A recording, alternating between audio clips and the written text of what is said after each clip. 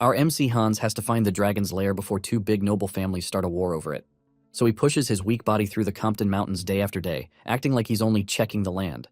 But he's really hunting the lair in secret, because if his servants learn the truth, the rumor could spread fast. After hours of searching, Hans is tired and ready to turn back. Then, while he's lost in thought, his foot slips. He falls off a cliff. Pain explodes through his chest. Bones crack. He's stuck halfway down, bleeding and alone, sure he's about to die. That's when he sees it. An opening in the rock hidden in the cliff wall.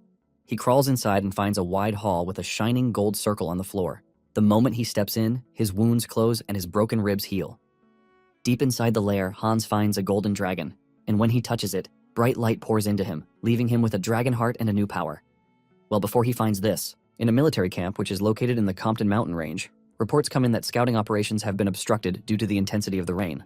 However, there have been reports of lights from the northeast. Without a clear sight, the soldiers assume that the lights are coming from McCarthy's men. Heading the camp is Adrian von Callista, who is the Count of Callista. After receiving this report, the Count stands up to verify the info by himself. Meanwhile, the soldiers are already complaining about the hardship they are enduring. They are doing all these in another man's land just because of the rarity of a dragon. In addition, the men are being put through this hardship because the Count needs to gain favor from the Townsend Dukes. It is also rumored that the Count is a waste, but the soldiers are relieved that he still has what it takes to lead them in battle. Unknown to them, they are wrong. The person under the battle helmet is not actually Callista himself. The person under the helmet is our MC, Hans, and he has been serving Callista since he was a kid. At first, he helped with homework, but not long after this, he was forced to learn swordplay and the like. After Adrian's father died, Hans was forced to take on management and other tasks in the county. Eventually, Hans ended up being a double for Adrian while he wasted away drinking and having fun with women. And now, he is on the battlefield instead of the real Adrian. Hans has accepted everything that comes with the job, but he never imagined that he would have to go to the battlefield. Hans and the soldiers finally reach where the scouts saw the lights. Because the visibility is poor, one of the soldiers suggests that they go back to camp. However, Hans is lost in thought about the commoner's life and if there is even an afterlife once they die. Just as they prepare to return to camp, one of the soldiers gets struck down. This is when it dawns on them that they have run into an ambush. In the commotion, Hans gets impaled by a spear from behind. He crashes to the ground as he wonders if this is the end for him. He couldn't believe that he was going to be a stand-in or body double for someone else. As he slowly loses consciousness, he wonders if there is a second life where he would be able to live as his own self, not someone else. In this thought, Hans finally closes his eyes and fades away. Suddenly, Hans opens his eyes to see one of the maids, Madeline, kneeling and crying in front of him. He wonders why the maid is there at the moment and the fact that the maid is young. Hans is shocked to hear the maid begging him and addressing him as her lord. Just then, he notices that he is holding a whip in his hand, and when he looks around, he realizes that he is in a royal and beautiful room. He stares in the mirror and sees the reflection of Count Callista in the mirror. He immediately drops the cane he is holding, and he grabs his face to see if he is seeing correctly. He rushes toward Madeline with pity in his eyes, but Madeline quickly raises her hands, expecting to be hit. Hans then pulls back, and he asks the maid what year it is. Madeline replies that they are in the year 853. This shocks Hans as he figures out something important. It turns out that he has somehow entered the body of Count Callista, his former master, and in addition to this, everything has gone back 15 years. In disbelief, Hans lies down on the bed, wondering if this is reality or not. He is in a luxurious room with so many shining things, and the body of the Count seems very soft. He is delicate since he has never done anything related to labor in the past. To get a handle on things, Hans tells Madeline to leave the room. As the girl walks away, there are clear indications of cane marks on the back of her legs. This shows that she has suffered repeated abuse at the hands of Adrian. Hans falls back on the bed and admits that Adrian is the worst and most wasteful lord in the history of lords. Adrian is known to stop his servants for petty reasons, and he even treats them like toys. After he got older, Adrian descended into a total life of wastefulness. During all those times, Hans was the one cleaning up the messes made by Adrian. Suddenly, Hans remembers something and he rushes out of the room. He opens one of the rooms in the house, but he sees something else entirely. This was supposed to be his room, but it is being used as the storage room. He can't believe his eyes, but he is very sure that he is not in the wrong room since this is where he lived for over 20 years of his life. He is wondering what is happening when he hears one of the servants call him. The servant Claude wonders what the castle lord is doing in the servants' quarters. Claude is not a stranger to Hans since he grew up with him and Madeline. They were his companions, and they are just like he remembered. Hans then turns to Claude, asking him where the servant Hans is. However, this question leaves Claude baffled, since he has never heard of anyone named Hans. Hans tried to describe who he was, but Claude had no idea what the guy was talking about. This is when the bitter realization hits Hans that his reincarnation into Adrian's body means he doesn't exist in this current world. The news soon started spreading among the servants about the irregularities in the Lord's behavior. Some have seen him wake up early in the morning, which is very unusual because he usually wakes up in the afternoon. Two of the maids are busy talking about Hans when he pops up behind them, scaring them. He apologizes for startling them and asks them to call the nanny for him. It is now a week since Hans entered Adrian's body. Hans realizes that he needs to accept that he is Adrian, and he needs to live the life too. Not long after this, the nanny comes over to attend to Hans. The nanny is worried that Hans doesn't sleep well. Hans replies that he hardly sleeps. Even when he opens his eyes, he opens them again. The woman then asks if she should prepare breakfast, but Hans says no. He tells the woman that he needs to visit his mother first. The nanny is shocked when she hears this, but she immediately agrees that Hans's suggestion is nice. Hans makes his way to his mother's chambers, and when he arrives at the door, his sister, Regina, and mother, Owen, are both shocked to see him. Regina is forced to ask the boy what he has come to do in such early hours. Owen berates her daughter for saying something like, but she is not to be blamed because Adrian has never cared about the welfare of his family. Owen quickly tells her son to enter, assuring him that she is happy to see him. Apparently, 3 years ago, after the death of the former count, Owen had been bedridden because she couldn't handle the shock. Adrian, Owen, and Regina are what is left of House Callista. Despite being in a remote location in the Rosenbaum Empire, the Callista family was well-to-do. However, the family lost all of its former glory after the death of the former count. The family became so poor that they had to lease out troops just so they could put food on their table. In the future, where Hans came from, Owen later died, and Regina was left to inherit a house sunk in debt. Hans then holds his mother's hand, assuring her that he will come visit more often. However, his mother tells him not to bother himself too much about visits because she is aware that managing the estate is stressful already. After he finally leaves Owen's chambers, Hans plans to do everything in his power to properly manage the estate. Just then, Hans is informed by the butler, Alman, that Mr. Flynn has come to see him. Hans then remembers that around this time there was a butler who served Adrian, and his name was Alman. He was a very loyal butler who protected the interests of the servants. He even used his own body to protect the servants whenever they were being hurt by Adrian. He was loyal even though Adrian didn't make life easy for him. However, it was around this time that he resigned, and a new butler, Side, was hired. Side was the worst of butlers because he was so incompetent, and he even helped destroy the family's finances. Since it is time for Alman to leave, Hans is already thinking of a way to stop this. Meanwhile, Hans sets up a meeting with Flynn. Flynn is the administrator of the Callista territory. Flynn is also a bad person who treated the servants very poorly. He beat them up like they were his own slaves. Hans wants to hear what Flynn has to say, and as expected, Flynn tells him that he has found a suitable replacement for Alman. He wants them to get rid of Alman without wasting time. Hans is shocked as he hears Flynn talk about his plan. Just like how Hans remembered it, Flynn recommends a fellow named Side. Flynn claims that Side is a competent fellow, and he is also like a brother to him. Before Flynn can say anything further, Hans tells him to stop talking. Hans holds his head in anger and frustration. He then asks Flynn to confirm if he really heard him clearly. He wants to know if Flynn really has the plans to fire Alman. When Flynn realizes that Hans is getting all confused about things, he blames himself for the mix-up. He then reaches into his inner pocket and brings out something. He takes Hans's hand and places 10 gold coins in the boy's hand. Hans was left with utter shock and disgust when this happened. Flynn mentions that he doesn't want the boy to dirty his hands with what is about to happen. He already has plans to settle everything with a simple charge of embezzlement. As usual, Flynn tells Hans that he has prepared the records for him. Hans remains mute as he stares at the 10 gold coins in his palm. Usually, a poor family lives on 10 silver per month. Basically, 10 gold coins are 20 months worth of living expenses for a commoner. 1 gold equals 20 silver coins. Since Flynn is the administrator of the Callista territory, and apart from the small income he is getting, he has no other source of income. Hans easily figures out that the money given to him is stolen money from the people. Hans is utterly disappointed with the fact that Adrian had collected embezzled money as bribes. In return for this, the estate is being manipulated by others like Flynn. It finally dawns on Hans that Flynn didn't resign but was driven out. Everyone knew the man was falsely accused, but they all stayed quiet, and Hans was also too young at the time to know the truth. Hans is utterly disappointed with everything coming to light. With a low tone, Hans calls upon Oswald, the night bodyguard. In a twist of things, Hans tells Oswald to immediately arrest Flynn. Hans tells Oswald that Flynn made corrupt requests of him, and he also falsely accused his servant. Because of his offenses, Hans demands that Oswald lock Flynn in the dungeon. Oswald tends to the order without wasting time, but Flynn is left in total disbelief and his mouth is left wide open. Flynn calls on Hans to try and convince him, but he just ignores him as he is dragged away by Oswald. Hans drops the 10 gold coins on the table while wondering why he entered Adrian's body. He might not know anything, but he knows that the previous owner of the body, Adrian, has caused loads of people pain. Hans is not Adrian, and he is not ready to sit back and let history repeat itself. In the mansion's hall, Oswald is busy dragging Flynn to the dungeon. He tells Flynn to walk very well while calling him a scum. Oswald doesn't know Flynn's offense, but he doesn't care.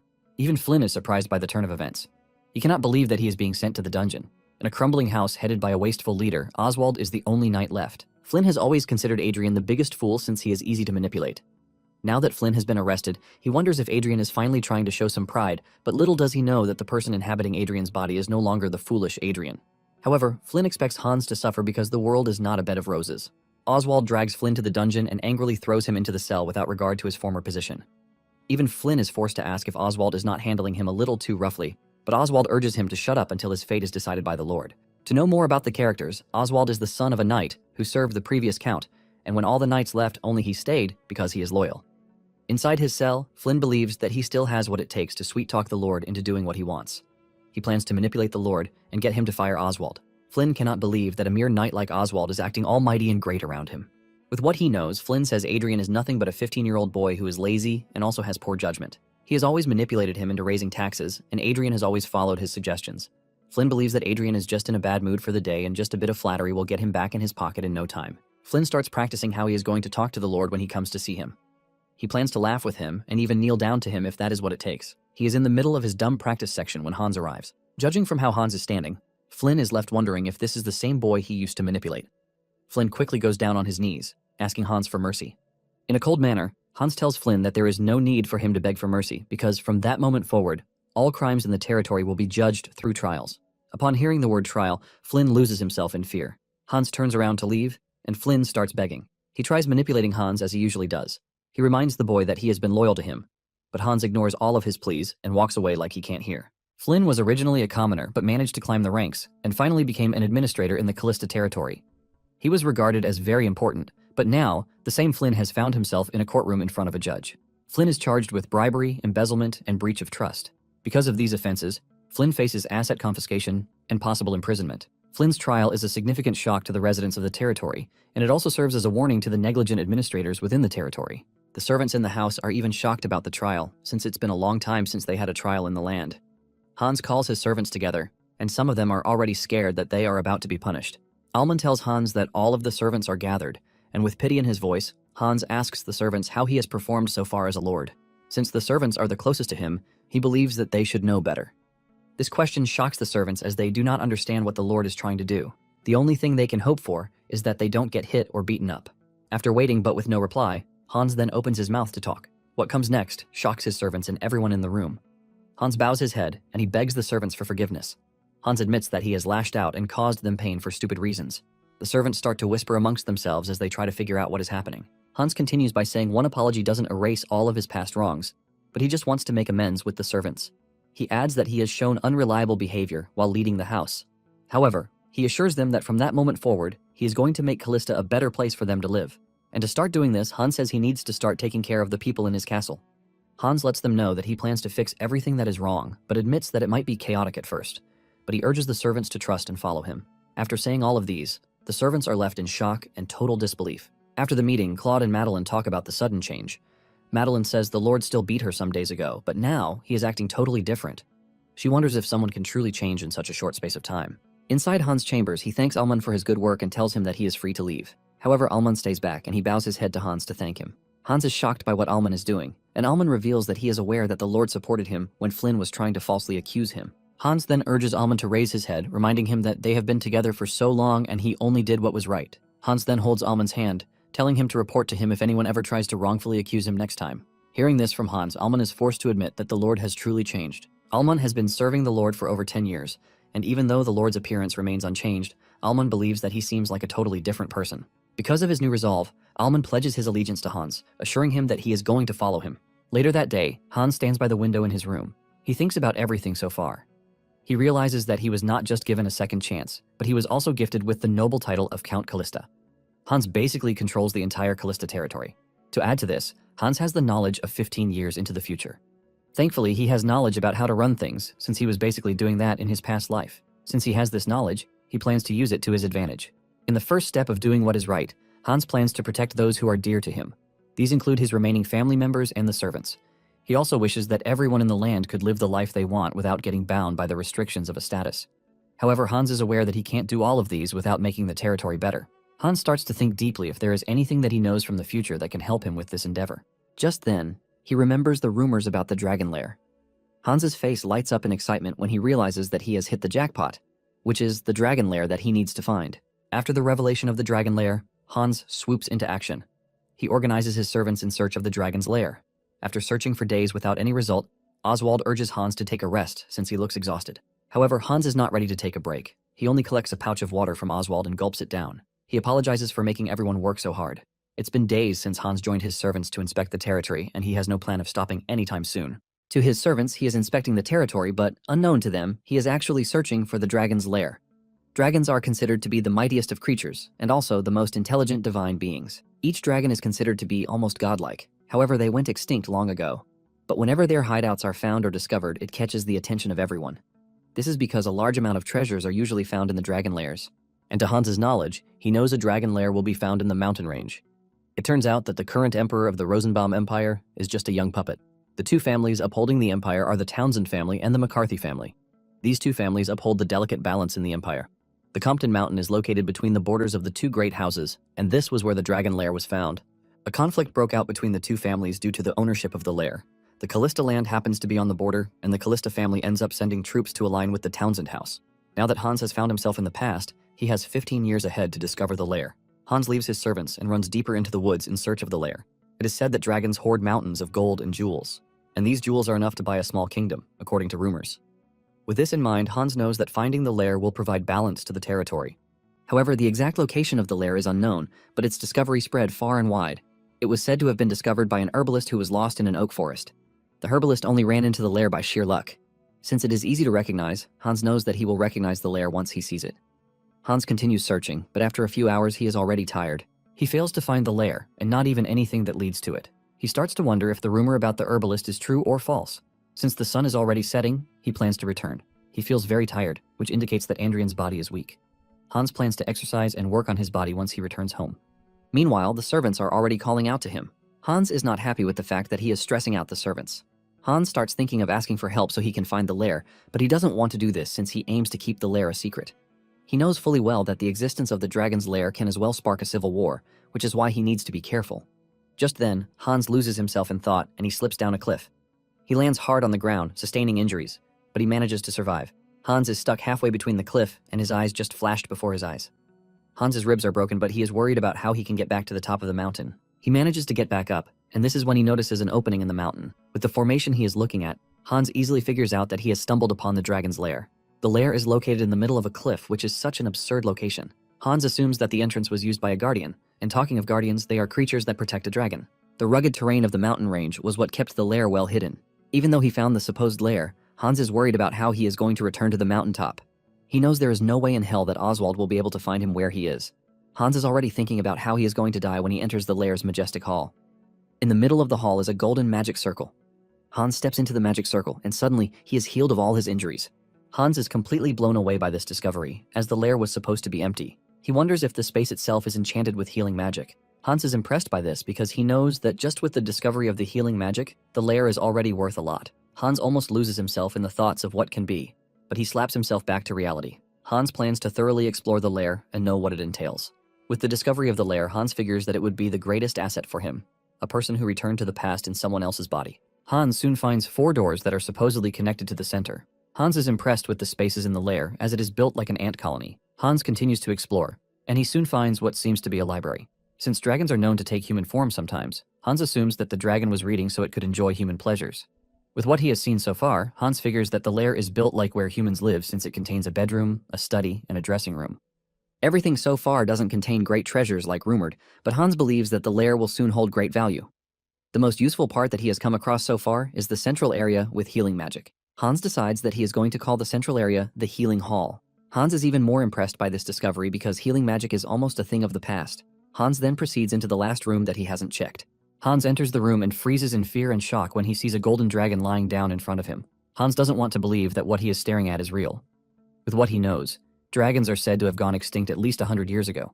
With this, Hans believes that the dragon he is looking at is nothing but a corpse. But at the same time, he wonders if a corpse will still be shining and clean. Just then, Hans touches the dragon, and suddenly, the room is filled with a bright light emanating from the dragon. The light is so bright that Hans is forced to back away from the dragon. The light then starts to enter his body, and at the same time, he hears a voice in his head. Still trying to figure out what is happening, Hans finds himself in the presence of a man in a royal robe. With fear in his body, Hans asks the weird man who he is. Hans can clearly feel the strange aura from the man, and with this, he knows that the person standing in front of him is not human. The man finally voices out and reveals that his name is Seyfried.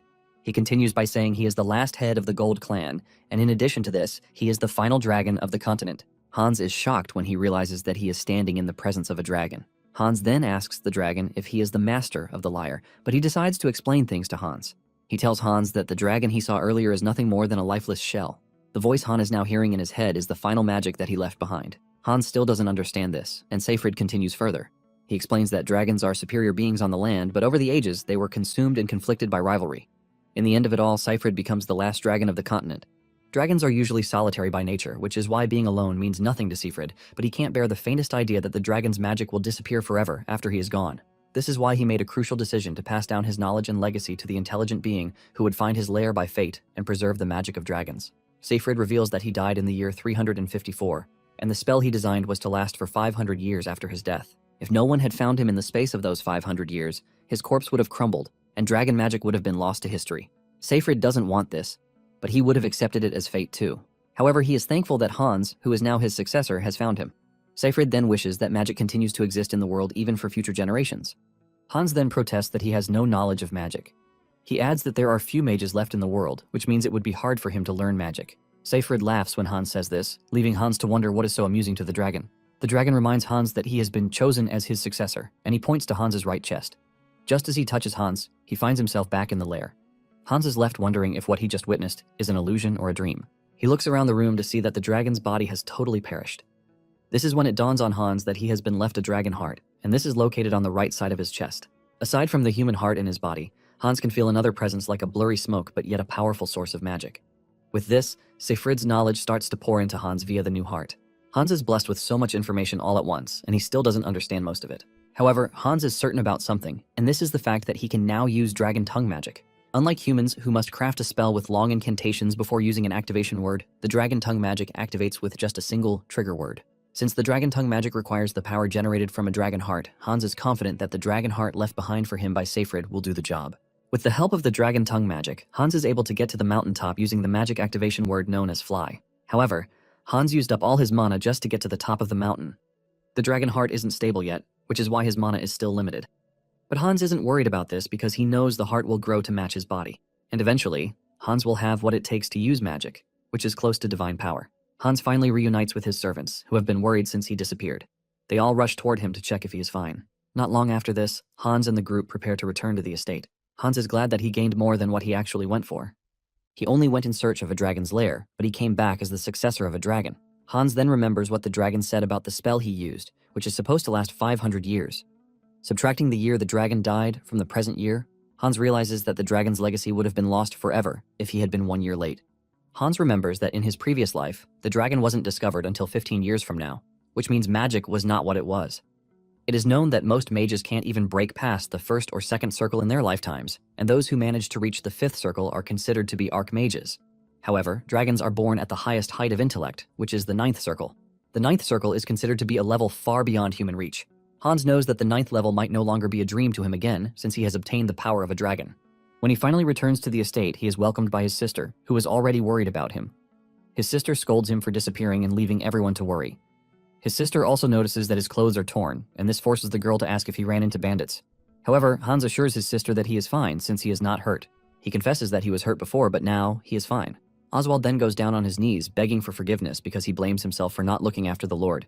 Even Hans's sister blames the old man, but Hans manages to defuse the entire situation by assuring everyone that he is fine. Hans manages to return to his room and he heaves a sigh of relief. He knows that Oswald stayed behind because of loyalty, and the same thing can be said for the butler Alman. Hans is glad to have someone like Alman and Oswald by his side, because he knows that these are people who will always be by his side to help him. Hans then summons Alman to his chambers, and in no time, Alman shows up. Hans apologizes for calling on the man very late at night. He asks Alman about the servant list and salary ledger he told him to prepare before he went on the tour.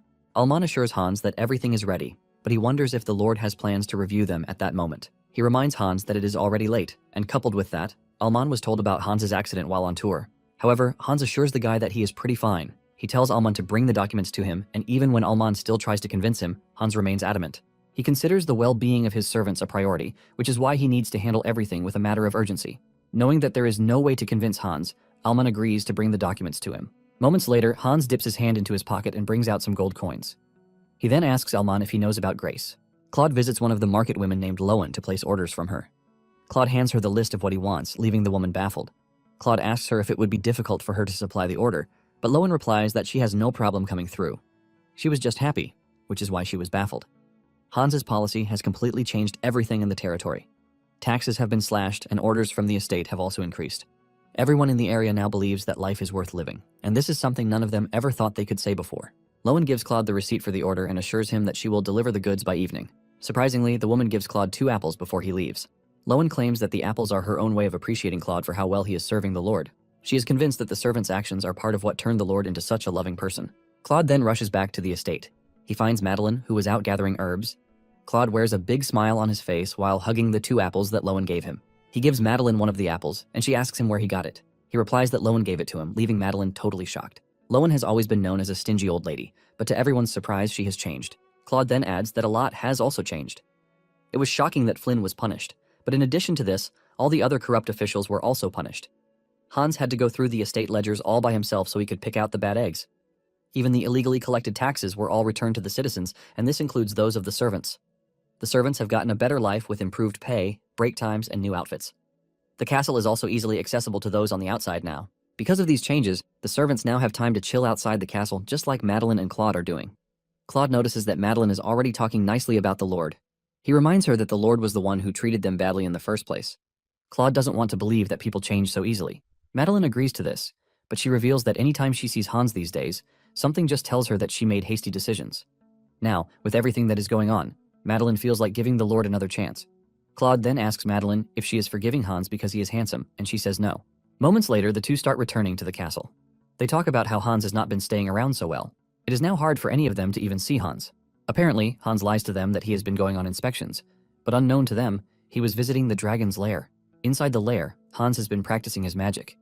He is now able to use spells like fireballs, and in addition to this, the shield spell is also available to him. It is now almost a month since he inherited the dragon's power, and Hans has been consistent with training since then. He can clearly see that his magic has improved, and with time, he knows that he will become better. However, he is not comfortable with the fact that he has to travel by horse down to the lair anytime he wants to practice magic. Since the lair is reinforced with magic, no matter how hard he trains, the lair cannot be destroyed. Hans considers the lair the perfect training grounds for him. However, it would have been better if he could come and go more easily. Hans knows there is a way he can achieve this, and this is by teleportation magic, which is called the Warp Gate.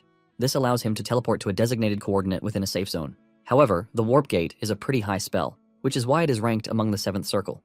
At the moment, Hans cannot perform this spell since he is not higher than level 2 or 3. Nonetheless, Hans's current level is still impressive since the Empire's Grand Mage hasn't made it past level 5. To master better teleportation spells, Hans knows he needs to master the 3-circle short-range teleportation spell, which is known as Blink. He has been trying this for days, but he keeps falling. Hans then decides to try it again, and to his surprise, the spell works for the first time. Hans is able to move a bit forward from where he was standing. Hans is still in the middle of celebrating his small wins when everywhere suddenly turns white.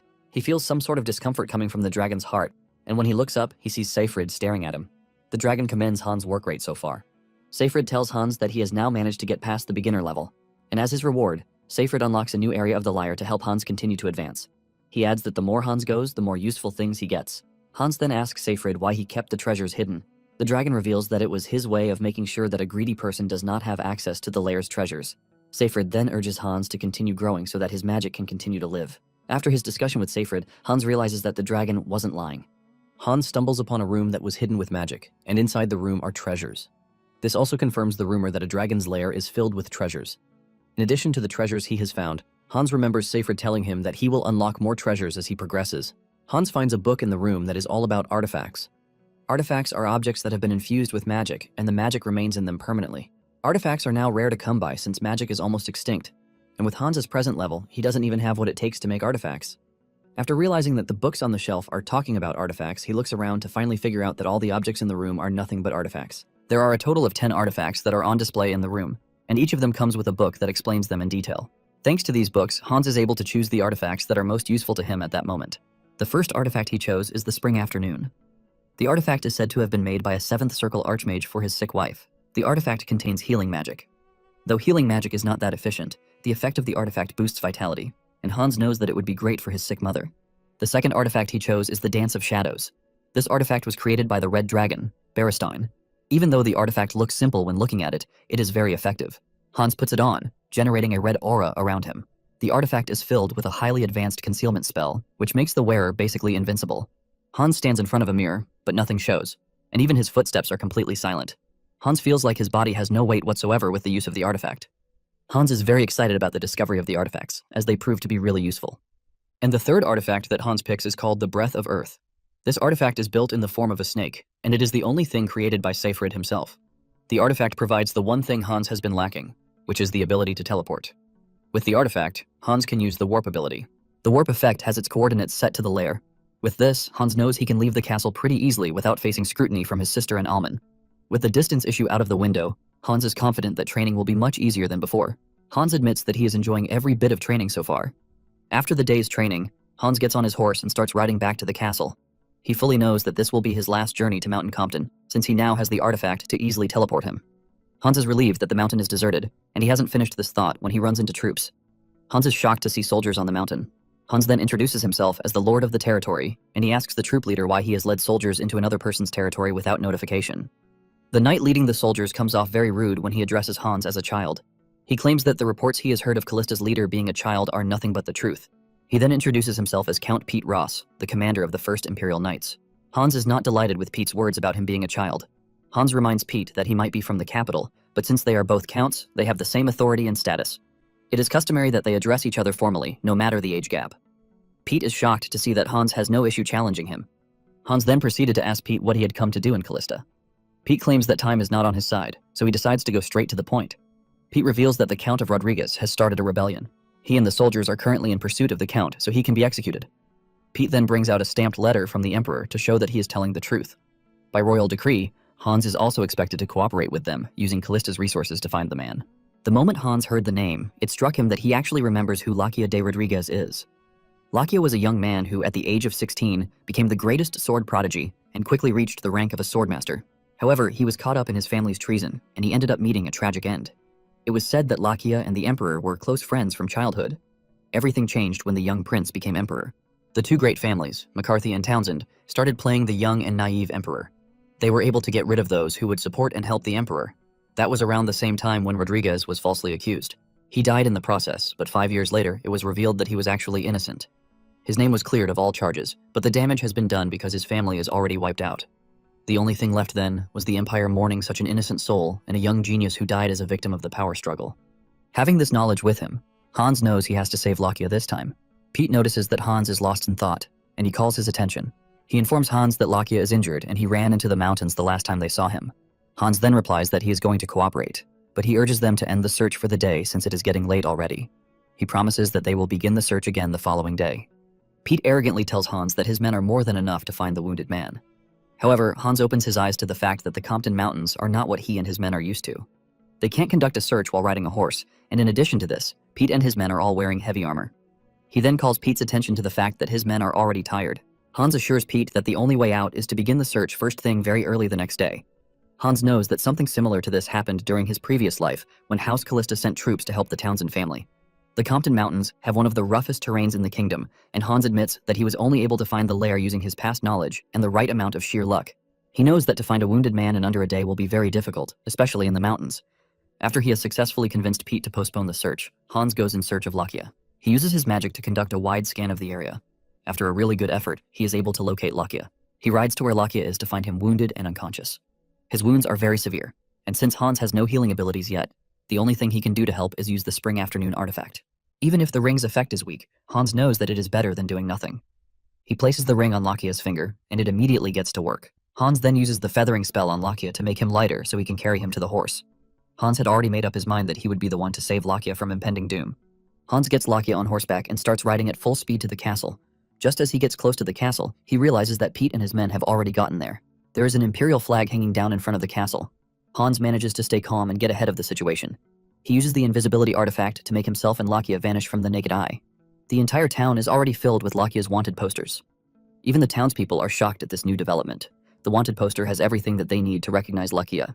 It features his navy blue eyes and his gray hair. Inside the castle, Pete continues with his rude behavior. He is not impressed by the way the castle looks, and because of this, he trashes the land. He further adds that the castle would have been better if it had been used as an inn. He and his knights laugh at these ridiculous jokes, while Claude and the other servants serve them drinks. Pete even extends his rude nature to the servants. He calls Claude a rude servant, claiming that the water he gave him is bad. Claude has no choice but to bow his head and ask for forgiveness from the arrogant knight. Regina enters the hall, urging Pete to refrain from violence. Regina reminds him that the castle is accommodating him and a large number of guests that they didn't prepare for. Because of this, she urges him to excuse whatever shortcomings he is facing. As expected, Pete turns around to look at Regina like trash before asking her who she is. Regina then introduces herself, but this disappoints Pete. He is not impressed that the house is being run by kids. He says the kids are supposed to be sleeping while adults handle the real thing. Pete continues by calling Regina a disgrace to the throne, but this gets her mad. Regina reminds Pete that she is standing as the representative of the land, and by this, she should be respected. Pete didn't expect to be challenged by Regina just like Hans did. He turns back while concluding that arrogance runs in the Callista family. At this point, Regina is already frustrated and a part of her wishes that her brother would show up. Meanwhile, Hans has been able to reach his room without anyone noticing, all thanks to the power of the artifact. He had actually walked past Regina when she was in a heated moment with Pete. Hans promises to handle things once he finds a way to handle Lakia. With the way things are going, Hans knows that the situation has gotten difficult. Lakia's wanted posters are all over the place, and there is nowhere for him to go. Hans also didn't take into consideration that the castle would be filled with knights. Due to Lakia's severe wounds, he is in dire need of medical attention. Hans is already scared that Lakia might die with the way things are going. Just then, Madeline enters the room with the aim of doing the cleaning. She didn't think anyone was in the room, so she didn't bother to knock, but she was shocked when she found Hans inside. She quickly apologizes to the Lord, explaining that she had no idea he was inside. Hans doesn't take offense at this, but gently tells her to keep quiet. Since Madeline has entered the room at the right time, Hans plans to use it to his advantage.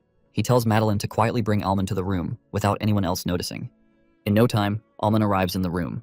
Alman is also surprised to find Hans at the castle since they all assumed he was away on tour. Alman urges Hans to head to the lobby since his attention is needed. Hans postpones this and tells the two that he has something he needs to show them. He takes them to his bed, where the wounded Lakia is lying. The two servants are shocked to see the wanted man in Hans's bedroom. Alman asks Hans if he captured the traitor all by himself, but Hans replies that the guy is not a traitor. Hans tells the two that Lakia was falsely accused, but he can't explain all the details yet. However, Hans reveals his decision to protect the guy. Hans asks for their help in protecting Lakia since he can't do it all by himself. The two are stunned to speak after Hans made this request of them. Hans knows that the two are probably wondering why Callista, a rural lord with no ties to the imperial house, is involving himself with a powerful family like the Rodriguezes. In addition to this, Alman and Madeline are servants. They are people who are designed to obey commands from nobles. To put it into context, they are also in a position to report the situation to Pete, who is another noble. Even with all of these risks attached, Hans tells Madeline that he would assign her to his room so he can take care of Lakia. Madeline then reminds Hans that she has no knowledge about the treatment of wounds. Hans is aware of this, and he lets Madeline know that all she needs to do is clean Lakia's wounds and give him meals. He promises to reward Madeline very generously if she does this. Hans then turns to Alman, and he asks him for a very big favor. He tells Alman that he wants him to find a corpse that looks like Lakia. He wants a young man with a similar build and gray hair. The eye color will be a nice addition, but it's not mandatory if he can't find it. Even Alman is stunned by this request, and Hans understands his situation. He knows that he is asking for something very difficult, but he lets the two know that he has to save Lakia. Hans is aware that the servants would still have doubts about him because no one believes he can change so suddenly. To the servants, he is nothing but a spoiled brat who scares his servants. He is worried that what he just asked them to do might even spark a betrayal from them. However, Hans has no choice but to hope that the two believe that he is truly a changed man.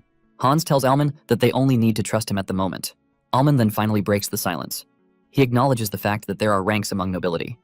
The imperial decree is far superior to others, but even with this, Alman admits that he is serving one person only, and that is Count Callista. Hans is totally blown away when he realizes the level of commitment that Alman has toward his family. Alman then asks Hans if there is any external pressure or coercion. He wants to know if Hans made the decision to protect Lakia himself. Hans understands where Alman is coming from, because Flynn already said that a boy of his age could easily be shaken by others. Alman proceeds further that he would need to confirm if there is no external interference before he agrees to what Hans is asking him. Looking at how loyal Alman is, Hans starts to hate the fact that Adrian once pushed away such a great person. Hans then finally answers Alman's question, assuring him that the decision came from him. He adds that the decision will benefit the land and also the subjects living in it. Once Alman has gotten his confirmation, he bows his head to the Count, letting him know that he will secure the corpse as requested. Following Alman's footsteps, Madeline also pledges to do her best. Hans is glad that he is able to convince the two to help him. Not long after this, the knights try to search Owen's room, but Regina stands at the door to prevent them. She tells them that the room belongs to her mother and she urges them to leave. Thankfully, Hans shows up just in time to intervene too. He demands to know why the soldiers are carrying a sword into the Countess's bedroom, especially when she is ill. The soldier says he heard that the Callista family is willing to cooperate. Hans admits this, but reminds the soldier that they never agreed to a search. Providing lodgings and men to find the traitor is considered cooperation for Hans. He asks the soldier if there is any place in the decree that indicates that they need to search the castle. Realizing that he has lost the battle, the soldier has no choice but to back off. Regina is glad to see her brother, and she asks him if he is fine because of the traitor running around. Hans assures Regina that he is fine while apologizing for coming late. He also commends her for handling Pete's situation very well. Regina is shocked to hear this because Hans was supposedly away when she spoke to Pete. Hans realizes that he has slipped up, but he manages to change the conversation before Regina digs deeper. He tells his sister that they should enter the room and check on their mother. Inside their mother's room, the woman urges the kids to be careful because of the traitor wandering their territory. She also adds that the kids cooperate with the Imperial Knights so they don't get into any trouble. Unknown to her, Hans has already crossed that line. Hans then assures his mother that he has provided troops to help on the search, and since the traitor is wounded, it won't take long before he is discovered. Hans then lies to his mother that he met an elderly foreign woman when he was out on tour. He claims to have helped the old lady, and in return, she gave him a ring imbued with special energy. Hans assures her mother that wearing the ring would gradually restore her health. Owen is surprised to hear this because she never took her son as the type who believes in myths. Hans tells her mother that he might not believe, but he still wants to give his mother the beautiful ring. He wears the ring on his mother's finger, and the artifact immediately gets to work. Owen immediately wears a bright smile while admitting that she feels much better. Even Regina is shocked to hear this. Owen looks closely at the gem on the ring and figures out that it is a yellow sapphire. With how the ring looks, even Owen can easily deduce that the artifact must be worth a lot. Hans is the only one who knows the true worth of the ring, and he knows that chaos would ensue if people ever find out that the ring alone is worth more than a castle. A day later, Lakia is still recovering. Hans and Madeline have been taking shifts to guard the room. Madeline watches over Lakia during the day while Hans takes over at night. Hans served as a servant in his past life, so staying up at night is nothing new to him. However, he feels less fatigued, which is all thanks to the dragon heart inside of him. Nonetheless, Hans isn't concerned about himself, but about Lakia. Hans doesn't know if Lakia's wound will be fine if he just leaves it alone. He has wiped the blood and pus, but the wound remains too deep. Just then, he hears someone knocking on the door 5 times. Hans reveals that he and Madeline came up with a trick. Either of them will knock on the door 5 times to confirm that it is them, since they can't risk other servants finding out about what they are hiding. Madeline enters the room carrying herbs with her. Hans is shocked to see this, and Madeline explains that since Lakia's external wound is severe, she brought medicinal herbs which are good for disinfection and recovery. Hans is further surprised by this, and he asks Madeline how she knows about herbs. Madeline reveals that her father was an herbalist, and while her father was working, she usually watched. Hans then remembers that Madeline had once told him and the other servants that she had learned how to make herbal teas. Hans assumed that Madeline could only make tea, but didn't know that she could handle herbs too. Madeline grinds the herbs, applies them to Lakia's wounds, and then dresses them up. Hans is glad that he has Madeline, who is basically a healer. With everything that Madeline is doing, Hans hopes that Lakia recovers. This continued for days, but Lakia doesn't show any sign of waking up. It has now been 5 days since they have been trying their best, but Lakia remains unconscious.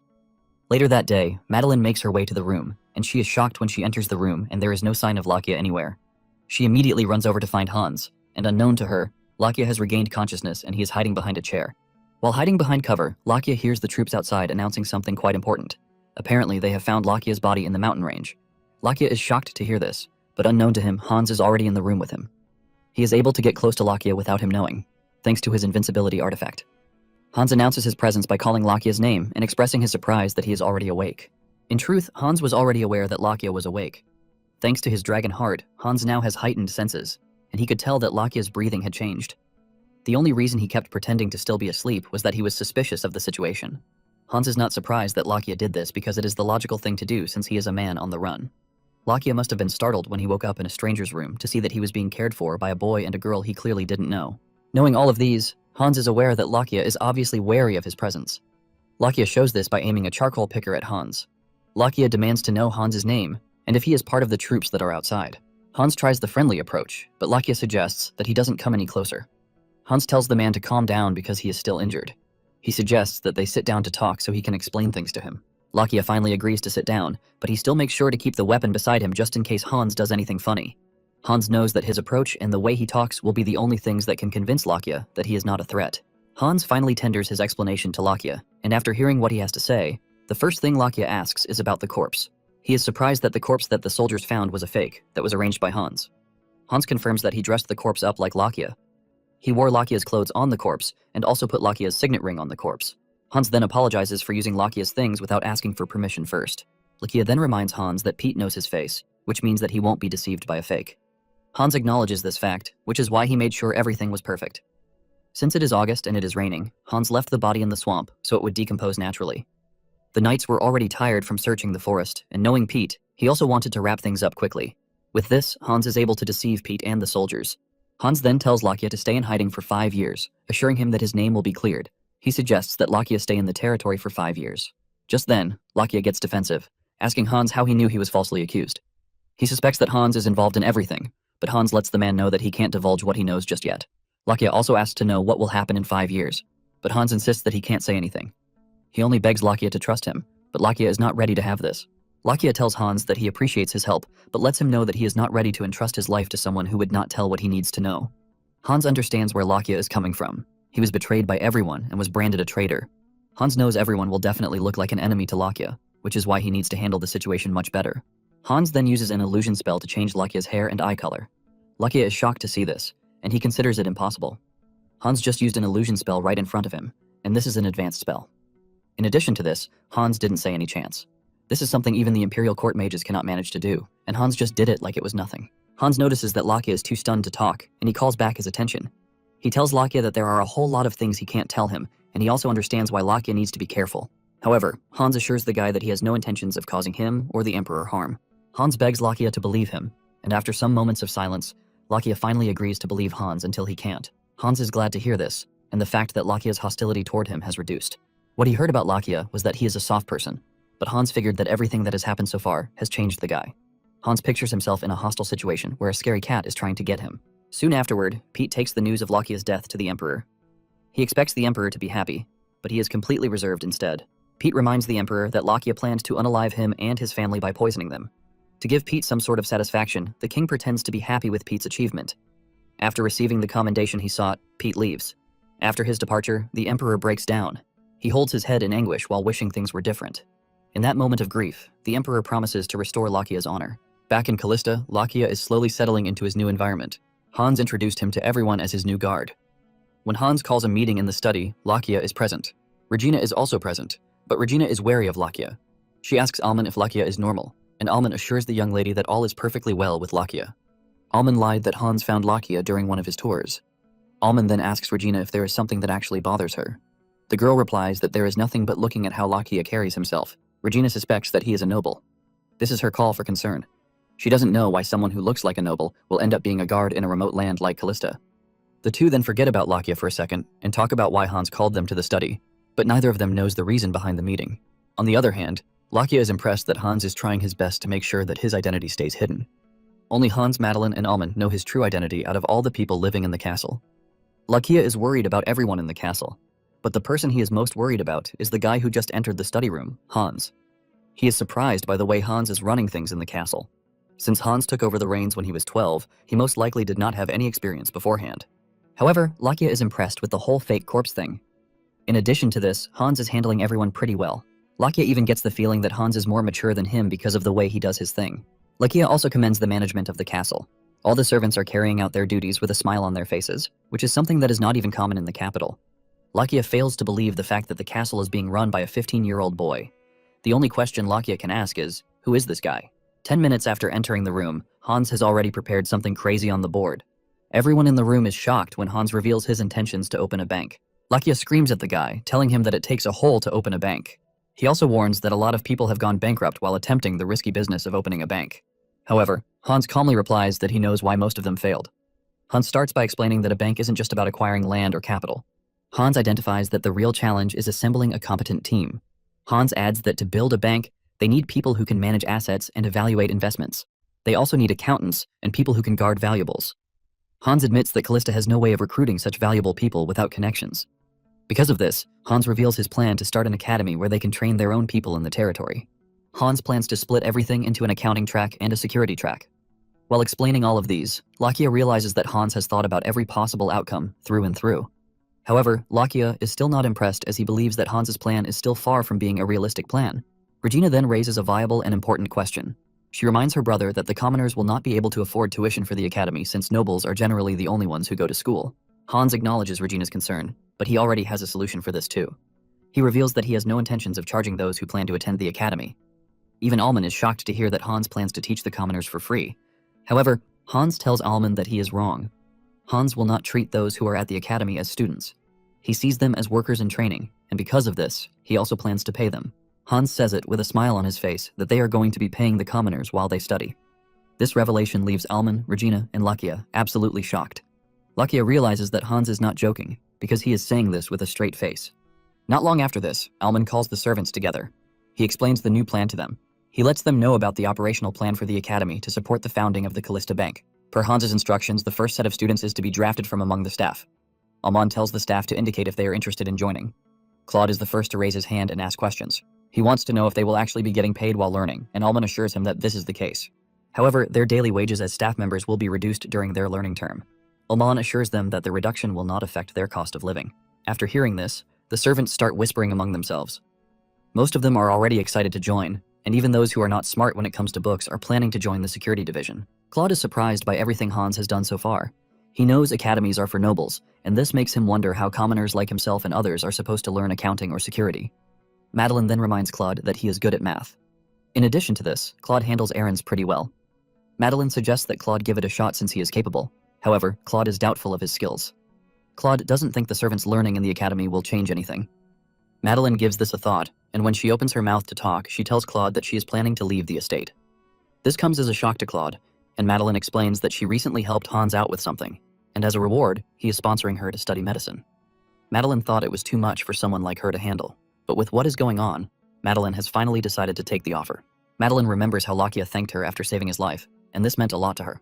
That single moment filled Madeline with pride, and it made her realize that she could do much better. Even if it sounds too much, Madeline still wants to give it a try. Since she is going to take the chance, she urges Claude to do the same. Madeline's words eat deep into Claude, and he realizes that Madeline has a point. Claude finally enrolls in the accounting class. However, he still has doubts about his existence in the class. He wonders if he is going to be a failure. Since the servant's salary just got increased not long ago, he wonders if he could have just stayed back and enjoyed the salary instead. When Claude submits his test paper to the instructor, Poitier, the instructor commends him for a job well done. Claude tries to normalize what he did, but the instructor lets him know that what he did was special. The instructor tells Claude that everyone might be able to do basic arithmetic, but not everyone is good with bookkeeping. The instructor adds that even the smartest nobles have issues with this, but Claude perfected it. Poitier admits that he was skeptical when he was appointed as an instructor, but Claude's performance has given him some encouragement. The instructor then says it with all confidence that Claude will become a great accountant. Claude is initially doubtful about this, but then he remembers the sacrifices Hans is making so that they can be better. Because of this, Claude decides that he will do everything in his power to become good. At the security training session, Hans is shocked to find the students serving punishments per Lakia's instructions. Lakia scolds the bunch, calling them useless. Apparently, 30 minutes earlier, the students arrived looking all arrogant. They spoke to Lakia the way they wanted until he taught them a lesson by beating the crap out of them. Now that he has shown them that he is more than capable of being an instructor, the students have no choice but to do what Lakia wants. Lakia is not impressed, and he tells Hans that the accounting division might be good, but the security division is filled with thugs and the like. Lakia believes that he is going to be wasting his time and energy if he tries to teach the lowlifes. Realizing that Lakia is not motivated to help, Hans drags him away to a private place where they can talk. Hans tells Lakia that he is aware of his qualifications and how he was able to teach the Emperor how to use the sword. Lakia replies that he was able to pull this off because the Emperor himself was ready to learn. Lakia then asks Hans if he is trying to compare the king to commoners, but Hans says no. Hans lets Lakia know that he is making the reference to tell him that he is such a great teacher. Hans adds that Callista has no knight order, and Oswald is the only knight left, but he is too old to be an instructor. Hans then makes a bold statement. He tells Lakia that the king is not different from the commoners. Hans says people are people, maybe they are noble or not. In the end, they are still people, and the only difference is that someone recognizes their potential and helps them grow. And with the situation at hand, Hans believes that Lakia is the best candidate for the job. This statement hits Lakia really deep. He realizes that Hans has more conviction than he even gave him credit for. Lakia then tells Hans that he is going to need more time and resources, but Hans assures him that he is willing to cooperate with whatever he needs. Lakia then notices that Hans is already getting comfortable with the way he speaks to him. Hans was not like this when they first met, but it seems he has dropped his nervousness. Hans lets Lakia know that he considers him a reliable person, which is why he is comfortable with him. Lakia is done receiving compliments from Hans, and he quickly walks back to the training ground. Lakia gets there, and he is surprised but at the same time impressed by what he sees. Most of the students are still in the same stance that he left them in when he went to discuss with Hans. Lakia then remembers what Hans told him about people being people until someone recognizes their potential. Lakia smiles as he remembers this, and he finally decides to give his all to training the lowlifes. He tells the students to get back on their feet. He then mentions that what the students need is not just muscles or bravado, but grit and persistence. He lets them know that their willingness to stay even after being punished is a good quality, and he urges them not to forget what they have learned. With this, Lakia swings his class into motion. Lakia had previously thought he would spend his next 5 years hiding in a boring situation, but he is glad he now has something to spend his time on. In that year, which is the year 853, the Callista Academy was established to support the founding of the Callista Bank.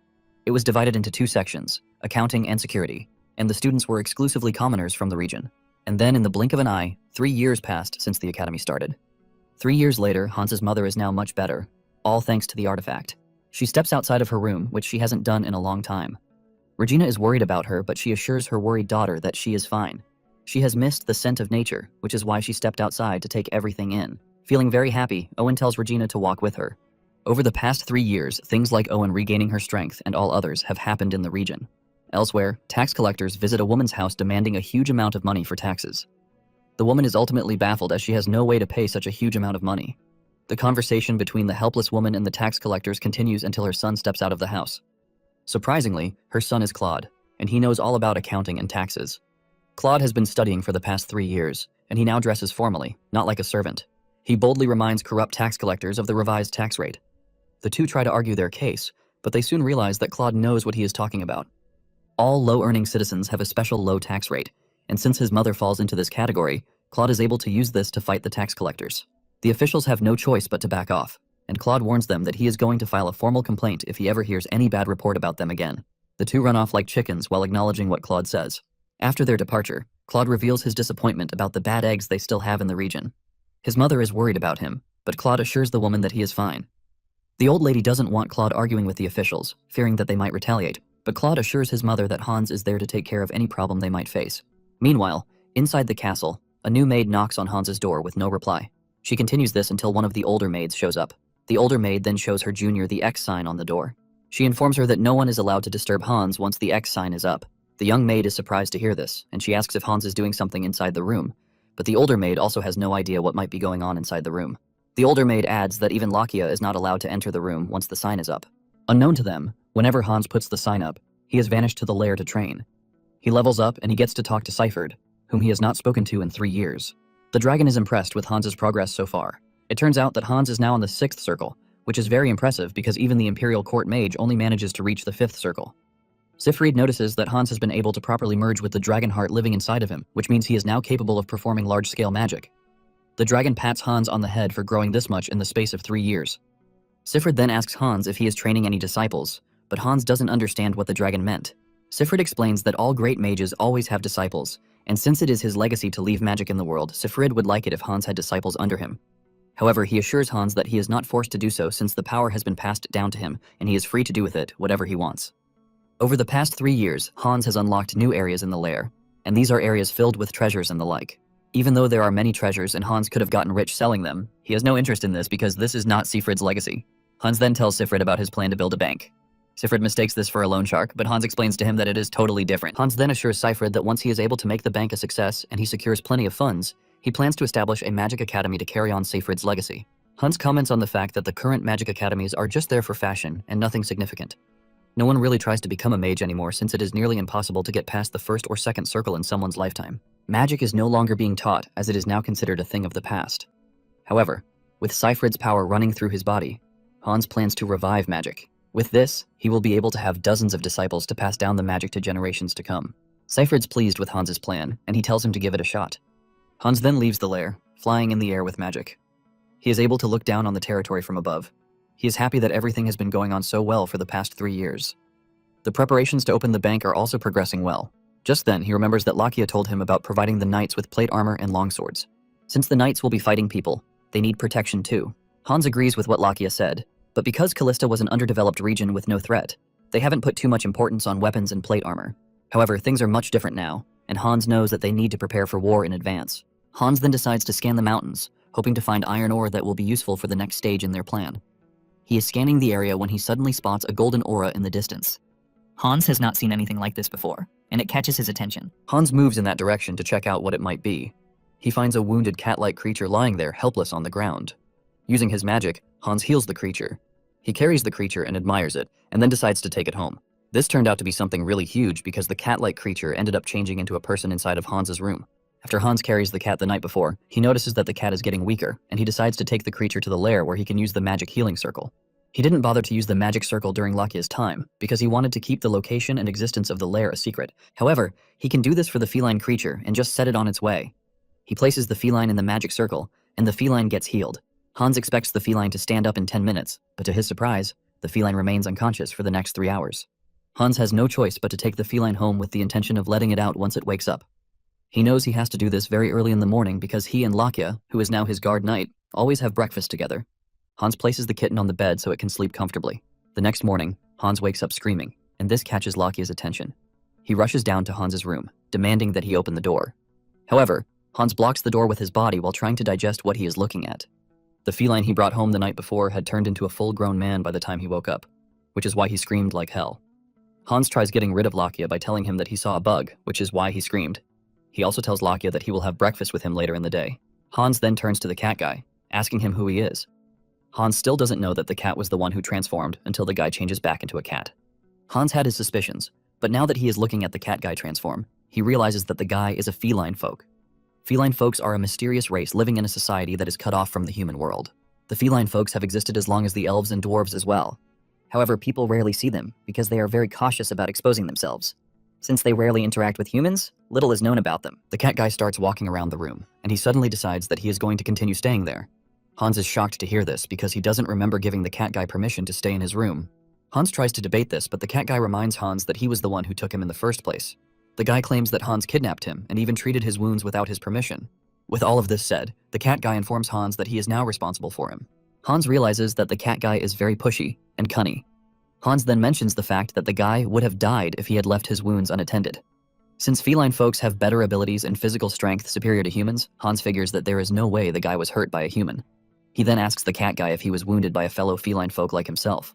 The question hits the cat guy really hard, and he stays mute, suggesting that Hans might actually be right. Hans is still trying to get closer to the cat guy when Lakia bursts through the door. This scares the two, but Lakia wastes no time drawing his sword the moment he spots the cat guy. He demands that the cat guy step away from Hans. Lakia quickly rushes over to where Hans is. He stands between Hans and the cat guy while pointing his sword at the feline folk. This is when Hans remembers that Lakia is a swordmaster, which means he can also sense the abnormal aura coming from the feline folk. The cat guy is pissed, and he raises his hand, ready to strike Lakia. Realizing that the two will hurt each other, Hans uses the blink spell and gets in between them. The two manage to hold back at the last minute so as not to hurt Hans. After successfully defusing the situation, Hans turns to Lakia, telling him to calm down. He tells Lakia that the cat guy is having some issues, which is why he has decided to take him in the meantime. He begs Lakia not to be hostile, and this act of selflessness shocks the cat guy. With a stern face, Lakia asks why a feline folk like himself is walking around in the human world. Hans then replies that it is a personal matter. Lakia angrily points at Hans, reminding him that he is his guard knight. Lakia scolds him for bringing a stranger into his bedroom without thinking twice. In addition to this, Hans jumped in front of his sword without the fear of getting hurt. Hans then replies that he was sure that neither of them would hurt him, which is why he did what he did. Hearing such words from Hans shocks the cat guy yet again. Lakia continues ranting about how dangerous feline folks are, and this is when the cat guy cuts in. He interrupts the conversation and reveals that his name is Asa. Hans is glad to hear the guy's name. He then suggests that Asa and Lakia put their differences aside and shake hands. He too did as told, and with this, Hans successfully found two companions in the Compton Mountains. Hans is not ready to ask Asa for details about his past, but he is sure that the guy will open up to him one day. Hans is not ready to push someone who just survived too hard, but he is worried about Asa and Lakia getting along. With this, the trio continues living their lives, but Asa is always on Lakia's neck. He might suddenly demand that the guy bring him snacks. Lakia doesn't like the fact that all the cat guy does is eat and sleep with no useful purpose. However, Hans still finds a way to spoil the guy, leaving Lakia really pissed. Not long after this, Hans tells the two that everything is now ready for him to open the Bank of Callista. With excitement, he reveals that the first Callista Bank will be opened in the capital. Looking into finances, if they are to mention the richest person in the kingdom, it won't be the emperor or even a duke. It turns out that the richest person in the land is Baronet Dominic Sullivan. Dominic was the one who started the empire's first banking business, and since then has dominated the financial world. After him, many nobles tried entering the banking sector, but they all failed. No one could fight off Dominic's monopoly on the banking system. In his home, Dominic receives his assistant, who is there to give him the report on things. While smoking a huge cigar, Dominic tells the guy to make his report in order of importance. Dominic is informed that he has been summoned by Duke McCarthy, and the summons is related to the Imperial Protocol. Knowing fully well that it is a royal summons, Dominic says that he has to go. He then tells his assistant to schedule the meeting for the afternoon. After this, he is informed that a particular noble, Count Chenoweth, has asked for another month to consider the proposed deal. Finally, Dominic is informed about the new opening of a bank in the capital. He is informed that the bank is being run by House Callista, but they only have one branch in the capital for now. When Dominic learns that the bank is being run by the Callistas, he doesn't put too much interest in it. He considers them a rural family with no notable investments to their name. Dominic assumes that the bank will go bankrupt soon enough so he doesn't need to disturb himself. He tells his assistant to ignore the new bank, but in reality, Dominic plans to double-check if the Callistas have a backing that he is not aware of. Now in the capital, the new bank that just opened is attracting loads of attention. This doesn't usually happen, but the bank is gaining attention because of its business plan and strategy. It turns out that Han's new bank is only charging 1 copper to open accounts for new customers. In addition to this, they are giving out loans without collateral. At the regular banks, a minimum of 1 gold coin is required to open a bank account. And when it comes to giving out loans, they usually take collateral of equal value. This is the reason commoners have never had any reason to use banks, since only nobles can live up to the set criteria. But this is not the case with Callista Bank. New customers are given advice on how to go about their savings. The bank tellers ask for their monthly income and use this to set a savings plan for them. For the collection of loans, the bank only gives out loans after looking at the customer's income and credit rating. They plan to give out loans that the customers will have no issue paying back due to the level of their income. Even old people who can't read are not left behind. The bank attendants are willing to help every customer according to what they need. Callista Bank gives room for commoners who are poor and have no financial backing to get access to banking benefits too. The bank takes into consideration why their customers are opening the account and what they plan to do in the future. And with this, they are able to give solid advice. A woman enters the bank with doubts about getting a bank account, but she is ultimately shocked when the bank opens an account for her. Something surprising then happens after she is done opening the account. The woman is given a raffle ticket. These tickets will be handed out to everyone who opens an account with the bank in their first month. The woman is asked to put the raffle ticket in the designated box, and in a month's time, lots will be drawn to announce 3 winners. The woman is further surprised when she hears that the bank will be giving out prizes. Apparently, the first place person will receive 25 gold coins. The second place person will receive 10 gold coins, while the third place person will receive 5 gold coins. Everyone present in the bank is shocked to hear this, and they all start rushing to open an account just so they can get a raffle ticket. Standing in the lobby are Alman and Claude. Alman applauds Claude for his ingenuity. Apparently, the raffle thing was his idea. In addition to this, he brought the credit rating idea after brainstorming with other students like him. Moments later, the two receive a report that they have hit their goal of opening 100 accounts on the first day, and they still have 4 hours of work time left. Claude is absolutely blown away to hear this, and in addition to that, they have received 30 load applications. Alman is confident that Hans will be excited when he hears the news. Alman wishes that Hans could come over to see things for himself. The bankers and guards who were locally trained in Callista are all doing just fine. Alman says they have succeeded in creating a bank which everyone can use, and this is Hans's goal from the start. Not long after this, reports reach Hans in Callista. He is glad to find out that Alman and Claude are doing well in the capital.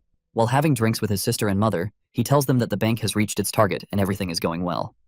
Hans is impressed, and he plans to give all of his workers a hefty bonus. Regina is glad to hear this impressive news, but she still cannot believe that her brother has become a bank manager. Just then, Hans asks his sister if she is willing to try out a business too. Hans remembers that Regina once learned management. He asks her sister if she has ever thought of where to apply the things she has learned. Hans assures his sister that he is going to help her in whatever business she chooses to run. Regina then mentions that there is nothing coming to her head. She doesn't see herself as a talented person like Hans. In addition to this, she doesn't see herself doing anything in Callista. Hans then makes a suggestion. He wants them to go to the capital. Hans also tells Lakia and the cat girl this. Lakia is shocked when he hears this, but he is open to going to the capital. For the past 3 years, Lakia has been serving as Hans's guard knight, and he has done his job diligently. Since there are 2 years left for his name to be cleared, Hans is worried about Lakia stepping into the capital, but he is hoping that all goes well.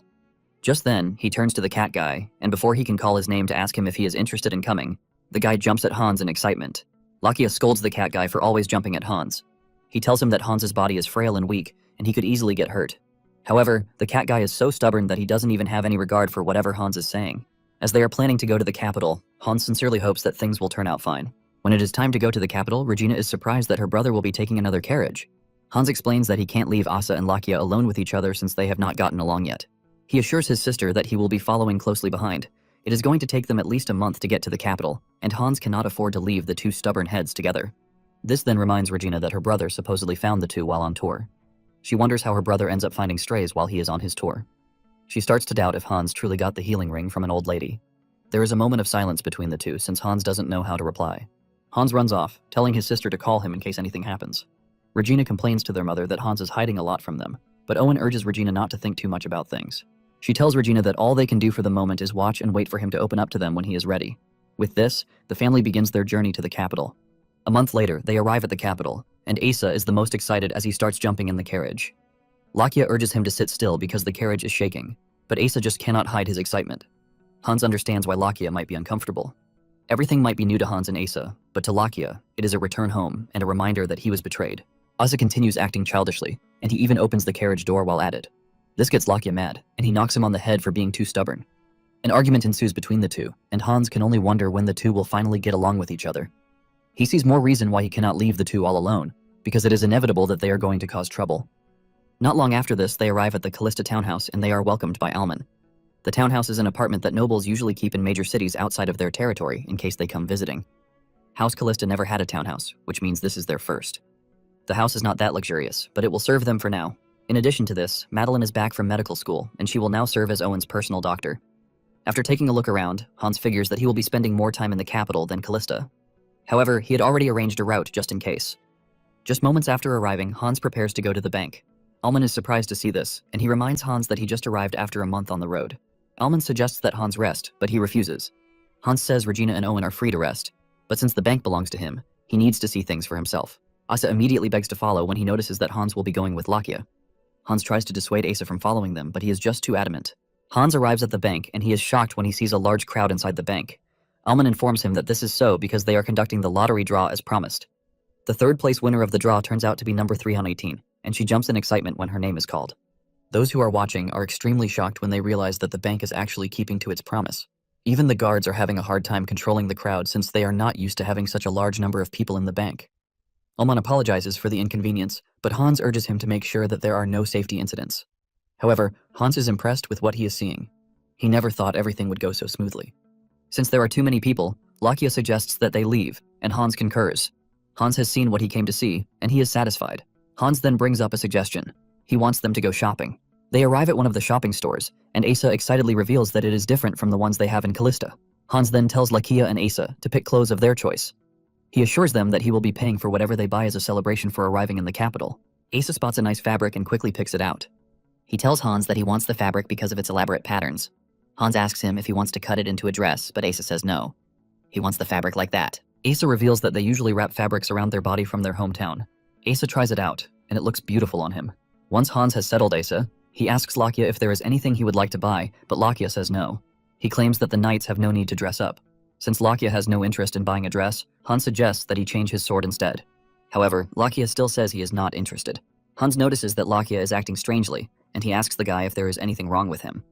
Lakia claims that he is fine, but deep down, Hans knows that he must be feeling the pressure of coming back to the capital. The trio talks past a knight commander, and it seems their conversation catches his attention. The commander turns back after hearing Lakia's voice. He suspects that the voice resembles that of Lakia de Rodriguez, but he has no way of proving it yet. Meanwhile, at the bank, something interesting is happening. The commoners who are present are shocked when they see a noble enter the bank. Inside the manager's office, the branch manager, Poitier, is seen talking to a noble. Apparently, what the noble is asking for is way past Poitier's pay grade.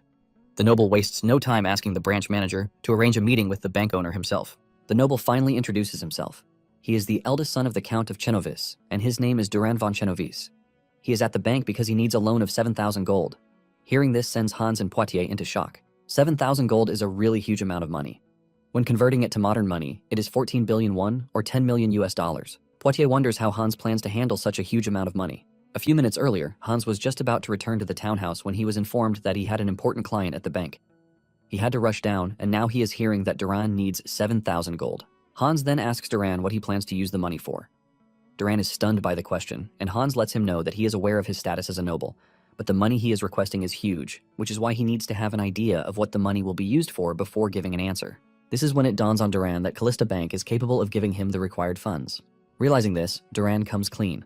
He explains that the Chenovis were once ranked among the 10 wealthiest families in the empire. This is all thanks to their possession of the empire's largest grain supply in the Chernik region. Chernik is a land blessed by the goddess of earth herself, making it a fertile region where even scattering seeds brings overflowing harvests. It produced the majority of the empire's grain supply, and because of this, the Chenovi remained wealthy for generations. This continued until the new count came in. The count is an addicted gambler, and before long, he exhausted Chernik's liquid assets. In a bid to recover his losses, he kept raising the stakes using the family treasures. However, things went really bad, and he ended up putting the estate itself up for collateral, and currently, the debt has grown to a huge sum of 7,000 gold in total.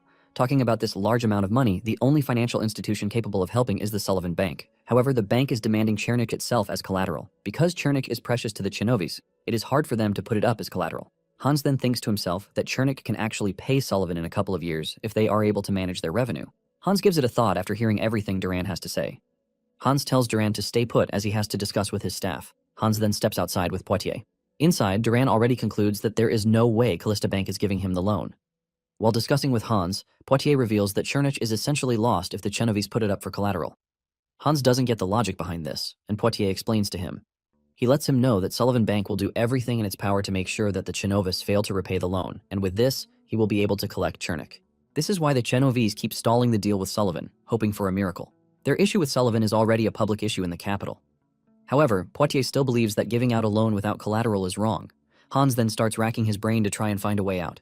Hans has the capacity to give out the loan, all thanks to the treasures in the lair, but he wants to be careful with his spending. He doesn't want to throw money around out of pity or pride. He then tries to recall what happened with the Chernovis in his past life, but it is hard for him to pick something out. Since the Callista territory is in a remote area, they rarely receive information from the capital.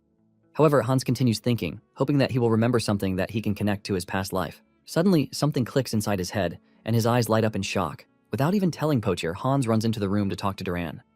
With the knowledge that Hans has from his past life, he knows something quite important, and he knows that giving out the loan is the best course of action. Hans tells Duran that Callista Bank will provide the requested loan, and this shocks both Duran and Poitier. Poitier tries to argue with Hans, but Hans tells him that it will be fine. He then asks Poitier to step outside so he can personally handle the contract with Duran. Even though Poitier is skeptical about the whole thing, he has no choice but to do as told. Duran sits there with total disbelief. He never thought he would get a lifeline because, since they ran into debt, the family has been mocked and trashed. They have been subjected to predators who want to get their hands on Chernich. But now, Callista Bank is coming to his aid with a loan with no collateral. With deep gratitude, Duran thanks Hans for the help. Hans then tells Duran that the money he is giving to him is not a donation or charity. Hans mentions that he is offering Duran a legitimate contract. Duran reminds Hans that the Chenowese no longer have any property to use as collateral, but Hans is not concerned about this. He places a paper sheet on the table and tells Duran that 2 written promises are all he needs from him. With this, Hans approves the loan to help Duran and his family. When Dominic Sullivan hears about this, he gets absolutely mad. He couldn't believe that a boy of 18 years was able to manage a bank to give out such a huge amount of money. With the information he has, the Callista territory has nothing of great importance, which means there should be no good revenue from there. However, Callista still managed to give out the loan. He then asks his assistant if there is anything or something that they are missing when it comes to the Callistas, but the assistant says no. With everything they have gathered, the territory is so underdeveloped that it has no artifacts or anything of value. All of these just keep driving Dominic crazy since he doesn't know how Callista is able to raise 7,000 gold. He tells his assistant that they need to carry out more investigation into the Callista family. Dominic cannot believe that all of his efforts to get Count Chernovis bankrupt are about to go underwater. Apparently, he is the mastermind behind the Count's gambling addiction, just so he can get his hands on Chernich. Not long after this, Hans receives a letter. He hasn't stayed long in the capital, but he is already receiving letters. This is all thanks to his sudden popularity because of the loan he gave to Duran and his family. It turns out that the Callista family has been invited to a banquet. The invitation was sent by Count Al von Heisbert, whom they have not even interacted with in the past. Lakia tells Hans that it is not a surprise because Hans is the most popular guy in the capital at the moment. Hans's bank was known to be a bank for commoners, but its ability to give Duran the loan of 7,000 gold made everyone curious. This is why Callista has become the focal point of countless rumors and speculation. To avoid suspicions, Hans had to lie to Regina and Owen that their late father managed finances well, which is how he was able to get the funds he needed for business. However, Hans knows that he needs to be cautious so he doesn't expose himself. Hans then asks Lakia and Asa if they are interested in coming to the party with him, but the two reject the offer. Lakia's rejection is not surprising, but Hans is shocked that Asa is not interested in going to a party. Asa is the fun type, and avoiding a party speaks volumes. Asa then reveals that he has no interest in social gatherings. Asa is considered a fun person because he likes to play with Hans. He lets Hans know that he only wants to play with him and no one else. Because of this, Asa has made the decision to stay at home, and even Lakia is shocked to see that Asa still has some level of restraint in him. At the banquet, lots of nobles are present. While some are drinking and having fun, some are talking about the next business idea. Just then, Hans, Regina, and Owen enter the room, immediately catching everyone's attention. Without introduction, most of the nobles in the house already figure that the trio is the Callista family. They were expecting someone who was older, but they were shocked to see that Hans is very young. They also find it hard to believe that Hans started a business at her age. Everyone has heard about the Chernovis affair, but they keep wondering how a noble from a rural area is able to pull off such a big stunt. Their attention soon shifts to the beautiful dresses that Owen and Regina are wearing. They are intrigued by how classic and original the dresses look. This sparks questions among the girls as they start wondering which shop made the dress. One of the girls wastes no time approaching Regina. Introductions get underway, and in no time, Regina starts getting the social life she deserves. Even Hans admits that he intentionally came to the banquet because of Regina. He is trying to introduce her to society since she has always been backstage. In his past life, Regina was the backbone of the family since her brother was useless. This prevented her from making friends or having a social life. However, Hans aims to change things up. He wants Regina to enjoy herself at this current time. It turns out that Hans also got the dresses from the dragon lair, which is why they turned out great on the girls. Hans is in deep thought when two nobles appear behind him. This startles Hans, forcing an apology from the two. They introduce themselves as Count Milligan and Viscount Roxon. The two reveal that they are big fans of Hans' works. They are impressed by Hans's ingenuity in opening accounts for people with just 1 copper. Hans is flattered by the praises, and he thanks the nobles for their kind words. The two ask about the 7,000 gold loan to the Chernovis, and Hans confirms what they want to hear, but lets them know that he can't share the contract details. Roxon tries to dig deeper in an attempt to know Hans's financial standing, but Hans assures him that there is no fear of bankruptcy for the bank. The two then start talking about their businesses and how hard it is to secure funds because of the recession.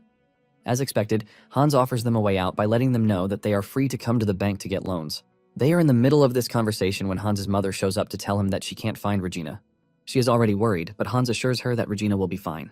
Owen claims she left her with the other kids so that they could talk, but she suddenly disappeared. She has asked the other girls, but no one seems to know where she is. Hans then urges her mother not to worry, assuring her that he is going to find Regina. He tells his mother to rest while he searches for Regina. Hans assumes that Regina got lost because she is not used to banquets and parties. Using his magic, Hans searches the hall, but there are no traces of Regina. He expands the search outside but still doesn't get a glimpse of Regina. His search area finally reaches the garden, and he realizes that Regina is talking to someone. Hans steps outside to find Regina, but just as he gets closer to the garden, he hears Regina scream. Using a magic spell called Haste, Hans rushes to where Regina is. He arrives just in time to see a guy drawing his sword at Regina. Hans is shocked to see this. Apparently, weapons are banned at banquets, which is why Lakia didn't even bother to escort Hans to the party. Before the guy can hurt Regina, Hans teleports between them. Regina is shocked to see her brother appear out of nowhere. Using the rejection spell, Hans disarms the suspicious fellow. Just then, something interesting happens. A mage appears out of nowhere, and after a brief chant, he places a shield between Hans and the suspicious fellow. Even Hans is shocked to see a mage come out of nowhere, and the only thing he keeps wondering is who the guy is. Realizing that he is going up against a mage, Hans decides not to hold back, especially when his family is in danger. Not ready to back down, Hans launches a wind arrow attack at the mage. This pierces the mage's shield and flies past him and the sword guy behind him. The attack hits the wall, but the fact that the attack came through shocks the mage. Out of concern for the person he is trying to protect, the mage speaks out. He asks if His Majesty is okay. And this is when reality dawns on Regina and Hans, 30 minutes before the entire thing. Regina was having fun with the girls inside the house. Regina talks to them about how Callista is totally different from the capital. They are in the middle of this conversation when Regina looks through the window and sees a beautiful flower standing in the garden. Interested in the flower, she excuses herself from the gathering and walks to the garden. Her newfound friends are disappointed that Regina left them early since they haven't asked her where she got her beautiful dress. Getting to the garden, Regina stares at the beautiful pink flower, wondering what kind of flower it is. Just then, she hears a voice behind her telling her that the flowers are lilac. This startles Regina, and she immediately turns around to see the young man talking to him. The young man mentions his love for scents. He says this is why he spoke out without thinking twice. He then asks Regina if she also likes flowers. Regina is too stunned to talk because of the presence of a handsome man standing in her presence. When she finally opens her mouth to talk, she reveals that she doesn't know much about flowers, but she likes the fragrance. Because of how nice the scent is, Regina is thinking of planting the flowers along the street of the estate where she lives. The young man is surprised to hear this because most nobles do not plant lilac since it is expensive. The young man then takes Regina's thought further. He believes that the flowers will be nice if they are planted on the public street instead of being inside a walled garden. Without realizing it, the two start to synchronize in their thoughts. When the two finally realize that they are already talking in sync, Regina apologizes while blushing. Her face is already red from excitement. Even she doesn't know why she is so free with the young man she just met. Regina realizes that she hasn't even asked for the guy's name. She opens her mouth to talk, but at the same time, the guy speaks up too. The situation gets even more awkward with the two lovebirds. Regina finally reveals that she wants to know the young man's name. Just as the young man is about to speak up, he spots a snake crawling out of the grass, and it is headed toward Regina. Regina also sees this, and she screams in fear. In reaction to this, the young man unsheathes his sword in an attempt to kill the snake. And this is when Hans showed up, believing that the young man was about to hurt his sister. By instantly teleporting between Regina and the young man, Hans stepped on the snake without even realizing it. It turns out that this is how everything unfolded, and the young man was not trying to hurt Regina. Regina and Hans bow their heads, asking for forgiveness. They didn't know they were standing in front of the Emperor, but the young man didn't take offense at this. He understands that the situation was a misunderstanding. It turns out that the young man is the Emperor of Rosenbaum, Lates Crowell Carter III. And the reason he has a weapon with him is that only royals are allowed to carry a weapon to banquets.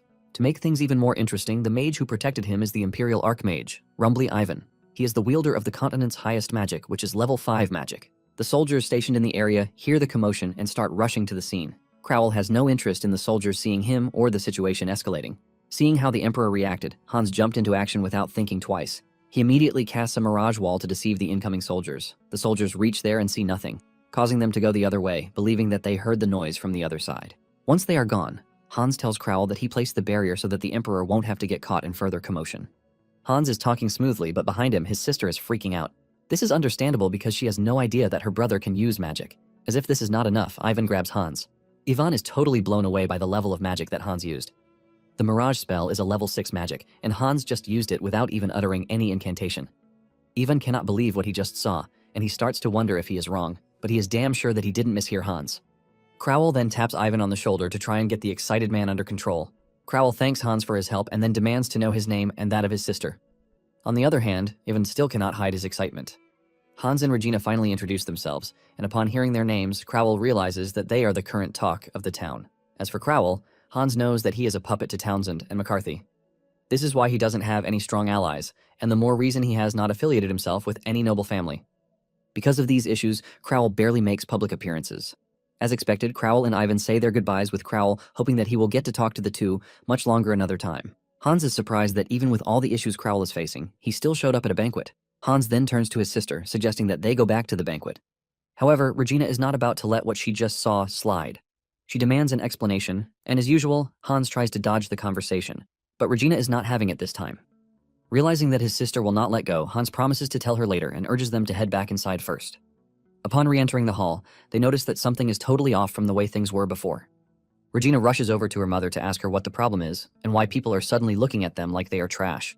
Owen replies that she is also confused but knows that everything changed when a certain gentleman entered the room. Talking about a certain gentleman, it turns out to be Dominic Sullivan. He entered the hall and tried to turn everyone against the Callistas, claiming the family lacks etiquette.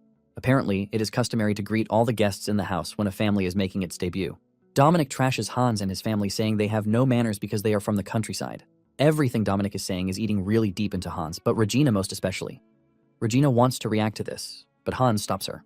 Hans understands what Dominic is trying to do, and he admits that it is a clever tactic. In truth, there was a really old custom to greet everyone at a banquet, but the said tradition has been extinct for decades, so no one follows it anymore. Hans is aware that everyone is already seeing them as rude and uncultured with the way things are, and the one leading everything is none other than Dominic. Dominic has a vast knowledge of etiquette, and in addition to this, he started the banking business. This gives Dominic the edge over everybody. It is no private knowledge that almost all the nobles owe Dominic's bank. This is why only a few will dare to defy whatever he says. Hans was already expecting Dominic to come after him because of the whole Chenovis issue, but he didn't expect Dominic to use a disgraceful tactic against him. Hans is totally confused, and he doesn't know what to do at the moment. He doesn't want to do anything that will escalate the situation. He knows he can endure the embarrassment, but his mother and Regina are out of the picture. Hans starts blaming himself for not thinking things through before inviting Regina and his mother to the party. He clenches his fist in anger, but out of nowhere, he hears someone call his name. It turns out to be Duran, and he is walking toward Hans with excitement all over his face. The moment people see Duran talking to Hans, the atmosphere starts to change. Duran tells Hans that he has been looking for him since he heard that he would be attending. Duran goes as far as introducing Hans to his friends. Hans is blown away by Duran's reception and that of his friends. In turn, this rubs off on everyone present in the room. The girls from before run over to Regina and start talking to her again.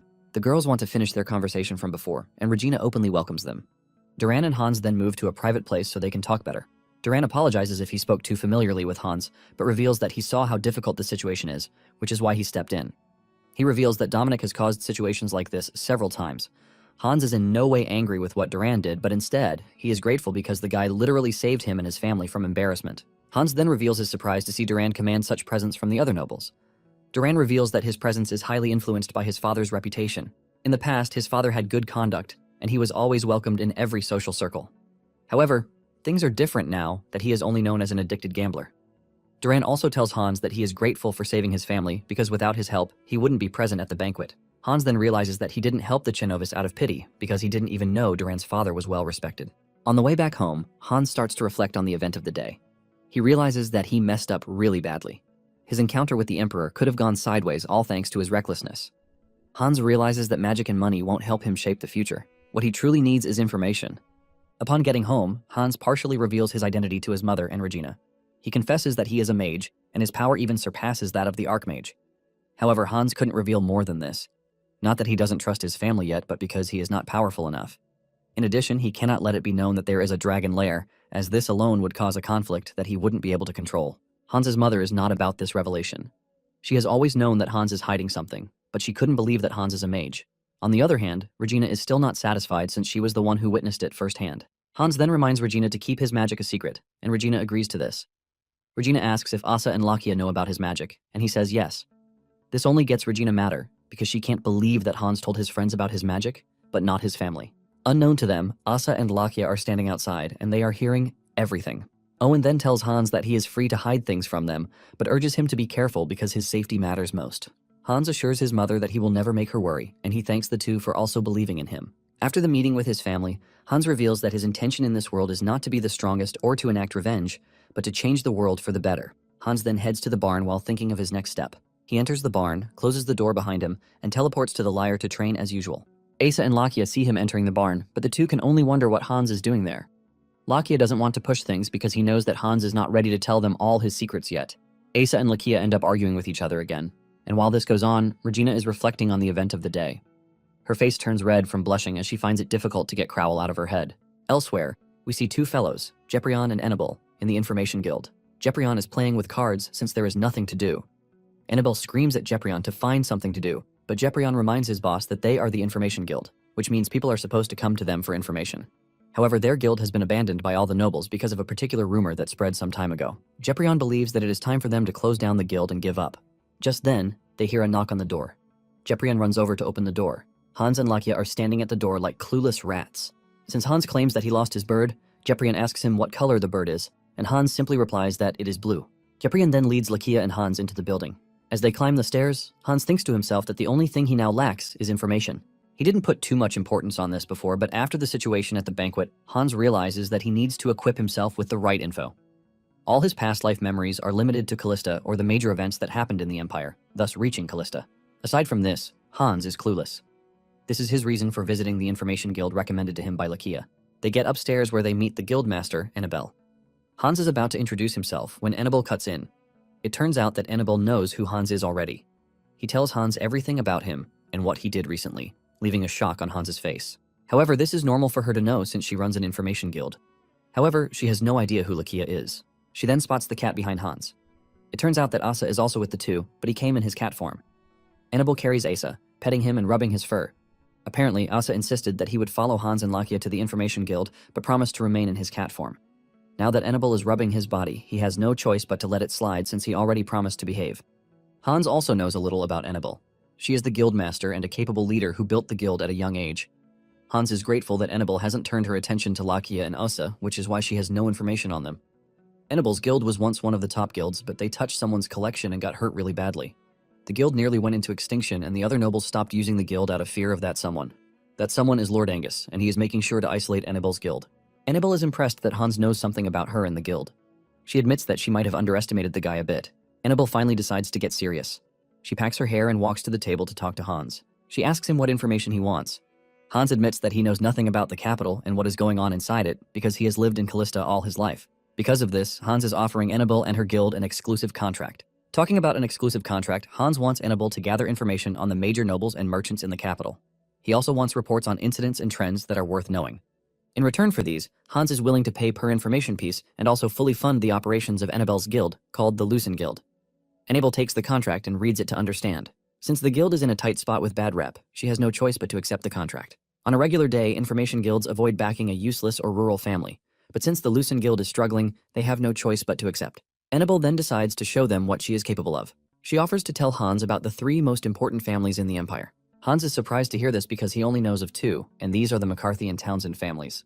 Annabelle concurs to this, saying the 2 families are the most famous, which is why they easily control the Emperor himself. However, there is a 3rd important family, and they are the Krauser family. They are a 400-year-old noble house, but no one knows what they do or where.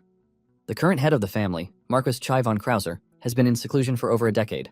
Some believe that he is in his 20s, while others say 50s. The funny aspect of the entire thing is that the other 2 important families are trying to get the Krausers on their side. However, Marquis Chai Krauser has since declared neutrality.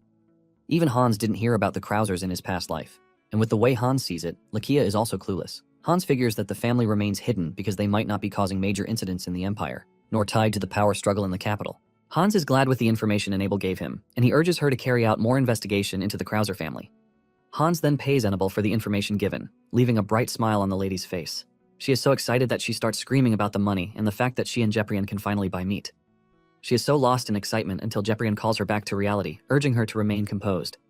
When Hans and Lakia leave the guild, Lakia asks Hans why he wants to know more about the Krauser family. Hans then reveals that since the two dukes are looking out for the family, he also wants to see for himself.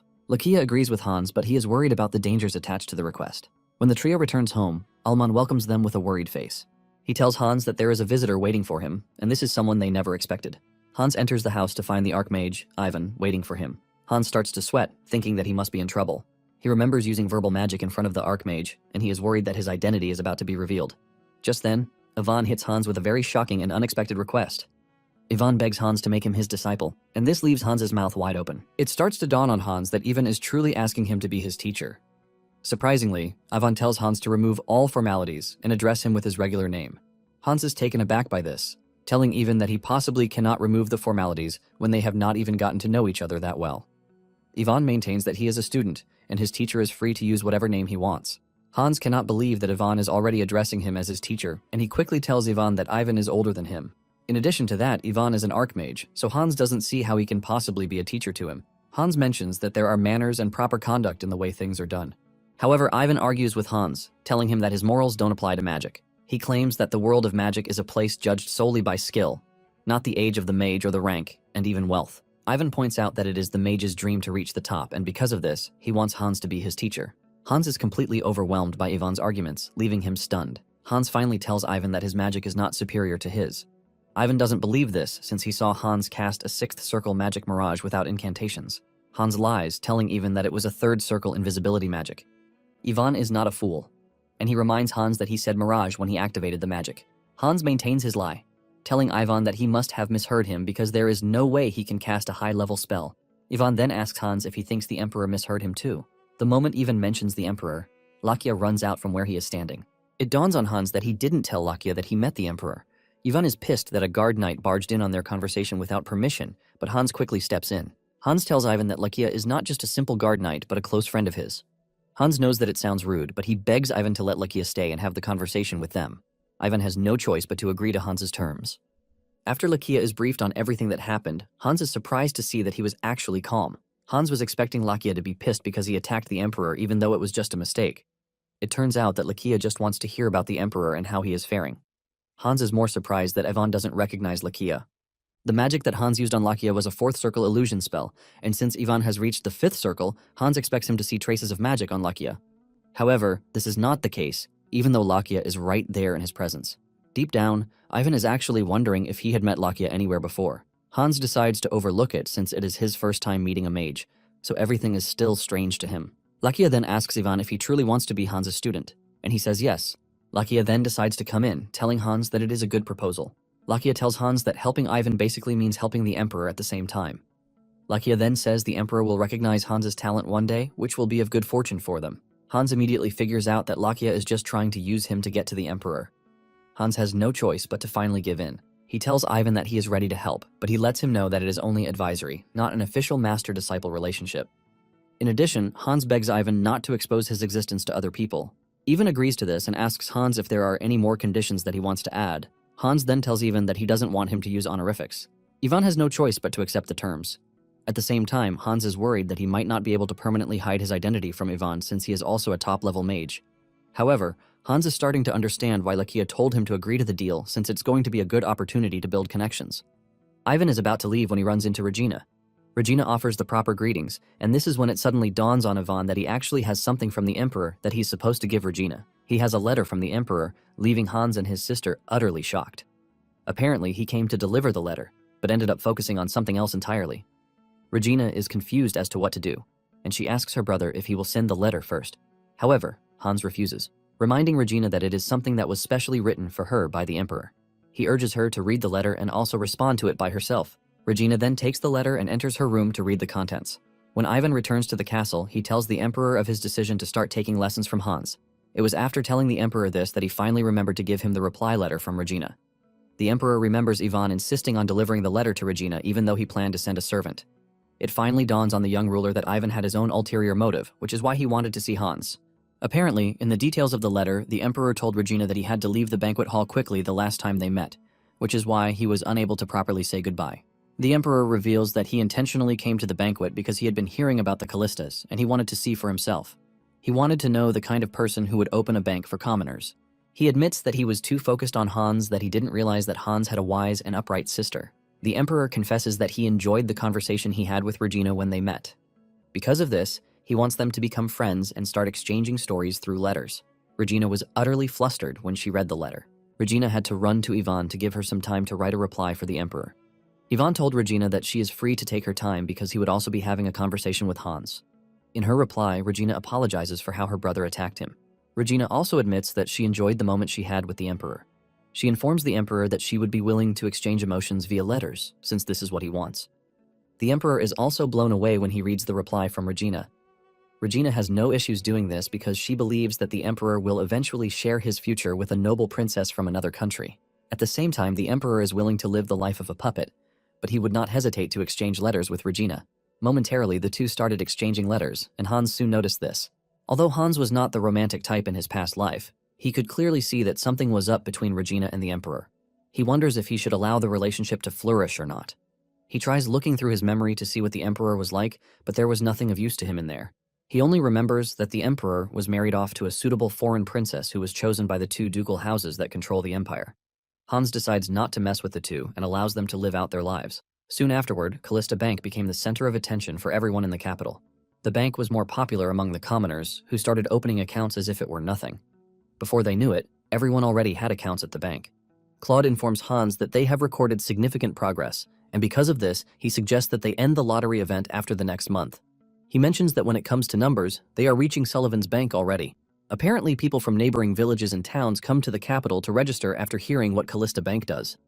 Hans is surprised to learn that demand has started coming from outside the bank, too. Hans is thinking of opening new branches, but Claude says this might be difficult. Claude quickly apologizes for speaking out of turn, but Hans tells him to speak freely. Claude then explains that most of their customers are commoners. Because of this, the deposit amount is small compared to the number of customers. He reveals that as of the moment, the deposit customers and loan customers are almost in balance. Claude believes that opening new branches will only drain their reserves further. Hans grins when he hears Claude's explanation. Claude then asks him why he is laughing, and Hans lets him know that he is impressed that he knows his way around. Since they are looking for a way out, Hans tells Claude that it might be the right time for them to start the business idea that he proposed. Claude is surprised to hear this, and he tries telling Hans that the idea is still at the conceptual stage. He adds that the idea was scrapped because it had fatal flaws for actual implementation. Just then, Hans assures Claude that he has nothing to worry about because he is going to prepare supplementary measures. Not long after this, Callista Bank implemented the use of checks. At the Huffman Trading Company, the man hands his customer a check when he is about to receive payment for 30 gold coins. The merchant was shocked when he was handed a paper. The trader then explains that it is a check invented by Callista Bank. He assures him that if he goes to the bank and presents the paper to them, he will be given his 30 gold. The merchant believes that the paper is worth 30 gold coins, but the trader reveals that he actually deposited 30 gold coins in advance. Since carrying money around is heavy, he deposited it in the bank for his customer to pick up. The merchant doesn't trust the paper and insists that he will take regular money. The trader mentions that he no longer carries cash, but because the merchant is suspicious, the trader decides to take him to the bank so that they can collect the money together. The clerk attendant takes her time to check the check to confirm that it is the original. The merchant is then given his 30 gold, leaving him utterly shocked. Since it is common knowledge that gold coins are heavy and they also take up a lot of space, trading companies that handle substantial amounts of money put great effort into cash transport. To secure their money, they usually pay huge sums to mercenary guilds for escort services. Even with this, there have been reports of incidents where the transport is attacked and the cash is taken. However, the use of a check allows one to carry a huge amount of money without stress. This was Claude's idea, which is why the check was invented. He was confident that the idea would soon take over the entire kingdom. Later on, Sullivan learns from his assistant that the Huffman Trading Company has started dealing with Callista Bank. Sullivan is enraged when he hears this, since he was the one who helped Huffman Trading Company rise to one of the top 10 trading companies. The assistant mentions that people are frequenting Callista Bank since they need to physically collect their money after being issued a check. The assistant reveals that some customers end up conducting business. Not long after this, nobles, who were in doubt before, started using Callista Bank too. Sullivan cannot believe that Callista Bank, which started as a commoner's bank, is gaining influence because of a piece of paper. Sullivan takes one of the checks to assess it. He realizes that there is a serial number, signature, and amount on it. Sullivan concludes that there is nothing special about the check. He notices that the check is also made using high-quality fiber mixed with silk, which will prevent it from getting wet or torn. Sullivan sees this and immediately comes to the conclusion that his bank should be able to do the same. Sullivan then tells his assistant that they need to start making checks of their own. He doesn't care if it is identical or not. He just wants it done. He is confident that merchants would rush back to them since they were already used to the bank. It would be easy for them. The assistant is surprised to hear this, and he tries pointing out the fact that it is unethical. This makes Sullivan angrier. He reminds the dude that he was the one who started the banking business in the empire, and he doesn't see anything special about writing numbers on paper to start selling it. The assistant doesn't want his boss's fury to be passed to him, and he assures him that he will do as he commands. Sullivan also suspects that Callista Bank will try to open new branches very soon. Sullivan orders his assistant to plant a spy among the new employees who will be working at the Callista Bank branches. Sullivan wants everything reported to him, and the assistant assures him that it will be done. Sullivan cannot believe the amount of stress he is going through just to run a bank. Apparently, he has an interest in a noble, Bowen. On the other hand, Annabelle submits the report that Hans wanted from her. In the report, he picks out a specific name, which turns out to be Bowen. He asks Annabelle to explain in detail everything about Bowen. Annabelle is taken aback when she hears this. She concludes that Hans is no ordinary person. Hans told her to gather intel on all the nobles, and he basically went through all the hundreds of pages right on the spot. Hans even categorized them based on the priority levels. Annabelle doesn't want to believe the fact that Hans is just an 18-year-old kid. Annabelle then explains that Viscount Bowen has a unique hobby of collecting women's clothing. Apparently, Bowen doesn't take joy in womanizing or cross-dressing. He just enjoys collecting women's clothing. What even makes it more interesting is that Bowen travels around the empire to collect clothing. Because of this, he already has a very nice wardrobe filled with women's clothing. Annabelle then reveals that Bowen has been trying to open a salon for 3 years, but it is being delayed because Sullivan Bank repeatedly rejects his loan applications for salon establishment in the capital. Hans is surprised to hear this, and he asks Annabelle why Sullivan kept rejecting Bowen. Annabelle mentions that having a salon is lowly work for a noble. Hans then calls Poitier, and he hands him the report on Bowen. He tells him where to put the report, and this further impresses Annabelle. She realizes that Hans is putting the report in the investment priority slot. On the other hand, Hans has finally understood something since he became a full-fledged noble. Just like commoners who can't move forward because of their social status, nobles are also trapped within the framework of their status too. Later on, Hans asks Alman about the territory, and he assures him that everything is going fine. Alman mentions that Hans' knowledge has helped the territory to register more immigrants. In addition to this, the harvest for the year has reached an all-time high. Hans is happy to hear this, and he concludes that he can stop worrying about the territory in the meantime. Not long after this, Sullivan Bank also issued checks. The people started moving toward Sullivan checks rather than Callista's, since they had been dealing with the bank before Callista came into the fray. Some are not happy with the fact that they need to go all the way to the capital to visit Callista's main branch before getting their money. Poitier soon tells Damien the report about the decline in check market share, which is all thanks to Sullivan Bank. Surprisingly, Hans tells Poitier that they have nothing to worry about. He tells Poitier that it is natural for successful businesses to have latecomers. Hans is not worried since they have already achieved their original goal of expanding their customer base. In addition, he is not worried because the bank uses technology exclusive to them to make their checks distinctive. It turns out that Bowen also came to the bank to hold a meeting with Hans. His entrance was catchy as he held a flower bouquet to welcome Hans into the meeting room. Hans was taken aback when he saw the man. Initially, he thought Bowen was a pervert because of the report, but after meeting him, he realized that Bowen is just a dude who loves women's clothing and nothing more. Bowen mentions that he was surprised when he received the document from Callista Bank. He was scared that it might be a scam because he never thought he would receive an investment proposal, not a loan. Hans assures him that it is not a scam. He tells Bowen that he will operate the salon and he doesn't need to repay the investment money. However, the bank would receive a certain share of profits from the salon. Bowen started bawling when he heard this. He thanks Hans for the opportunity, revealing that everyone treated him like a crazy pervert when they saw his collection. Even when he mentioned salon, he was deemed a senseless person. Bowen never thought Hans would believe in him. Suddenly, he notices Poitier filling the flower vase with water. He tells him that there is no need for this since the flowers are all artificial. Bowen reveals that he doesn't like flowers withering away, which is why he hired an artisan who could maintain the flower's freshness as it is. Hans is blown away when he realizes that the beautiful flowers sitting in front of him are all artificial flowers. He admits that it is more impressive than the ordinary artificial flowers that he has seen in the past. Bowen then reveals that the process to make the flowers is so expensive. He mentions that a single flower costs 2 silver coins to make. When Poitier hears this, he moves over to his boss, telling him that he might want to reconsider his investment with Bowen. It is pretty obvious that he doesn't know the value of money. Poitier doesn't think there is anyone who would spend 2 silver coins on a flower when it is not a jewel. However, Hans disagrees with Poitier's suggestion since he knows what is going to happen in the future. Hans knows that in the future, high-quality artificial flowers will become very popular among the Empire's noble women. They will need it as corsages to decorate hats, accessories, or 1 or 2 dresses. Even though they were very expensive, the demand couldn't keep up with the supply, which eventually made jewels secondary items to flowers. In fact, it was one of the things that destroyed Callista's finances in his previous life. Hans knows that the trend is still years in the future, but he believes that the investment will be worth it later. Hans then tells Bowen that he is definitely investing in his business. Later that day, Hans gives his sister the artificial flowers, leaving her totally blown. She is also impressed by the fragrance coming from the flower, leaving her to doubt if it is truly artificial. Asa, on the other hand, complains to Lakia, telling him that he is bored because Hans has been busy lately. Hans has been so busy that he hardly eats meals with Asa and Lakia like he did before. Suddenly, the two feel an immense magical power hit them from the shed. Asa mentions that the magical power is always overflowing from the shed every evening.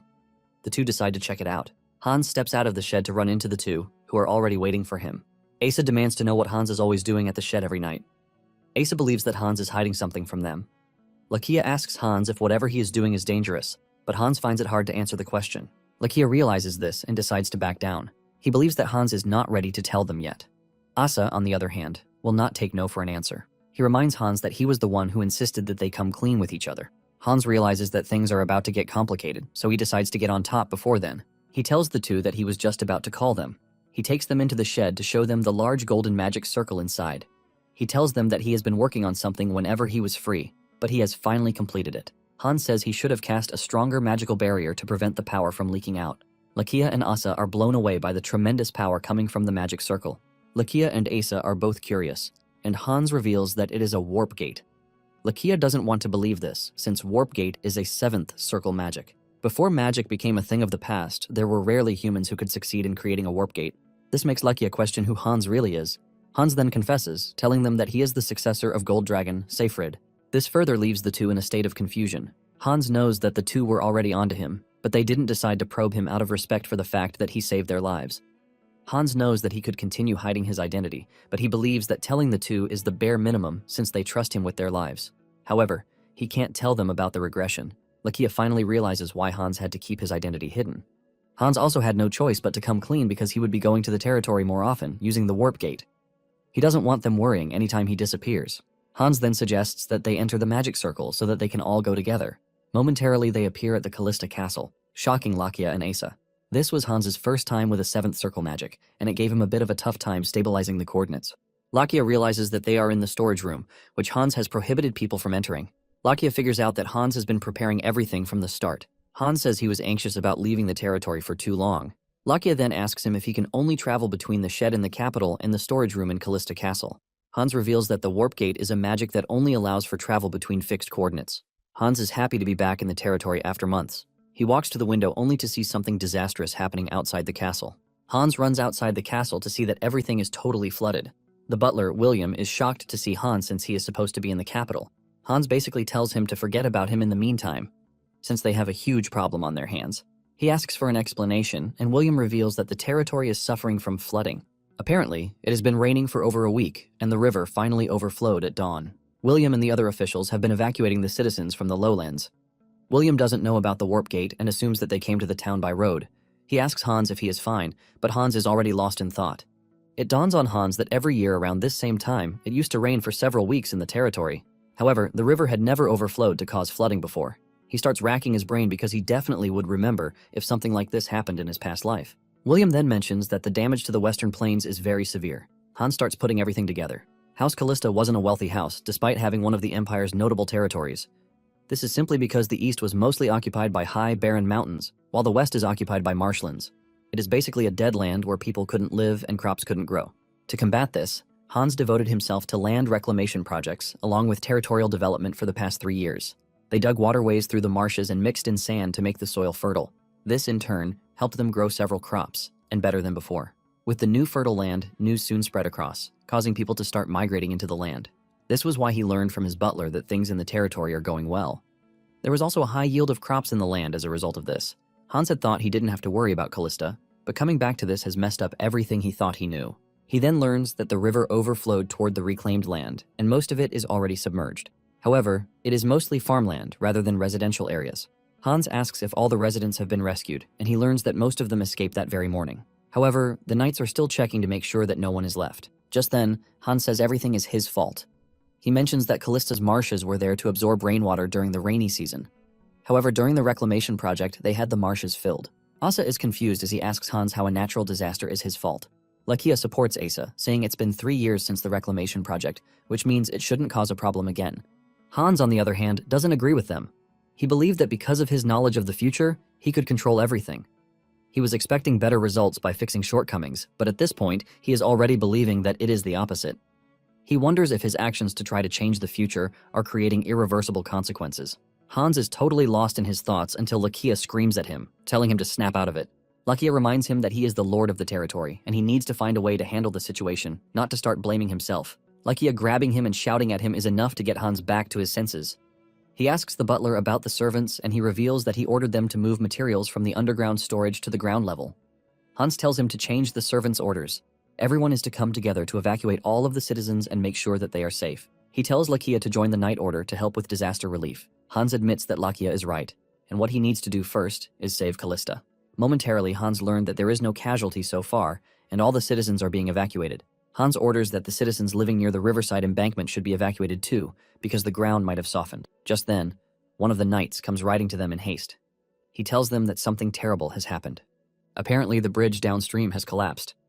They all rush over there to see that the bridge has totally collapsed in the middle. Hans is worried because there are about 20 households living beyond the bridge. He asks for the details of the damage, and if there are still people trapped on the other side. The knight tells Hans that it is hard to confirm the details because by the time they discovered the bridge, it was already in its current bad state. Suddenly, they spot a woman at the other side of the bridge. She reveals that there is a critically ill patient in the village. She begs Hans to save them because they can't cross the river. Hans asks the knights if there is a detour route upstream. The knight confirms this, but lets Hans know that it is completely flooded, which makes it even more dangerous. Hans gets off his horse, picks up a stone, and casts a flying spell on it to confirm something. The stone flies off, and with this, Hans confirms that the flying spell is a levitation magic that is greatly affected by wind. He knows that with this, simple deception won't trick everyone watching him. Hans then calls Lakia, telling him to keep the knights quiet about what he is about to do. Lakia is also curious, but he assures Hans that he has his back. Hans then walks toward the broken bridge, while his subjects are telling him to be careful. However, Hans is not ready to look away because he is the successor of the golden dragon, Seyfried. Hans then casts a kinesis spell, leaving everyone shocked. The rubble starts to move into place, but Hans is not yet done. He started using multiple castings, leaving the people even more confused. With a golden aura emanating from his body, Hans stacks up the castings and finishes it off with a sixth circle hardening magic. Once he is done, the broken bridge is fixed up. Lakia cannot believe his eyes when he sees this. Hans then tells Lakia and the other knights that they can now proceed to evacuate residents because the bridge is safe to use. Lakia acknowledges the order, but Hans is pretty sure that everyone who just witnessed him use magic will have their questions. Hans considers his actions to be reckless, but Lakia takes up the mantle and he screams at the rest of the knights. He tells them to forget about what they just saw and focus on rescuing lives first. He then tells them to assemble after the situation has been resolved because he has an announcement for them. After the bridge was restored, it made the rescue of the residents easier. The residents start thanking Hans for coming to save them. Hans is surprised that there were actually more injured people than he expected. He is thankful that the rescue was swift because things would have been disastrous if there had been a delay. One of the servants walked up to Hans, asking him how he was able to get to the village quickly, even though he had heard that the bridge had collapsed. Hans is taken aback by the question as he doesn't know how to lie or answer. Thankfully, the lady who was rescued came in for the rescue. She lies that the bridge didn't collapse and all she saw was just debris. Another person supports her claim to make sure that it is convincing. The servant still insists that he saw the bridge collapse, but everyone soon turns to him, telling him that he must have been seeing things because the bridge is perfectly okay. An elderly woman walks up to Hans, thanking him for coming to save them.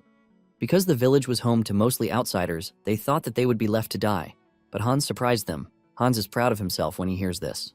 Once the flood-related activities are complete, Lakia gathers the knights who were present at the bridge. The lady who witnessed the whole thing is also with them. Lakia tells them that there is something he needs to announce before they all separate. It is no news to them that the lord of the territory is a mage. Lakia knows that they are going to have several questions running through their heads. He then asks them what they would do if they were high-ranking nobles. Lakia mentions that Hans is a young lord who obtained the count's title at just 15. In addition to this, he uses magic, which is among the strongest on the continent. However, Hans doesn't have the means to protect himself aside from the use of magic. Lakia then points out that other nobles would use the opportunity to grab Hans's power if they found out. This strikes the knights, and they finally understand where Lakia is coming from. Lakia opens their eyes to why they need to keep Hans's identity and power a secret. With a thunderous echo, the knights acknowledge the order. Lakia then apologizes to the lady for getting dragged into the whole thing. However, the lady lets him know that she has no issues with this. She reveals that she doesn't know much about magic, but what she saw from Hans is simply an amazing power. She is grateful that Hans risked his secret to save them, and she assures Lakia that it is the bare minimum to keep Hans's power a secret. Lakia heaves a sigh of relief when he realizes that everyone is on board with his plan. Lakia then heads to Hans's office, only to find him working again. Hans reveals that he is reviewing the data on the Western Reclamation Project. Lakia cannot believe that Hans is still on the fact that he is to blame for the flood. With the map sitting in front of him, Hans confirms that the entire western part of Callista is lower ground compared to the eastern area. This is why rainwater from the Compton Mountains flows into the western plains, forming marshes when it rains heavily. Hans believes that pursuing the reclamation project was an ignorant move on his part. Hans starts thinking of building a dam upstream to make sure that something like this doesn't happen again. He plans to contact civil engineering experts once it's dawn. Lakia realizes that Hans is deeply troubled, and he lets him know that taking care of the territory is good, but he urges him not to make everything his responsibility. Lakia tells Hans that he should learn to use those around him. Hans thanks him for the advice, but he lets him know that he can't rely on him since he will be leaving in 2 years. This is when it dawns on Lakia that Hans actually told him that his name would be cleared in 5 years. Lakia has basically been staying in Callista because of that. Hans then says that he has been feeling sorry for him. He doesn't like the idea that he is putting so much responsibility on him, like making him the knight commander, even though he is hiding in the town until his name is cleared. As compensation, Hans has something for Lakia. He brings out a beautiful sword and presents it to Lakia. Hans reveals that he has been bothered by Lakia carrying around an old sword. He actually planned to give him the sword after he revealed his power to him, but everything just turned out the way they are. Lakia appreciates the gesture from Hans, but he reminds him that guard knights usually carry ordinary weapons. This is when Hans reveals that the blade is made from dragon bone. Lakia is utterly blown away when he hears this. Hans says the sword is an alloy called oliphant, which is made by mixing dragon bone with mithril. It is basically the only material that can withstand a swordmaster's aura. However, only dragons who own it can refine it. Hans reveals that he got the material from the dragon's lair and he deemed it worthy for Lakia to have. Lakia grabs Hans, asking him if he is truly an idiot or not. He lets him know that there are things that should be given as presents and there are things that should not. Lakia says dragon armaments are very expensive, but Hans lets him know that he is aware of everything that he is pointing out. Lakia then asks Hans if he can rely on Asa too. Hans reminds Lakia that cat people don't live in human society. Hans believes that Asa is just staying in the territory in the meantime and would eventually return to his people. When Hans says this, Lakia finally understands the kind of person Hans is. Lakia can see that Hans believes that they are going to leave his side at some point. Even with this, he is still revealing his greatest secrets and weaknesses to them. In addition to this, he is casually handing over rare materials to them. Just then, a servant enters the room, telling Hans that there is a certain person who has arrived at the castle, and the person is confronting Asa. Hans and Lakia rush to the scene to see Asa in a standoff with a strange-looking dude. It turns out that Asa knows the dude, and his name is Ryuji. Asa screams at Hans and Lakia, telling them to stay back. Suddenly, Ryuji goes down on his knees to bow to Asa, and he regards him as his lord. This leaves Hans and Lakia totally stunned and confused. Momentarily, they enter the castle, and Hans apologizes to Ryuji for his knights treating him rudely since he is Asa's guest. Apparently, Ryuji is a warrior of the cat people. Ryuji thanks Hans for providing shelter for Asa. However, he lets them know that Asa cannot stay among humans since he is a cat person. Because of this, he plans to escort Asa back to their territory. Just as he finishes saying this, Hans doesn't look surprised since he was already expecting a day like this to come. Just then, Asa refuses, telling Ryuji that he has no intentions of going back. Ryuji tries to remind Asa of what humans are capable of. Even with this, Asa maintains his stance, telling Ryuji that he doesn't want to go back because the person he is running from might still be there. Hans understands Ryuji's concern, but he lets him know that Asa is his precious friend. Hans then tells Ryuji that he is ready to allow Asa to stay in the territory as long as he wants to. Asa quickly jumps behind Hans to support his claim that he is not going back. Asa lets Ryuji know that Hans is a good friend and he should not doubt him. Ryuji tells Asa that everyone back home will be worried and waiting for him. Asa lets Ryuji know that he can't fall for this because the people have not really shown interest in him. Lakia, on the other hand, starts to wonder what sort of position Asa holds among his people. Ryuji realizes that Asa won't change his mind, and he lets him know that he will be staying back in the territory too. Hans is surprised to hear this, but he has no choice but to accept since Ryuji is Asa's companion. With this, Ryuji joins the circus. By midday, the flood had already subsided, and Hans was still confused about how he was going to explain everything. He is supposed to be in the capital, but he suddenly appeared in the territory to rebuild a bridge with magic. He is in the middle of this when Lakia shows up, asking him if he is going back to the capital. Hans says yes, but he is worried that he has not been able to explain the situation. The servant in the room quickly excuses herself, and it dawns on Hans that Lakia has sorted out what he was worried about. With this, Hans and his entourage return to the capital using the warp gate. As expected, Ryuji was totally blown away since it was his first time. However, Hans's worries were not yet over as he was met with another scrutiny from his sister who had been looking for him. She was so worried that she had already reported to the guards that Hans was missing. Hans's plan was just to test the warp gate and return. But since he met something else entirely at the territory, he couldn't keep quiet about it. Hans is forced to tell his sister and mother that a flood occurred in their territory. He lets them know that he went over there to find out that there was a flood, but there were no casualties. After explaining everything, Regina presses him as usual, trying to figure out how he went to Callista and came back in less than a day. However, Hans's mother comes to the rescue again, telling Regina to leave Hans alone because he would definitely tell them his secret when he is comfortable about it. Regina leaves a sarcastic comment, telling Hans to give her regards to the servants when he goes back to their territory. On the other hand, Asa is worried about Ruji.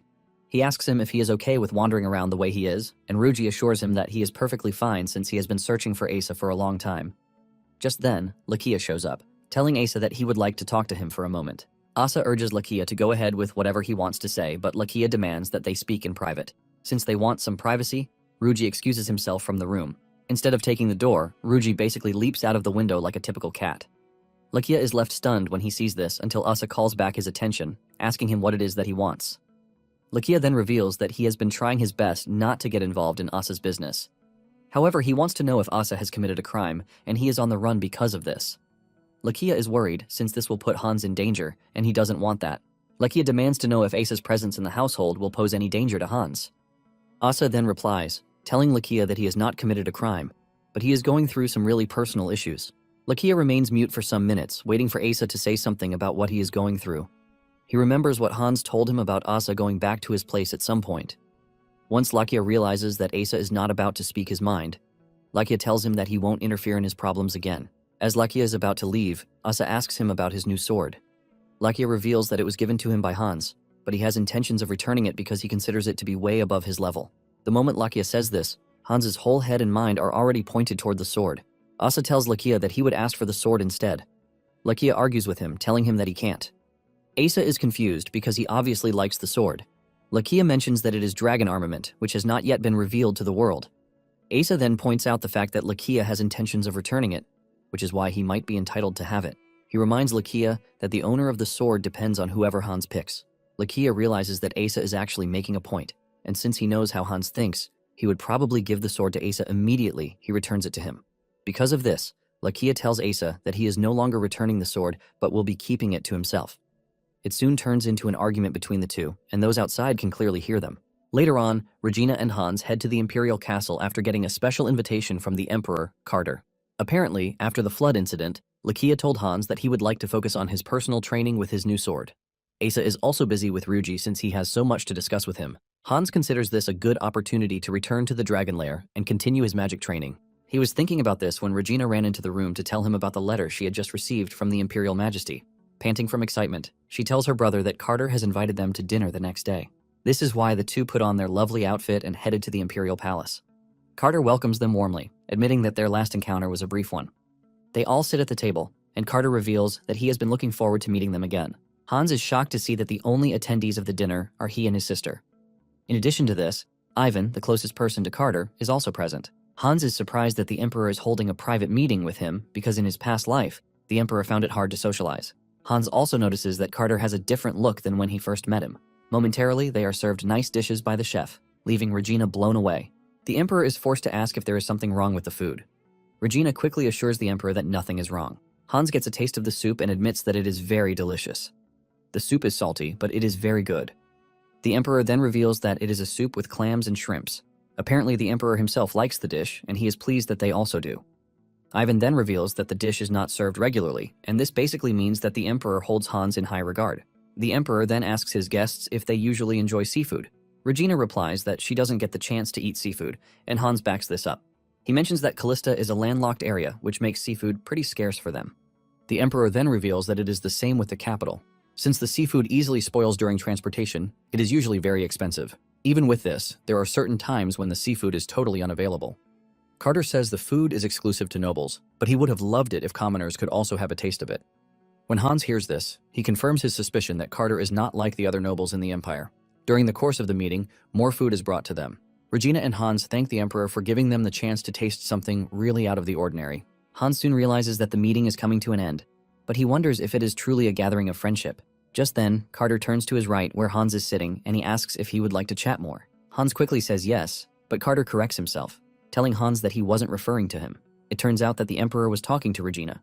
The moment Ivan realizes what the Emperor wants to do, he uses the opportunity to also grab Hans.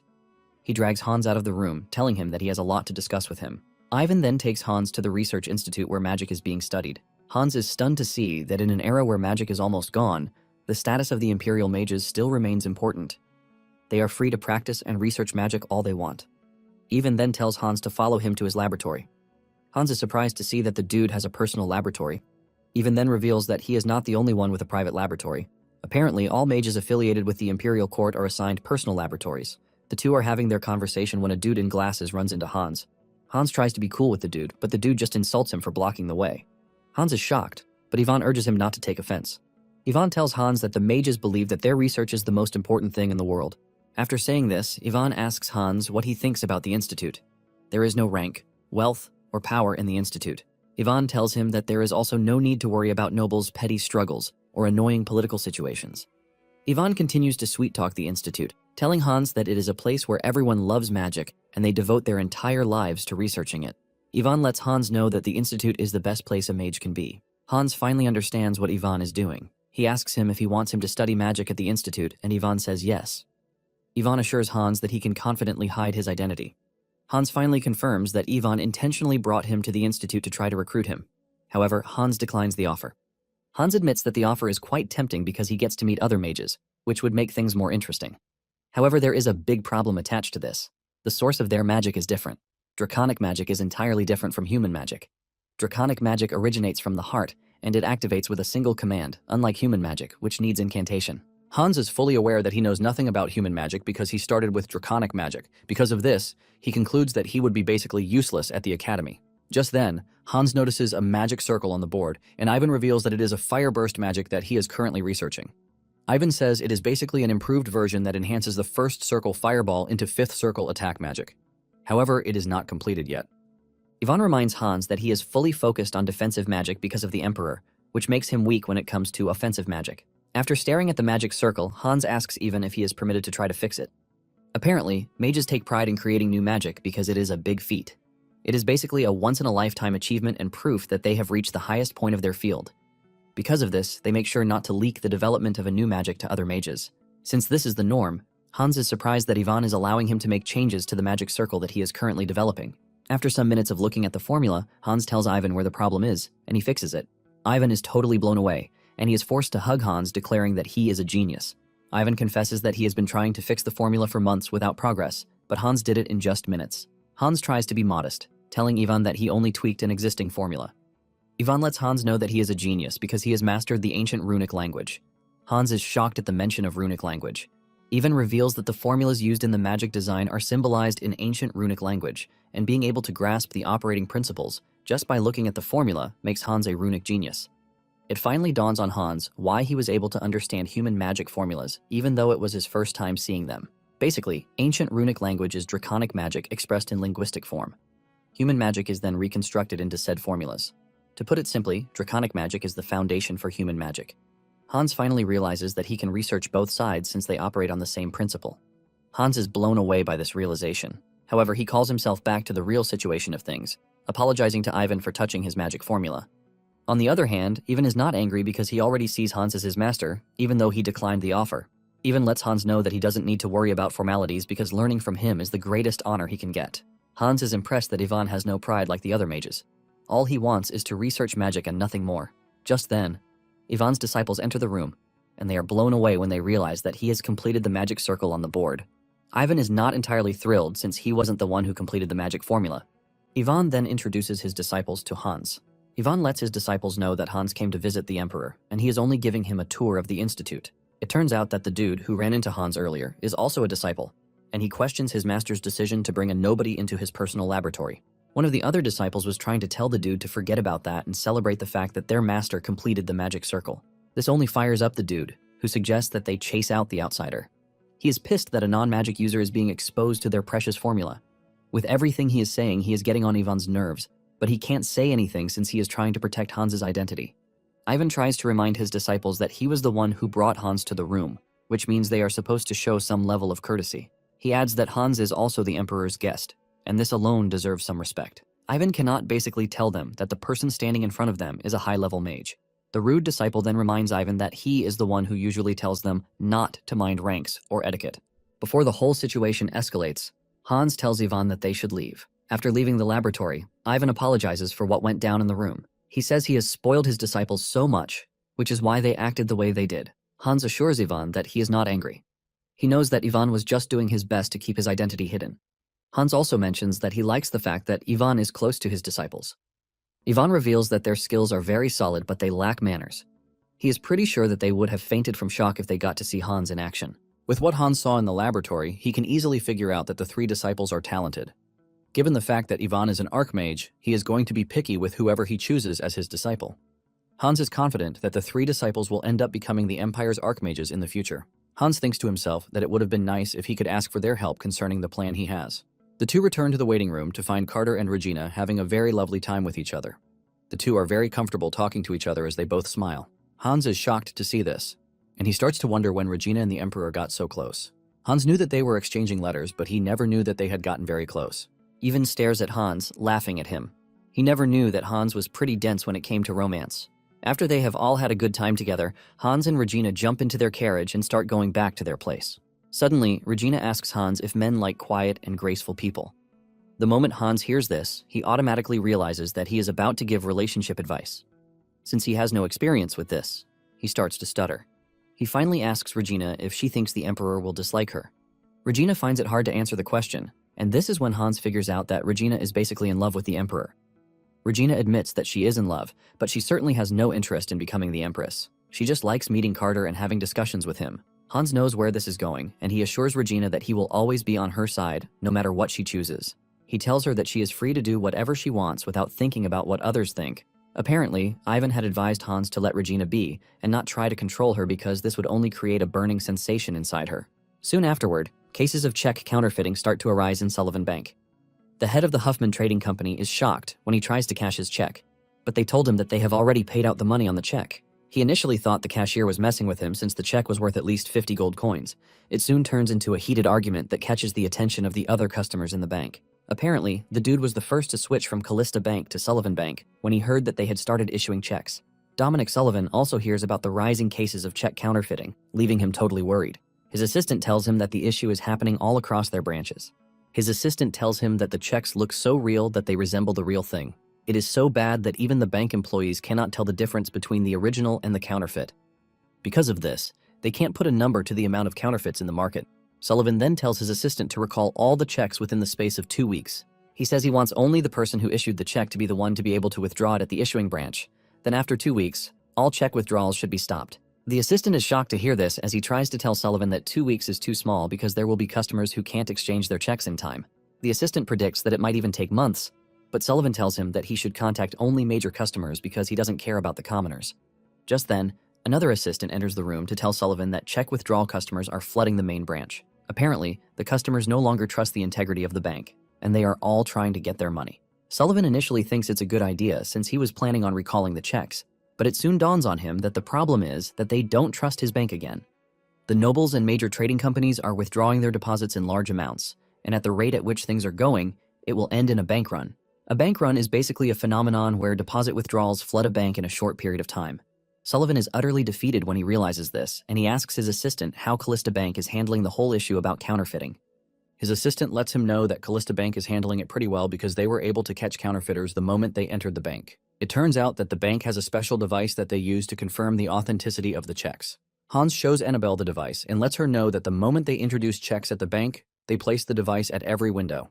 They also trained their staff to only pay the money after the check passes inspection. Thanks to the device, they are able to discover counterfeits no matter how well forged they are. Annabelle realizes that Hans was already expecting counterfeiting from the very beginning. Hans confirms this, saying no matter how complex they make a piece of paper look, bad people who are determined will find a loophole around it. This was why he made sure to prepare a solution just in case. Annabelle then tells him that the most expensive item in the information market is data about the counterfeit detector. From the official information guilds to the back alley guilds, everyone is trying to get their hands on the data. The most desperate of them is the Sullivan Bank. They are offering to buy even the tiniest bit of information about the device, but no one has a clue how it works. Hans understands why they can't get the hang of it because the device looks like an ordinary lamp.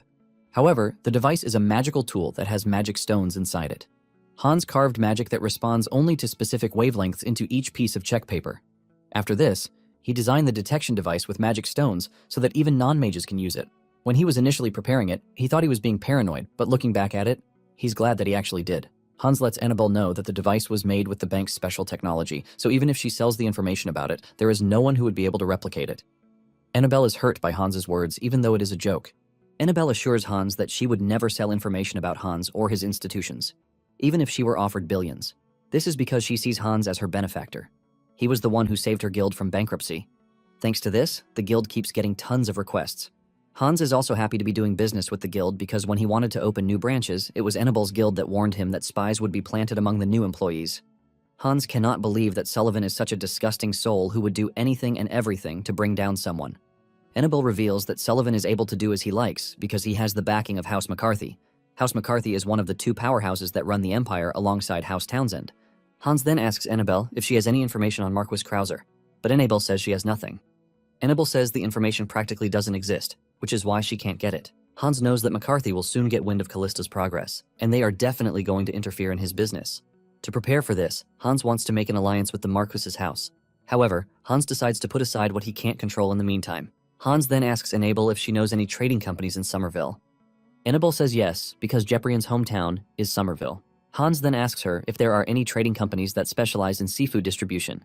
Annabelle doesn't have an answer to this, and she tells Hans that she would have to look into it. Nonetheless, she is confident that there will be a few. Somerville is basically the Empire's largest coastal region, and it is famous for seafood cuisine. Hans is happy to hear this, and he informs Annabelle of his plan to open a seafood restaurant, which he would operate directly from the capital. Annabelle is taken aback when she hears this, and she tries to let Hans know that seafood is quite expensive. She tries to point out the transportation issue, but Hans assures her that he will find a solution to the transportation issue. He then gives Annabelle's guild two tasks: the distribution of reliable food, and to find out what recipes suit the people of the capital. Annabelle is totally stunned, but she recognizes the honor, and she smiles. Hans is surprised that Annabelle is willing to start the project without even hearing the details. Annabelle then tells Hans that she has learned one thing while working with him. This is the fact that questioning him is baseless because whatever Hans puts his mind to, he always makes sure that he succeeds in it. Hans takes the compliment and he smiles, while telling Annabelle that he will be waiting for her contract. Because of the issue with Sullivan Bank, Callista Bank is able to garner more customers to its side. When Hans told his subordinates about his plan to open the seafood restaurant, they all took it well, with Lakia offering to go to Somerville so that he could study recipes there. Hans is glad that everything is working out well, and he believes that it is time he returns to his territory. Hans soon informs his sister and mother about his plan to return to their territory. Regina is shocked to hear this, and Hans explains that the business is already stable. In addition, he doesn't think it's a good idea to leave the territory for too long. His mother agrees with him and says she will have to say farewell to her new friends. Regina, on the other hand, thinks of going shopping before they leave the capital. This is when Hans reveals his plan to leave the two in the capital. His mother is surprised to hear this. Hans mentions that his mother has not been able to socialize because she has been ill for the past couple of years. She recently came to the capital, and she has been making friends. His mother agrees to this as she blushes really hard. Regina adds to this, saying their mother is always getting invites to attend social events. Everyone is always looking forward to seeing her at their events nowadays. Hans then turns to Regina, telling her that it would be easier for her to stay in the capital since she plans to study more. In addition to this, it would make communicating with her certain pen partner much easier. Their mother immediately figures out that something is up, and she asks Regina if her pen pal is a man. Owen is proud of Regina, and she lets her know that she is already at the age where she needs to start looking for marriage prospects. Hans obviously cannot tell his mother that the man in question is the Emperor. Regina then asks Hans if he will be fine to stay all on his own in their territory. Hans assures Regina that he is going to be comfortable since he will be at home. Owen, on the other hand, is not worried because she knows that Hans has Lakia and Asa with him. Shortly afterward, Hans and his friends prepare to return to Callista. Asa reveals his joy that they are finally going back because he enjoys staying in Callista rather than the capital. Hans knows that Lakia will also be relieved because he was not free to leave the house for fear that there might be someone who might recognize him in the capital. Surprisingly, Ruji is riding with them, but he is sitting with the driver. Apparently, he doesn't like cramped spaces, which is why he preferred to stay outside. Inside the carriage, Asa and Lakia are already disturbing each other. Asa complains about the carriage, asking if they can't use the warp gate. Hans urges him to manage the carriage because they can't return using the warp since it is an official trip. Soon afterward, they arrive at Callista's residence, and Lakia wakes Hans. He tells him that something is wrong, and when Hans looks outside, he is surprised to find a bunch of people. Just then, William shows up, telling Hans that he personally came to welcome him back to the territory. William advises Hans to get off the carriage because it would be faster if he walked. Hans then asks William why there are so many people at the entrance of the territory. William reveals that they are all immigrants, trying to settle in the territory. There is a long queue because of identity verification. Hans is surprised to hear this since he thought there would be fewer people coming into town after the flooding incident. William lets him know that it is the direct opposite. After the flood incident, word spread around that Hans compensated the flood victims. This made news about Callista's travel far and wide, with reports of it being a good place to stay. Because of this, people start moving in with their entire family. Hans is blown away by this, and he has no choice but to walk into Callista on foot. Surprisingly, the citizens are all waiting to welcome him back. Hans is forced to ask William if he is the one who called everyone to welcome him, but he says no. It turns out that people were already waiting for his return, and the news of his return soon spread through the entire region.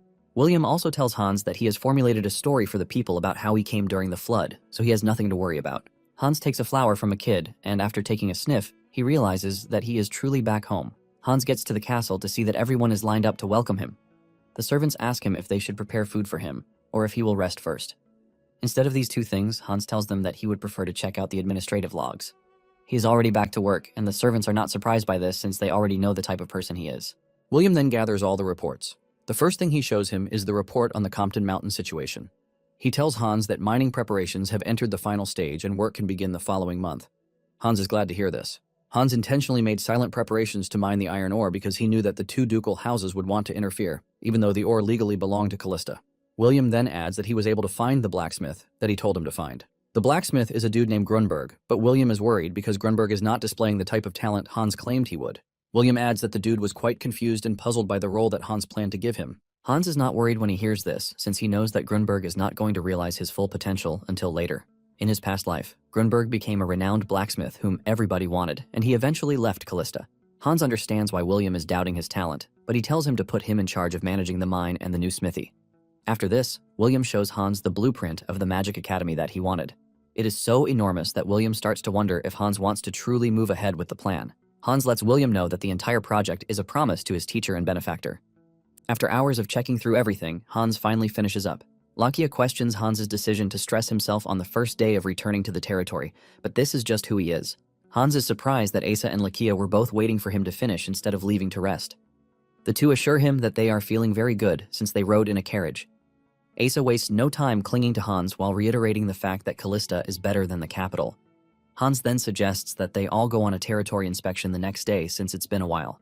Asa wastes no time agreeing to this suggestion.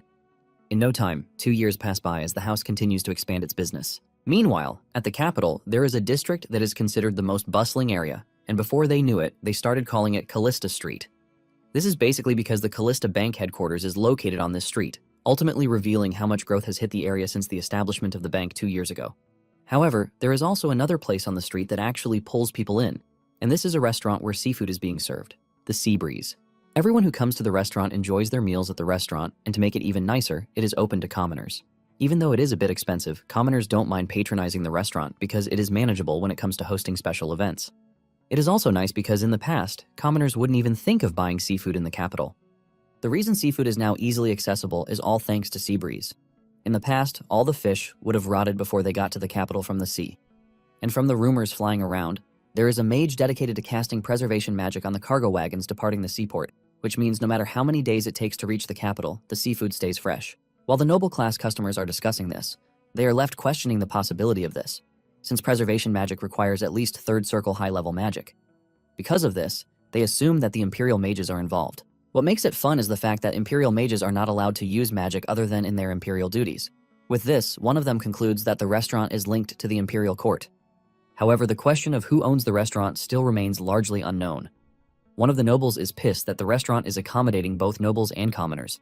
In fact, the restaurant has intentionally lowered its prices so that the commoners can also eat at the restaurant. However, the nobles use the second floor, while the commoners use the first floor. Apparently, there is still an upper floor, which is reserved only for the big shots. Meanwhile, Jeprian is begging Hans to reveal that he is the real owner of the restaurant, because there is no way anyone will believe that a commoner like him owns the restaurant.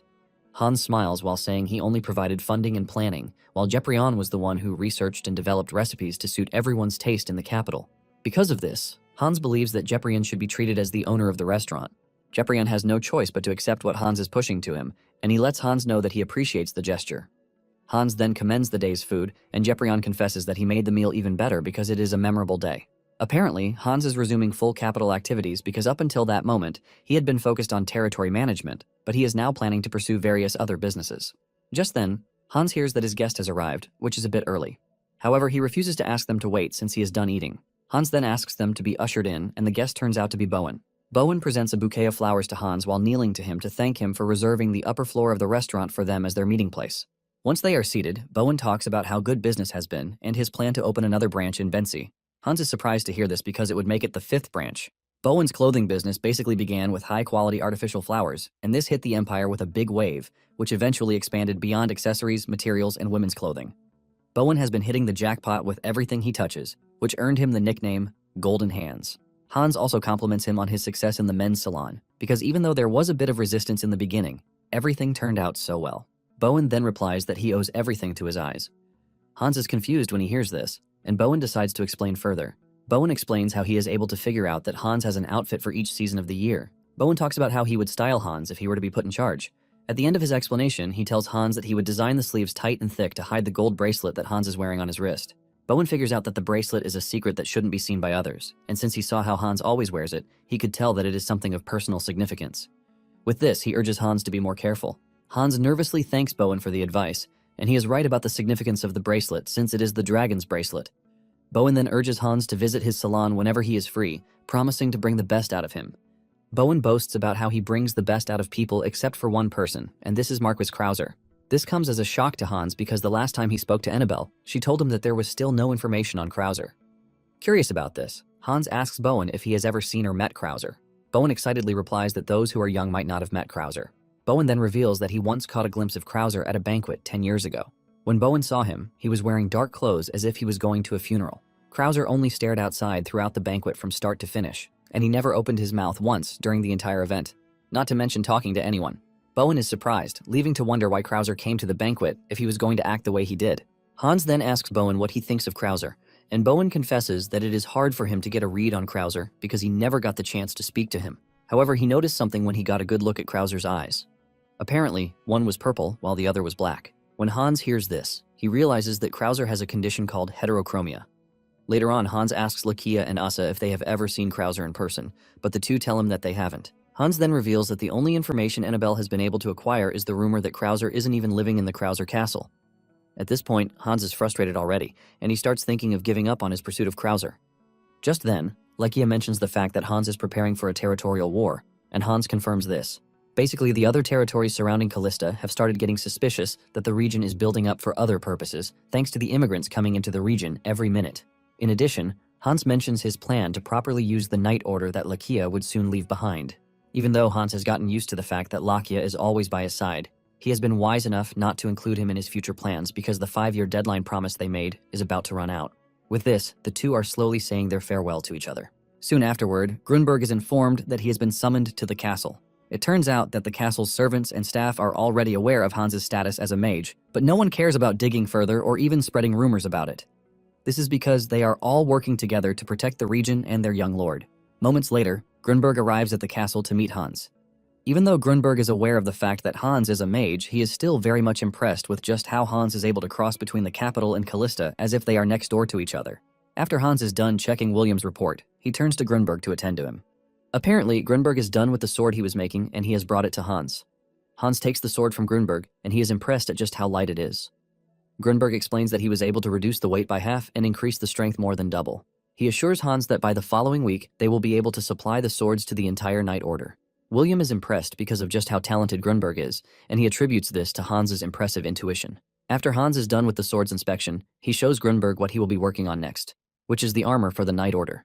William is curious as ever, and he asks Hans if he was the one who made the design. Hans confirms this, saying he used the Imperial Night Order as a reference. Grunberg then points to the hollow point in the center of the chest, asking Hans if this will serve as the power source for the circuit. Hans is shocked and impressed when he hears this because Grunberg is so talented that he already figured out the reason for the hole just by looking at the design. Grunberg then tells Hans that he might not know how it works, but he is pretty sure that it will turn out great. After receiving the design, Grunberg takes his leave, and Hans talks to Williams about how he completely trusts Grunberg. William confirms this, saying Grunberg is a really trustworthy person. William then tells Hans that there is one more thing he has to report, even though he has mentioned it before. William then tells Hans about the drought, and this is because it has only rained once that year.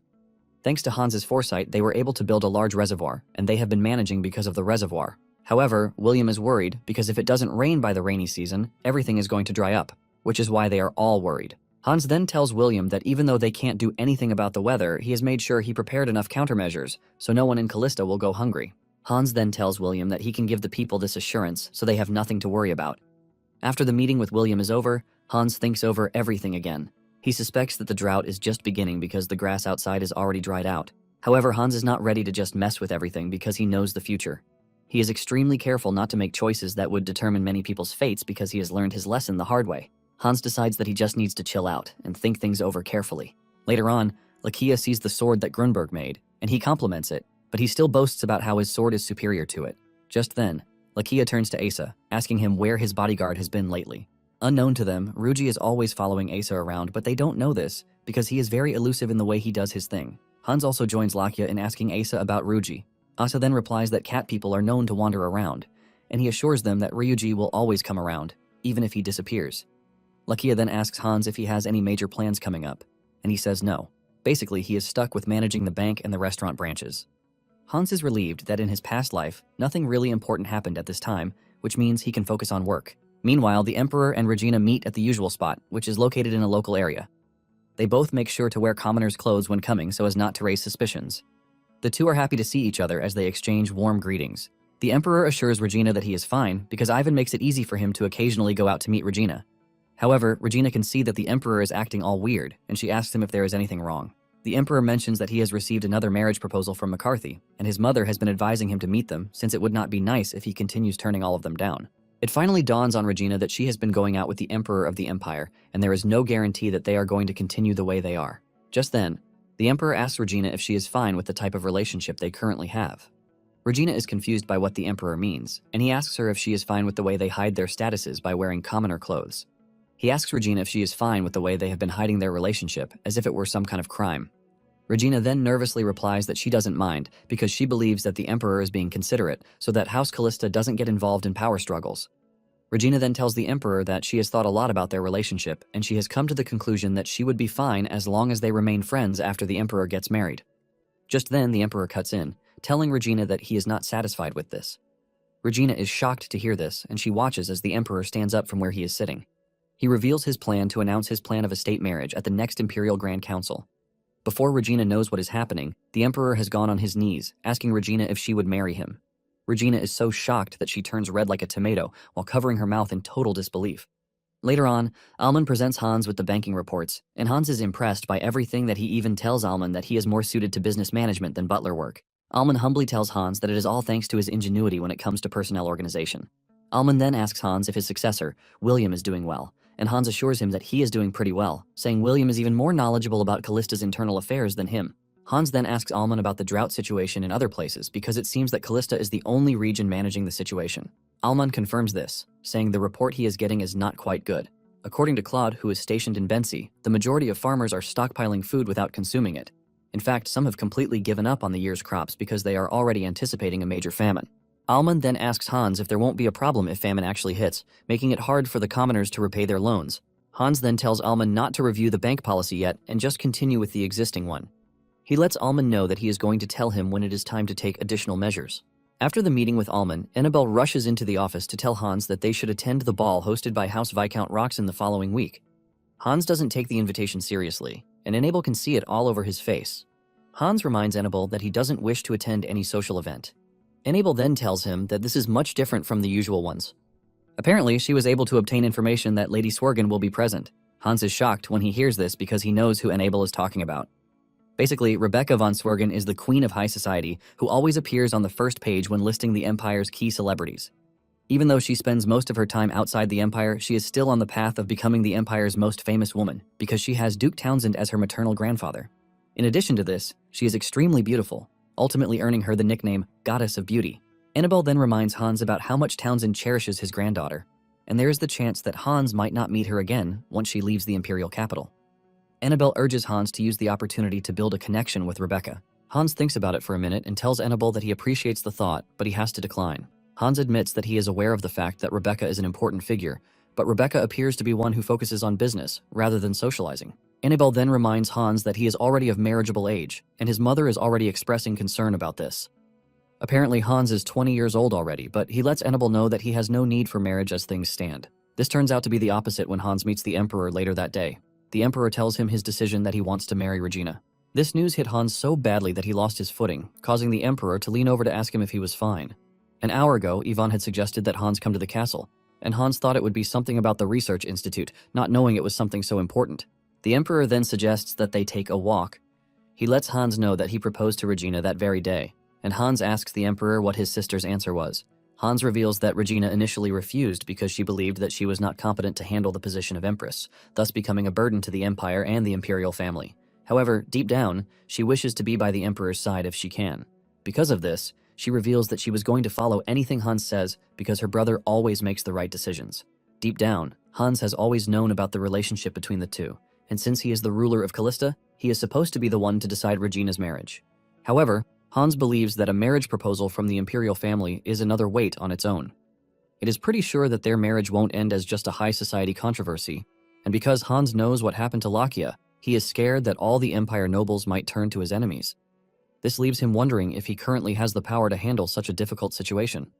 Just then, Hans realizes that they have reached the Empress's court, where there is an abundance of lilacs. The Emperor reveals that the space is the most beautiful and peaceful place within the imperial castle, and he often walks there whenever he seeks solace from loneliness.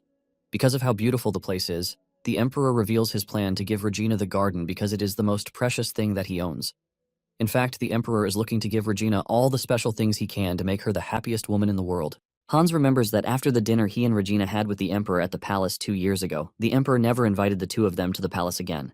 Coupled with Callista Bank's growth at the time, all the nobles' attention would have been on them. Because of this, the Emperor would have been forced to try to protect Callista from the interest and pressure of high-ranking nobles. Hans believes that the Emperor and Regina meeting in secret must have been to avoid the nobles' eyes. However, the Emperor made the decision to bring Hans into the Empress's space out of nowhere. With this, Hans believes that the Emperor might finally be ready to confront the nobles in control. Just then, Hans asks the Emperor if he can ask him one extremely rude and presumptuous question. The Emperor assures Hans that he is free to ask whatever he wants to. Hans then asks the Emperor what kind of world he dreams of building. Basically, Hans wants to know what direction the Empire should change toward. The Emperor thinks about this for a minute, confessing that it is a slightly different question than what he was prepared for. The Emperor then replies that it might sound like a fantasy, but he wishes for a world where everyone has an opportunity. He basically wants a world where people can live as they wish without being bound by status, class, gender, or even origin. It then dawns on Hans that he shouldn't be afraid because he has gained a bit of power in this life. Hans doesn't mind if his people extend beyond his territory, even into the imperial palace, because he now has the power to protect what is his. With this in mind, Hans goes down on his knees, offering his respect to the Emperor and urging him to take care of Regina. Shortly afterward, they hold the Imperial Grand Council meeting, and the Emperor makes it known to everyone in attendance that he has decided to marry Regina. This shocks everyone, leaving them all frozen in their seats. One of them believes that the Emperor is not serious about this because the Callista family is a remote family with no connection to central politics, not to mention legitimacy. In addition, they think the whole thing is too sudden, and the Emperor reminds them that they are the ones who have been urging him to marry. Just then, Duke John Townsend tells the Emperor that he might have grown affection with Regina, but state marriage is something serious and cannot be decided simply. Duke Alan McCarthy also agrees with Townsend, saying these are matters that might shake the Empire's traditions if handled poorly. The Emperor then reminds them that House Callista is also a distinguished noble family of the Empire. The Emperor demands to know with what standard they are measuring the dignity they are talking about. Townsend then mentions that they already provided the Emperor with a list. On their list, they believe that a foreign princess would benefit the Empire. In addition, daughters from befitting houses would complement royalty, and this is why they selected those who wouldn't damage imperial legitimacy. McCarthy agrees with Townsend, telling the Emperor that he must not arrange a marriage because of his feelings, just like commoners do. McCarthy then tells the Emperor that they cannot approve the request. Since the Emperor ascended the royal seat from a young age, he has been voiceless like a puppet, but everything is about to change. Just then, the Emperor asks them where in the imperial regulations what they are insisting was written. He reminds them that his own mother was not from an influential house, and because of this, he asks them if they think the current Empress sullied the Empire's legitimacy. In anger, the Emperor tells them that it is wrong of them to covet imperial authority while invoking traditions without history. With a stern voice and face, the Emperor tells them that he is the master of the Empire, and he is going to be the one to choose the Empress himself. He then adds a condition to it. He lets them know that if they continue to refuse his decision, he will never take an Empress for his entire life. This basically means the imperial line will end with him and the throne will pass to his paternal cousin, Duke McCarthy. Seeing how angry the Emperor is, the council members try to calm him down, but he stands up and walks out of the room. Later that day, Townsend is seen having a discussion with his son, Glenide, about the events that happened at the council meeting. Glenide is confused about the whole thing, and he believes that House McCarthy should be happy, since the throne is going to fall to them if the Emperor doesn't have an heir. However, House McCarthy also didn't welcome the idea, leaving Glenide totally confused. Townsend berates his son, telling him that he lacks foresight. Townsend explains that the Empire boasts about its supreme history, and no matter how greedy the McCarthy House, they will never try to take on a power game. In addition, if it happens, a war will simply break out, which obviously ends in the total annihilation of one side. Townsend reveals that the Emperor sounded totally different from before, and it appears that he has broken off his leash, which means they have no choice but to follow his will. Townsend reveals that he is going to vote for the marriage just to see how far the Emperor's newly gained momentum would go. Townsend is left wondering if Regina or Hans was the one who made the Emperor change. Later on, Hans and Regina tell their mother about the marriage arrangement. Their mother is surprised to hear this, and she berates them for telling her so late. Hans apologizes for this, but little does their mother know that everything happened in just one day. Their mother then mentions that she is not one to interfere in her children's marriages, but at the same time, she lets Regina know that the position of an empress is not something that she can just take on, because she and the Emperor like each other. Hans then tells his mother that he shares her concern, but he assures her that Regina and the Emperor are prepared to face the future and walk together. In addition, Hans assures his mother that he is going to do everything in his power to protect the family. With this, he urges his mother to trust him and Regina on the matter. His mother smiles when she hears this, as she compliments her son because he talks like someone who has been alive for a really long time. Their mother then tells Regina that she has no reason to object because their happiness is all that matters. Regina thanks her mother for the support, and their mother finally reveals that she had known for a long time because she always saw Regina sneak out wearing a commoner's clothes. She then tells Regina to tell her how she met the Emperor. Just then, Hans tells their mother that the Emperor has actually asked to see her. Not long after this, the Emperor meets Owen and her family on the upper floor of the Seabreeze restaurant. Their mother is surprised that they are meeting in a restaurant, but the Emperor assures her that he was the one who requested they meet at the restaurant. Hans then urges everyone to eat their meal, assuring them that the best ingredients were used in making the dish. The entire course of the meeting turns out to be really good, and Hans is pleased to see that his mother is relieved. Ivan is also pleased because he never thought he would see a day when the Emperor would marry someone he loves. Ivan tells Hans that he is grateful because everything turned around when they met him and his sister. Just then, Hans uses the opportunity to tell Ivan that he has a difficult favor to ask him. Ivan is surprised to hear that Hans is interested in hiring his disciples as professors at his academy. It turns out that the Emperor is also aware of the academy being built in Callista. Hans mentions that there has been a decline in magical education, and to cultivate outstanding mages in the magic department, he believes that experienced and capable imperial mages are a necessity. However, he lets the Emperor and Ivan know that their permission is needed, since he is planning to move the disciples from the capital. On the other hand, Hans's mother doesn't appreciate the fact that her son is talking about work in such a place. However, Regina lets her mother know that it is fine because she is also interested in the growth of the academy. Both the Emperor and Ivan let Hans know that they are both willing to give a positive answer to his request, but at the same time, there is no guarantee that the disciples themselves would agree. Ivan reveals that the mages at the Imperial Research Institute are those who refuse to be employed by nobles, even though they are aware that they could amass wealth by becoming nobles' servants. They basically decided to work under the Emperor for value and honor. Ivan mentions that asking this set of guys to become professors at a private academy might be insulting to them. Hans assures Ivan that he understands his worries, and he reveals his plan to personally teach those who will become academy professors, being a sixth circle mage that he is. The Emperor is shocked to hear this because this is basically the first time Hans has acknowledged that he is a mage. Not only this, but he also reveals his circle. Even Regina is stunned to hear that her brother is a sixth circle mage, but unknown to them, Hans is actually higher than that. Ivan, on the other hand, reacts over the top, grabbing Hans's shirt as he asks him if he can apply to teach at the academy.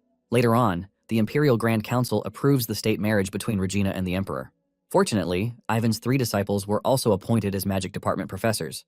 However, the trio is not really pleased with the whole appointment thing, since they don't know about Hans yet. Ivan assures Hans that they are going to come around once they know about him, and they are going to thank him for life. At the same time, Hans is worried that things are going way too well, leaving a bit of fear in him. It turns out that his fear would soon come to pass in the most violent way. Sometime later, Hans, Asa, and Lakia are walking through the street when a supposed pickpocket tries to get to Lakia, but he swiftly takes him down. Asa is surprised that the guy is stupid enough to target a guard knight in plain sight. While the dude is restricted, he starts complaining about how the nobles are fine, while the commoners are hungry. Hans immediately tells Lakia to let the dude go, surprising Lakia. Lakia assumes Hans wants him to release the dude, but Hans tells him not to beat him and hand him over to the authorities instead. Hans is well aware that everything is going south because of the famine, since the farmers' year's harvest is tied to their livelihood. Just then, they return home to see carriages in front of the house, shocking Hans, and he starts to question why there are people at the house. Alman then rushes over to tell Hans that people have been pouring in, requesting to see Hans or Regina. Alman mentions that these people are of high nobility, so he couldn't turn them away. Hans then tells Almund to refuse all audience requests for the time being. In the past, nobles who approached Hans were those in need of emergency funds or facing financial crises.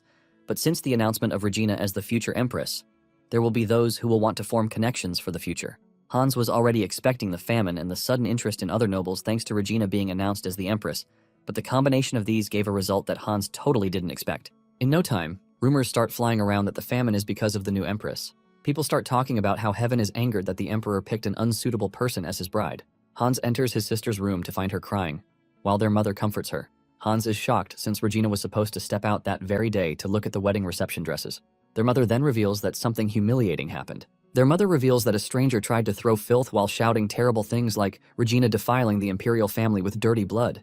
Even though the guard knight was able to stop them and arrest them in time, it shows something horrendous. Hans is left in dismay when he hears this, but Regina pulls herself together and assures Hans that she is fine.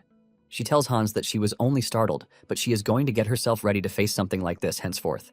Hans then kneels in front of his sister, telling her not to get used to such words because she didn't do anything wrong. Regina burst into tears again, saying, "The people are not wrong because famine has actually struck the land." Regina believes that this kind of thing cannot be helped, but Hans tells her that she is wrong because he can solve the issue. Later on, an announcement is made for everyone to hear. The people are informed that Regina has commanded that relief grain be distributed to all imperial citizens. The people are shocked when they hear that they are going to get free wheat. In the year 858, a terrible famine struck the land, but this is also the same time that relief activities under Regina's name began. When the lord in charge of the slums hears this, he is pissed that Regina is carrying out such an act without his permission. However, his attendant lets him know that Regina is doing this based on her status as the future empress, not as a count. Apparently, it is the duty of lords to take care of their territory and care for their citizens, but these lords basically provide a tiny bit of support during famine. They do this to prevent death while also using it as a way to get the people to be loyal to them. Because Regina is not doing this the usual way that they have been doing it, the lord is pissed off. He believes that Regina is naive, and since the famine is still early, the commoners won't appreciate her effort. Just then, the attendant calls his attention to the fact that the wheat relief program might cause the wheat prices to plummet. The attendant tells him that as of that morning, one bundle of wheat was 8 copper coins. This shocks the lord because as of the day before, one bundle was 60 copper coins. The attendant mentions that House Callista is directly supplying wheat to retailers with a contract stipulating the selling price won't exceed 8 copper coins. The lord almost crashes out in anger when he hears this. He talks about how he hasn't met Hans, but he is already interfering in his territory. His attendant then tells him that the relief program is being implemented simultaneously across all regions in the empire, not just their own territory. The moment the lord hears this, he is left wondering how House Callista is able to get their hands on such large quantities of wheat. Thanks to House Callista supplying wheat across the empire, they were able to stabilize the price hike in wheat. It turns out that this famine relief strategy came to life in a meeting from 2 years ago when Duran von Chenowitz visited the bank for a loan. This was when Duran learned the conditions surrounding the 7,000 gold loan that he wanted to take. Basically, for 5 years, there will be an exclusive supply of 50% of the wheat harvested in his territory to Callista. He was also to pay loan interest this same way. Hans had told him to check the contract and point out whatever he felt was bad for him. When Hans sees that Duran was taking too long, he asks him if 50% was too much. But Duran nervously says no. In fact, he was surprised that the conditions were lighter than expected. Since Hans was lending him 7,000 gold, he could have just asked for 100% monopoly rights. He then asks Hans if he was planning to start a grain distribution business because he knows that Callista currently doesn't have issues with food. In ancient times, it was normal that the rich became richer and the poor became poorer whenever there was a crisis in the land. In Hans's previous life, countless lives were lost thanks to the greed of the nobles. Wheat that usually traded at 5 copper coins rose to 100 copper coins at some point. These caused even farmers to borrow money that they would never be able to finish paying in their lifetime. Since Hans knows this, he has sold wheat that he got from Chenowitz only in an amount that would not affect the market, while storing the rest. Thanks to this, Callista now has wheat reserves that are sufficient enough to distribute among all imperial citizens with plenty left over. In no time, they completed relief in the capital, while other regions kept sending in their requests. Before Hans knows it, he realizes that he has gotten so busy that he doesn't even have time for himself again. Lakia can see how stressed he is, and he asks him why he is directly handling distribution when he could sell wholesale to trading companies. Hans replies that major trading companies cannot be trusted with this because if they secure large quantities from him and they raise the price, it would be hard to control. Asa then mentions that Hans is doing everything differently this time around because the wheat is being distributed in Regina's name. Lakia and Hans are shocked to hear this coming from Asa because he doesn't look like one to think that far ahead. Basically, Asa is right because Hans never planned to use the disaster for political gain. However, he has always tried to avoid conflict with nobles. He even made sure he kept his distance from social events to avoid creating friendships or conflicts. However, Given the fact that Regina has become the Empress, he can no longer maintain neutrality. It is clear as day that House Callista is the imperial family's in-laws. Hans lets his subordinate know that House Callista can now transfer its power to the Emperor, and for the sake of the Emperor, he is looking to take a stronger stance. Lakia smiles when he hears everything that Hans just said. Hans then asks him if Regina is fine because he put him in charge of taking care of Regina in the meantime. Lakia assures Hans that there has been no problem so far. Hans apologizes to Lakia for giving him such an important task, but Lakia lets him know that things have changed. Apparently, all Regina gets whenever she goes to the city is gratitude and cheers. Hans is happy to hear this because it means the relief strategy is working miracles. Just then, Alman informs Hans that the Joel Trading Company has requested an audience. Hans is surprised because he already rejected all audience requests, but when he hears that Ivan is escorting them, he becomes curious. Apparently, Annabelle had previously warned Hans that Joel had some connections with Ivan, and he might one day use that to try to get close to him. Hans finally receives Ivan and Joel in his chambers, and even apologizes for his unruly behavior. Even though Lakia is completely displeased, Hans still tells him that it is nothing to worry about. The dude finally introduces himself as Kirk Joel, and he apologizes for his rudeness. Joel then tells Hans that the reason he came is to obtain the distribution rights for the wheat that Callista has. Hans asks Joel if he knows why he doesn't deal directly with merchants, and Joel confirms this. He mentions that he is also aware of Hans's conviction about putting public interest and the weak first. Joel then assures Hans that what his company seeks is not retail margins, but securing a nationwide distribution network through wheat supply. Because of this, his company is willing to trade at whatever price he sets without adding to it. Joel then continues by saying that Hans would probably be thinking of how he can trust him. Joel then reveals that to build trust, his company is going to transfer its deposits to Callista Bank. This basically means that Joel Trading Company would switch its primary bank to Callista Bank. Even though Callista Bank seized the opportunity to secure deposits and customer numbers during the Sullivan Bank forgery incident, only 2 small-scale trading companies have started using Callista Bank as their primary institution. Basically, larger trading companies with more history prioritize long-standing credit over temporary trends. Hans knows that it would be extremely beneficial if Joel's company, which is among the top 10 major companies, becomes Callista Bank's primary customer. However, the major problem with all of these is that Joel's company's current primary bank is Sullivan Bank. Trying to switch primary institutions as a transaction condition might possibly present itself to Sullivan as trying to steal their customers before their very eyes. To make it worse, the house backing Sullivan Bank is the House McCarthy, leaving Hans the question of what he should do in such a situation. He wonders if it is time for him to finally clash with House McCarthy, who is considered to be the Empire's pillar. After thinking about it for a minute, Hans tells Joel that he will be accepting the deal. Joel is glad to hear this, assuring Hans that it is an excellent choice. Without wasting time, they move down to drafting the contract, and Hans actually made the decision after realizing that he already offended a bunch of nobles by implementing the relief policies. In addition, it is most likely that Sullivan Bank has a beef with Callista already since they suffered massive losses from the check business. After drafting out the contract, Joel is shocked to see that Hans actually set the supply price more generously than expected, which reduces the profit margin for House Callista. Hans then mentions that he is aware that trading companies generally pursue profit, so it is fair of him to give Joel a share to help maintain smooth relations. Joel greatly understands what Hans did with this because it is a simple method of giving to avoid betrayal. Joel is impressed at just how perceptive Hans is, but he assures him that he has nothing to worry about because he cares more about his reputation above all else. Joel then reveals that this is the same reason he has secured a deal with cat people. It finally dawns on Hans that this is the reason Joel was nicknamed the negotiation genius. He is the first person in the Empire, and even remains the only person to have successfully conducted a trade with the cat people. Hans also notices that Joel has been looking in Asa's direction since he entered the room, which means he recognized Asa's identity. Hans is surprised that Joel could recognize Asa in his cat form, and he asks him how he did it because Asa's magical power was not leaking out. Joel then replies that it was a simple method. He mentions that only cat people have such beautiful, magnificent, and luxurious fur. Ivan is shocked when he realizes that the cat he has always been seeing around is a cat person, and he never knew. Joel then walks up to Asa to bow and offer his greetings to him, while addressing him as the son of Shaha. Asa immediately returns to his human form, asking Joel how he knows him. Joel then tells Asa that he might not remember, but he is someone who never forgets anyone he has met before. Surprisingly, Asa doesn't take this very well as he runs out of the room. Later on, Hans walks to the room where Asa is hiding and asks to come in. Hans has always suspected that Asa is from an important tribe among the cat people, but the term Shaha that Joel used points to the fact that Asa is the son of the king of the cat people.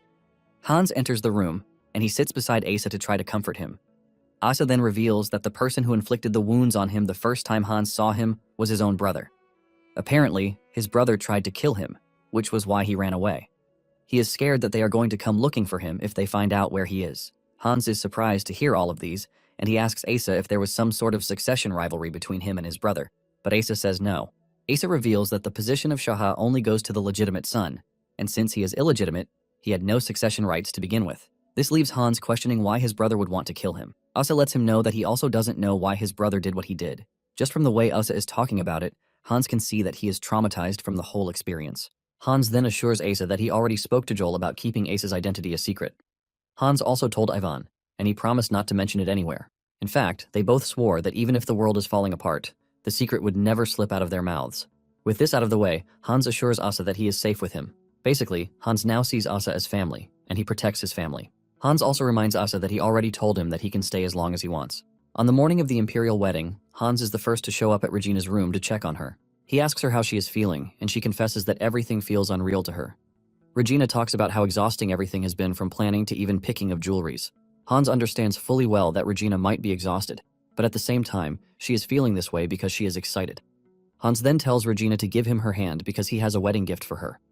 Hans reaches to his neck to remove his necklace, which he places on Regina's hands, ultimately shocking her. Hours later, Regina and the Emperor are joined together at the palace. Originally, state marriages were always very big, but thanks to the ongoing famine, it was held simply within the Imperial Palace. Deep down, it was done this way in concern for public sentiment. At the venue, Ivan made sure to set up defensive magic around the banquet hall. The weapon inspection at the entrance was also thorough, so Hans believes that he can at least relax a bit. However, he had prepared beforehand because the necklace he gave to Regina was an artifact. This is why Regina was shocked when Hans gave it to her. Hans urged her never to take it off her body and also not to tell anyone about the necklace's effects. Regina then asks Hans if the Imperial Palace is a dangerous place, and Hans confirms this, telling Regina that she can't trust anyone inside. Now at the banquet hall, Hans hopes Regina will never have to use the necklace. Once they are done with the official wedding, they move to the reception, which is also the beginning of the real social warfare. This is simply a gathering to build connections with influential nobles as the Emperor's brother-in-law. In no time, Hans meets with Duke Townsend, and Hans offers his respect to the man. The two shake hands, and by the time Townsend is done, Hans can feel immense pressure from their encounter, which is far greater than when he met Sullivan. With this, Hans can clearly see that Townsend doesn't have good intentions toward him. He wonders if what Townsend did was a silent warning or just an intimidation. Just then, Hans is informed that Prince Carlisle of Garcia requests to greet him. Just as usual, Hans walks over to offer his greetings to the prince who came from a long distance. Carlisle is shocked when Hans greeted him in his native language, forcing him to ask if he speaks Garcia too. Hans then lies that he learned basic conversation, even though this is thanks to the knowledge he received from the dragon. Carlisle immediately grabs Hans's hands, complimenting the fact that he is the first person in the Empire to speak in such perfect conversation. Carlisle talks about how no one in the room understands Garcia. In fact, his interpreter is pretty useless, leaving Carlisle totally frustrated. It soon spreads across the room that Hans can speak Garcia, which has made it easy for Carlisle to talk the way he wants. This leaves the people wondering if Hans is interested in trade, which is why he knows the language of Garcia. Just then, Hans hears a sweet voice behind him, and when he turns around, he gazes upon an extremely beautiful lady. She commends Hans for his fluency in a foreign language.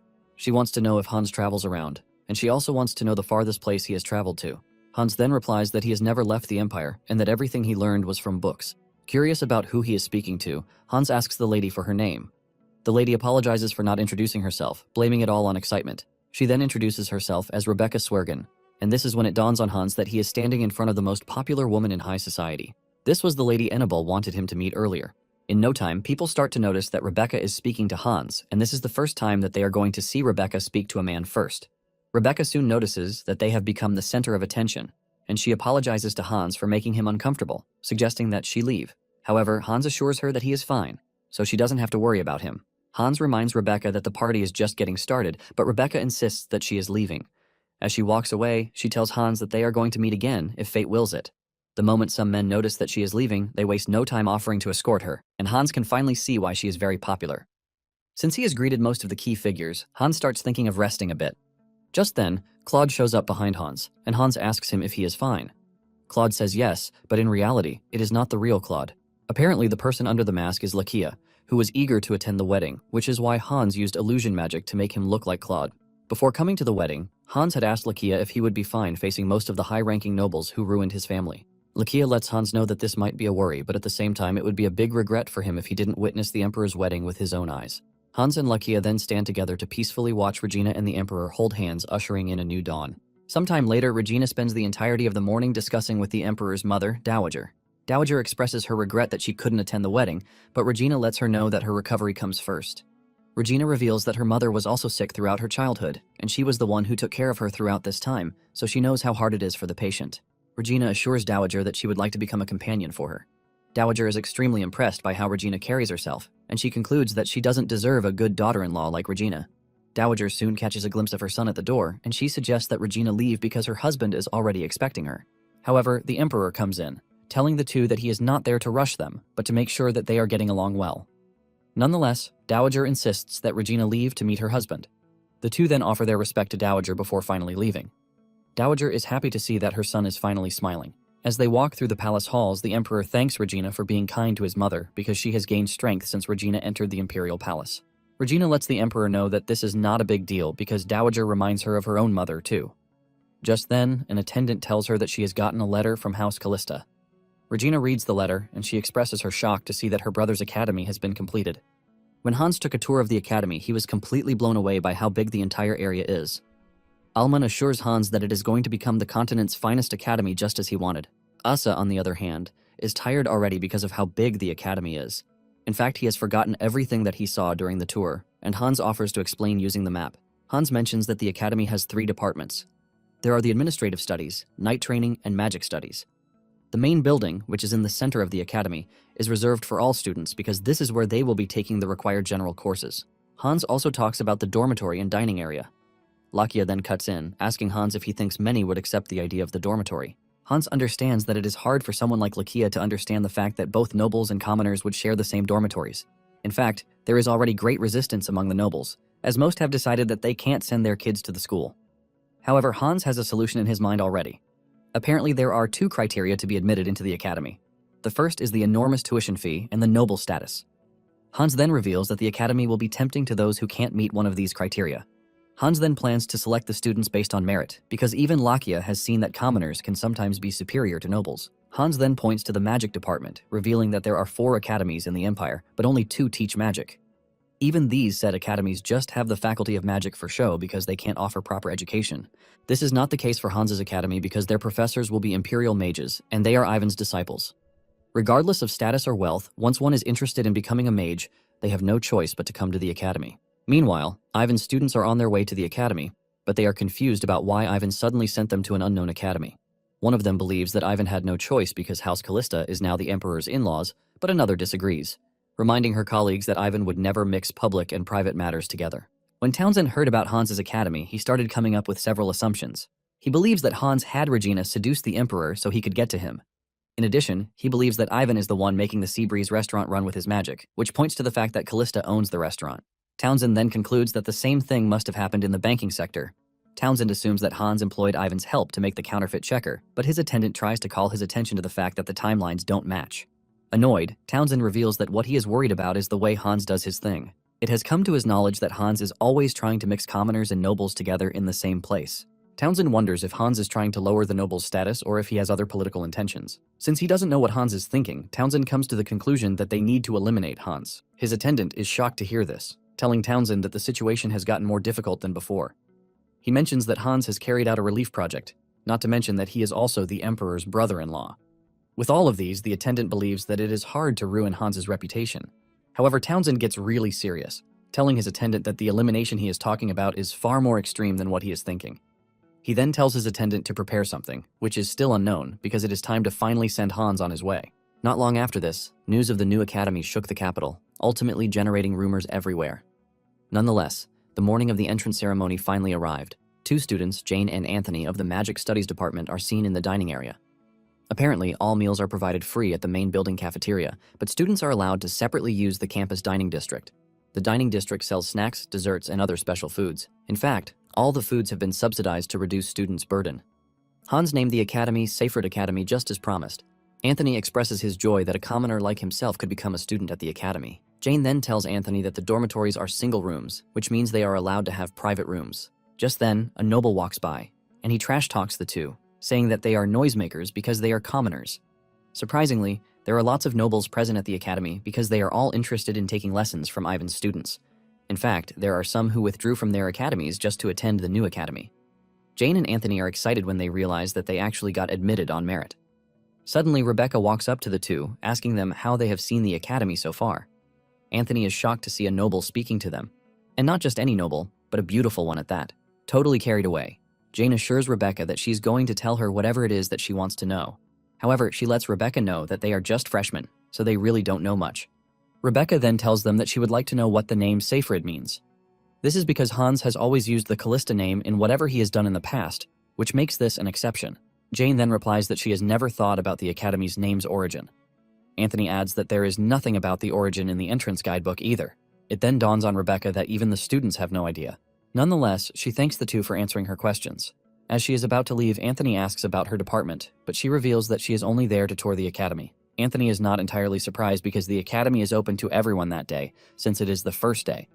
In fact, there is a reporter on the Academy grounds. The moment the reporter catches a glimpse of Rebecca, the Wanderer, he raises his camera to take pictures of her. He already suspected that she would not miss such an important event thanks to her wanderlust. Basically, Rebecca is addicted to exploring and visiting new places that she knows nothing about. Rebecca figures out that most of the nobles still can't believe that they have to share a place with commoners, while the commoners, on the other hand, are exhilarated. With this, Rebecca confirms her hypothesis that Hans is a very interesting person. Suddenly, Rebecca spots a man in the distance, and she realizes that there is something off about him. Just then, she locks eyes with the man, and his different eyeball colors immediately give away the fact that he is Marquis Krauser. However, Krauser turns around and starts to leave. Apparently, Krauser was able to figure out who Rebecca is, and since she is Townsend's granddaughter, he assumes that he has to be careful. Krauser soon walks past another seemingly interesting individual, leaving him to wonder exactly what Hans has brought to the Academy. Moments later, the students are required to report to the main hall. Some of the nobles can't believe that they have to share the same hall as commoners. Not long after this, the chairman of the Academy, Hans, steps out to address everyone. He thanks everyone for coming far and wide, and he declares the ceremony open. In his speech, Hans tells the students and their parents that the core principle of the Academy is equality. He talks about how he wants to give everyone the chance to study and to create a positive cycle where the knowledge is given back to society. The parents are blown away when they see just how young Hans is. This leaves them wondering just how he is able to know so much about education. Some even believe that Hans was able to build the Academy through the money he got from the bank. Meanwhile, Ivan's students can hear the parents talking, and they easily figure out that the parents don't trust Hans.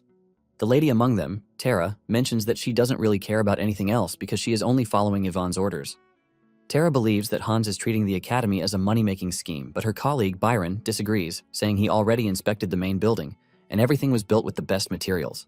Byron believes that there is no way Hans would have spent so much money on everything if he didn't genuinely love magic. On the other hand, the third guy, Porto, is not impressed because he believes Hans just has money to build the Academy, but doesn't know anything about magic. While giving his speech, Hans can sense some foreign mana in the air, and since he doesn't know if it is because of Yvonne's students, he decides to focus on the entrance ceremony in the meantime. On the other hand, Lakia and Asa are standing in the distance, watching Hans deliver his speech. Asa talks about how smooth Hans is with the speech, as if he has lived twice. Lakia then tells him that Hans is able to do this because he took his time to prepare the speech. Lakia then teases Asa, talking about the fact that he has not wandered off, which is so unusual for him. Asa replies that the day is different from every other, and in addition to this, he believes that something is off. Suddenly, Asa's senses react to something sinister, causing him to leap off from where he is. Lakia grabs him to calm him down, but before they know it, the roof starts coming down. Panic immediately erupts in the hall, as one of the nobles blames the collapse on the inferior material that was used. However, his wife screams at him, telling him to get their daughters to safety first. Everything continues getting worse, and Lakia urges Hans to get out of the building while they help evacuate the building. Hans tells everyone to calm down, and just as he is about to cast his magic, he realizes that he is being held back by something unusual. He immediately realizes that he is being restricted by the same energy that is shaking the building. Without a doubt, he realizes that he is under a hold spell, which means a mage is behind the whole thing. As the chaos unfolds, Porto wants to try and do something with his magic, but Tara grabs him, suggesting that they get out of the building first. Hans almost loses his mind when it dawns on him that there is a mage in the building who is trying to kill everyone. Just as expected, the suspicious dude from earlier is behind the whole thing, and just as he is about to start celebrating, Hans shatters the hold spell restraining him. The bad mage sees this, and fear grips him, but it is already too late because Hans is now pissed and his eyes have turned yellow. The evil mage is so scared that he loses his footing and crashes to the ground. Just then, those who are still in the hall see Hans floating in the air. Even Asa is surprised that Hans is exposing himself as a mage. However, Hans knows that he is in a delicate situation, which is much different from the flood. He knows he has to protect everyone from the debris because if the building collapses, it is going to be a much greater disaster. He figures out that he needs a spell that is overwhelmingly strong and delicate at the same time.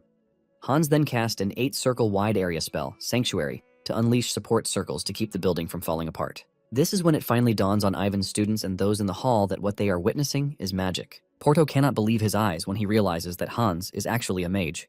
Seeing that people are distracted, Lakia screams at the top of his voice, urging the mages to evacuate the people first. Just as the people are exiting the building, Hans moves over to the scared, evil mage to confront him. Once they are outside, the exceptionally rude noble starts talking about how he is leaving for his territory immediately. But his daughter Ayla refuses, telling her father that she wants to remain at the academy so she can study there. The noble argues with his daughter, telling him that the buildings were poorly constructed and the same thing might happen to the other buildings later. However, Ayla disagrees, reminding her father that he just saw the magic that he used. She lets her father know that the other academies are useless when it comes to teaching magic, and her father knows it. Ayla talks about how Hans appears to be an incredible mage. In addition, she believes that the incident might have been caused by an attack. Her father asks her what she means by this, and she reminds her parents that Hans was moving close to a strange man as they exit the building. She believes that the man was guilty about something, which was why he couldn't move from where he was. Since everything doesn't appear to be an accident, the noble decides that he's going to wait around to hear the outcome of the investigation. Just then, one of the nobles rushes over to grab Porto, demanding to know why he is not attending to her wounded son. Porto calms the woman down, telling her that her son's injuries are minor, and it is common sense to attend to those who have critical injuries first. Her son agrees with Porto, telling his mother that he is not badly hurt, so others should be attended to first. Because healing magic is extremely difficult to wield, Porto believes that it is right that they attend to those who really need the care. Just then, Tara shows up to tell Porto that she and Byron have attended to all those who have minor injuries, but they have used up their mana in the process. Porto then replies that he is going to finish up the rest. However, one of the mothers hears the trio talk about their mana exhaustion, leaving them questioning what can be done, since some of the kids are dying. Porto then apologizes to the woman, telling her that mages are not all powerful beings who can just heal critical wounds. However, Hans steps out at the right, and he demands that they show him the kids who need attention. While Hans is being led to where the kids are, Tara is shocked to see that Hans's eyes are back to normal, because she clearly saw that they were yellow before. The butler then shows Hans the two critical patients who have severe conditions, which have stopped them from attempting healing magic. Apparently, they have already requested emergency carriages from the nearest clinic. Hans ignores what the dude is saying, and he kneels close to the two to place his hands on them. When Porto sees this, he believes that Hans is fooling around because magic is not some omnipotent power that can just heal injuries like that. Basically, third-level basic healing spells are even dangerous enough, not to mention attempting to heal critical injuries. Surprisingly, Hans pours an extremely large amount of mana into the two to instantly heal them. This leaves the witnesses in total disbelief because Hans healed the two completely, leaving no scar on their bodies. This is when it dawns on some that Hans might actually be on the same level as Ivan. However, Porto is not a fool, and he can clearly see that Hans is way above a fifth circle mage. Hans manages to walk a few steps before losing his footing, thanks to exhausting himself. Fortunately, Lakia is able to catch him. He asks him if he is hurt, but Hans lets him know that he is fine, but only ran out of mana. Hans then asks Lakia if he was able to catch the evil mage, and Lakia says no. He reveals that Asa is currently watching over him, and it is important to note that the evil mage didn't resist. Lakia then urges Hans to leave the rest to them, since all the injured have been taken care of. Just then, Lakia felt the overwhelming presence from before again. He can see Krauser standing in front of him, but he has no idea that he is the one. Even though there is no killing intent from Krauser, Lakia could clearly see that he is dangerous. Krauser stares at Hans and Lakia for a few seconds before suddenly walking away, leaving Lakia totally confused. Hans notices that Lakia is worried, but Lakia urges him not to worry because it is nothing serious. He then suggests that they head back to the castle as quickly as possible. Shortly afterward, Regina and her husband arrive at the Callista castle.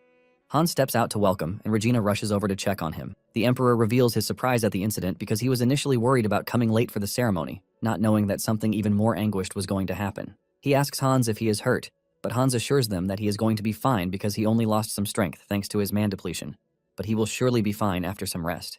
The Emperor then asks if it was an accident, but Hans lets them know that it is more serious than they think.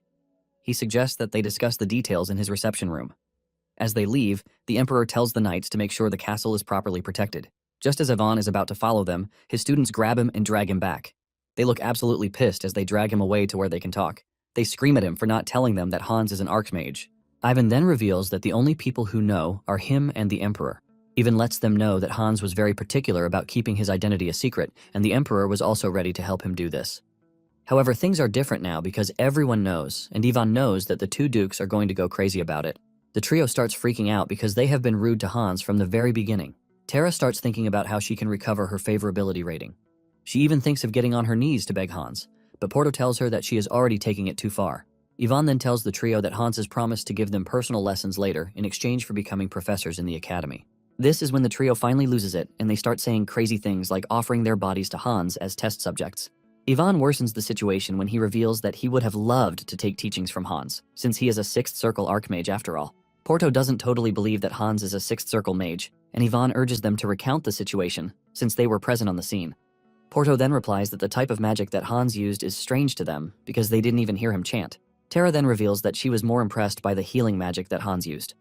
Ivan is left in total disbelief when he hears that Hans actually used healing magic. Tara explains that she is completely lost at how Hans structured his mana to have been able to heal 2 critically injured people. Just then, Byron mentions something peculiar, which is the Academy's name.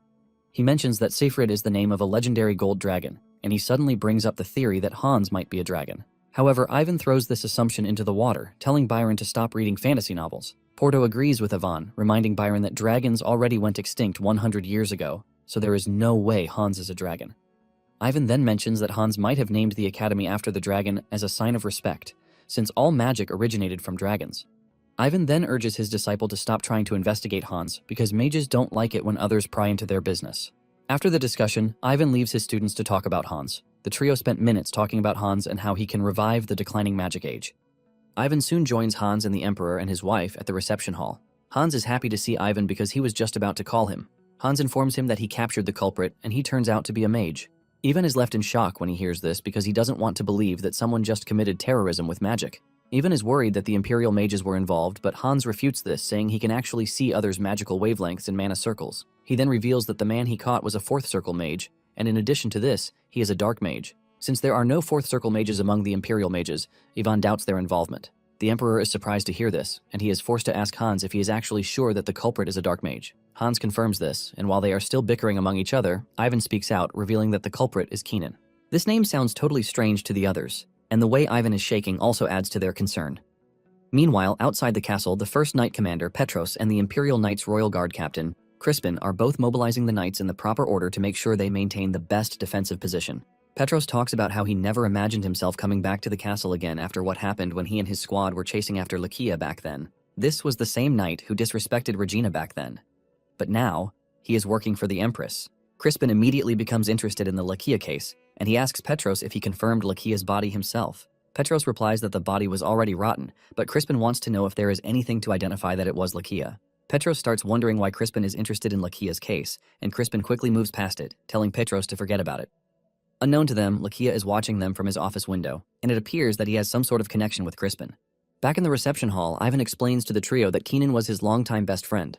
He was considered to be an outstanding genius among the Imperial mages, and when he became the first in their generation to successfully use 4th circle magic, the entire research institute was left buzzing with admiration. However, there are some who are not pleased with the fact that a commoner like Keenan rose to success. Shortly after, Keenan was approached by 2 mages who showed him a supposed 4th circle magic formula.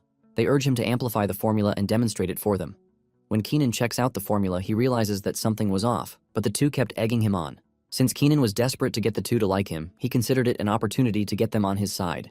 Keenan activates the formula, and it turns out to be dark magic, which ultimately takes over him. Basically, dark magic is unlike normal magic that uses the caster's own mana.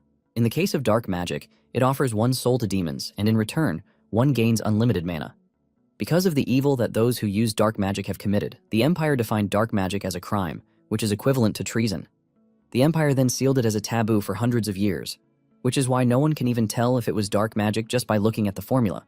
Keenan tries explaining to the judges that he was tricked, but they dismiss his claim, telling him that he already used dark magic, so there is nothing to be done about it.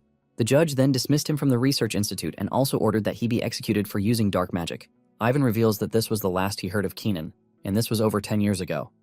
Ivan assumed that Keenan had been killed, but with the emergence of this new dark mage, Ivan believes that it is none other than Keenan. Hans then suggests that Ivan see Keenan personally so he can confirm if his hunch is right. Hans then leads them to the basement, and the Emperor is surprised that there are no guards present there. Hans lets the Emperor know that there is no need for guards, and suddenly, the Emperor realizes that Ivan is covering his face. He asks him if there is anything wrong, and this is when Hans remembers what he did. He apologized because he forgot to mention that he had already set up a barrier in the prison so that he is the only one who can use magic. Since Ivan's magic has worn off, Hans tells him that he will gladly look away if he is not comfortable about showing his real face. Deep down, Ivan is only wondering at just how powerful Hans seems to be because he is able to cast a mana-blocking barrier that allows only specific people to use magic. Ivan is blown away because he hasn't even heard of such magic before, and this tells him that Hans is way ahead when it comes to magic. Just then, they arrive at the cell, and Keenan dashes away from the door when he spots Ivan. Ivan confirms Keenan's identity, telling Hans that he is the one. Hans is surprised to hear this, but then he lets Yvonne know that there is a slight problem. He tells Yvonne that Keenan doesn't appear to be in the right state of mind because he can't even have a civil conversation with him. Yvonne then asks how Keenan ended this way, and Hans replies that he has no idea. Hans mentions that from the moment they arrested Keenan, he has been acting weird. Hans tells Ivan that he can confirm that Keenan used dark magic, but since he is in bad shape, they can't charge him yet. The Emperor suggests that they turn the investigation over to the Imperial Palace because they need to know why a death row inmate appeared in the Callista territory. Ivan, on the other hand, is still trying to understand the situation because Keenan is someone who couldn't even hurt a fly. Suddenly, Keenan comes to his senses, and he recognizes that Ivan is the one standing behind the locked gate. Meanwhile, Lakia and Asa have made their way to the top of a tower to get a good look over the house. Lakia mentions that they are doing this because of the suspicious dude that he saw at the academy. Lakia confirms that this dude is strong, but he can't say if he has bad intentions or not. Since Lakia is exhausted and the Emperor and his wife are at the castle, Lakia believes that they must stay on their guard to avoid any major casualties. Asa mentions his surprise that Lakia called him along for the watch, since he is always complaining about his presence. Lakia has no choice but to swallow his pride and reveal that he can't take on Krauser alone with what he has seen. Asa is surprised to hear Lakia say this, and he assures him that they have nothing to worry about since cat people are best at detection. Asa is still running his mouth when he suddenly spots Krauser in the distance, and he calls Lakia's attention to this. Lakia confirms that it is the same person he saw, and before they know it, he vanishes right in front of them. Seeing this, Asa is forced to admit that Lakia is right about their capacity to be able to handle Krauser. After they are done with their scouting mission, Asa and Lakia visit Hans in his chamber to tell him about what they saw. Lakia mentions that he has seen him at the academy earlier and at the house too, which means Hans is his target. Lakia reveals that he and Asa tried to handle the situation, but it appears that they are no match for Krauser. Lakia then tells Hans that he needs to be really careful. Hans is surprised to hear this because he had earlier placed a light surveillance magic around the castle, which should have detected outsiders entering or moving around. Since he couldn't sense the intruder, Hans figures out that the person is a mage. Meanwhile, Ivan the Emperor and Regina had no choice but to stay back at the castle thanks to the whole issue. Ivan had asked Hans if he could speak privately with Keenan. Hans initially refuses because Keenan committed a grave offense, but Ivan assures Hans that he is not trying to get Keenan out of the mess he made. In addition, the Emperor lets Hans know that he can trust Ivan because he is not one to mix personal business with state issues. Thanks to everything going on, Hans assumes that Krauser is working with Keenan, and he might even commit another crime soon. Hans then concludes that he has to raise the defense level of the castle to the highest. A few days later, Hans's mother also rushed down from the capital after hearing the news. She mentions that the entire empire is already in an uproar, as they talk about a new archmage being born. Owen knows her son is a mage, but she is curious to know if he is different from the other mages. Realizing that his family members are curious, Hans decides to come clean, and he tells his mother and sister that he is not an ordinary mage. He mentions that he is a dragon's successor, leaving the two totally shocked. Owen asks him how this is possible since dragons have gone extinct a long time. Hans then decides to explain everything to them, and after hearing his explanation, Owen expresses her surprise that there is a dragon lair in the Compton Mountains. Regina adds that she remembers that Hans started acting strangely around that time. Owen also understands why her son had to keep quiet about everything because the Compton Mountains border the Townsend and McCarthy territories. If they had discovered the lair, it would have led to a war to try to secure it. However, Hans's wisdom is able to prevent them from falling into war. Owen then asks Hans if the recent incident is related to the dragon lair. Hans replies that he is not sure, but he is convinced that someone wanted to eliminate him under the guise of destroying the building. Owen then asks Hans if he is scared because no matter how strong he is still her son. She urges him not to try to shoulder everything by himself, telling him that he can share with the family anytime he is feeling overwhelmed. Regina supports her mother, reminding Hans that she is now an empress, which makes her pretty reliable. Owen realizes this, and she expresses her relief that her children are at the top of their games. Deep down, Hans is not scared for his own life, but he is afraid that his family might get hurt and he won't be able to protect them. Later that night, Krauser returns to the castle and he notices that there is a strong barrier this time around. However, this is still not enough to stop him, as he is able to break through the barrier to get access to the compound. Hans is in his room when he senses the subtle twist in mana in the barrier, but he is confused, since there is no reaction from the barrier. Before he knows it, Krauser enters his room via the window. Fear grips Hans when he realizes that his six-circle barrier magic was breached. Surprisingly, he doesn't sense the same energy as Keenan from the intruder. Just then, he gets a closer look at the intruder, and the moment he sees that he has different eye colors, it dawns on him that the person standing in front of him is Krauser. Hans mentions his name, and Krauser is surprised that Hans knows him. Deep down, several questions are running through Hans's head as he tries to figure out if Krauser has been the one behind everything so far. Out of nowhere, Krauser hits Hans with a surprising question. He asks him why there is dragon energy oozing out of his body because he could see that his body is human, but his magic is that of a dragon. With a stern and dangerous voice, Krauser asks Hans what he is, and this question leaves Hans peeing his pants. Hans remembers what Lakia and Asa told him about Krauser, and putting all of these together, Hans concludes that Krauser is extremely dangerous.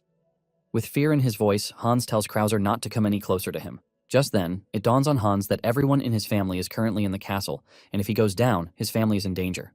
Desperate to protect his family, he fires an airburst spell, but to his surprise, Krauser remains still with no attempt to dodge the attack. Shockingly, the attack hits, but it gets annihilated, ultimately posing zero danger to Krauser.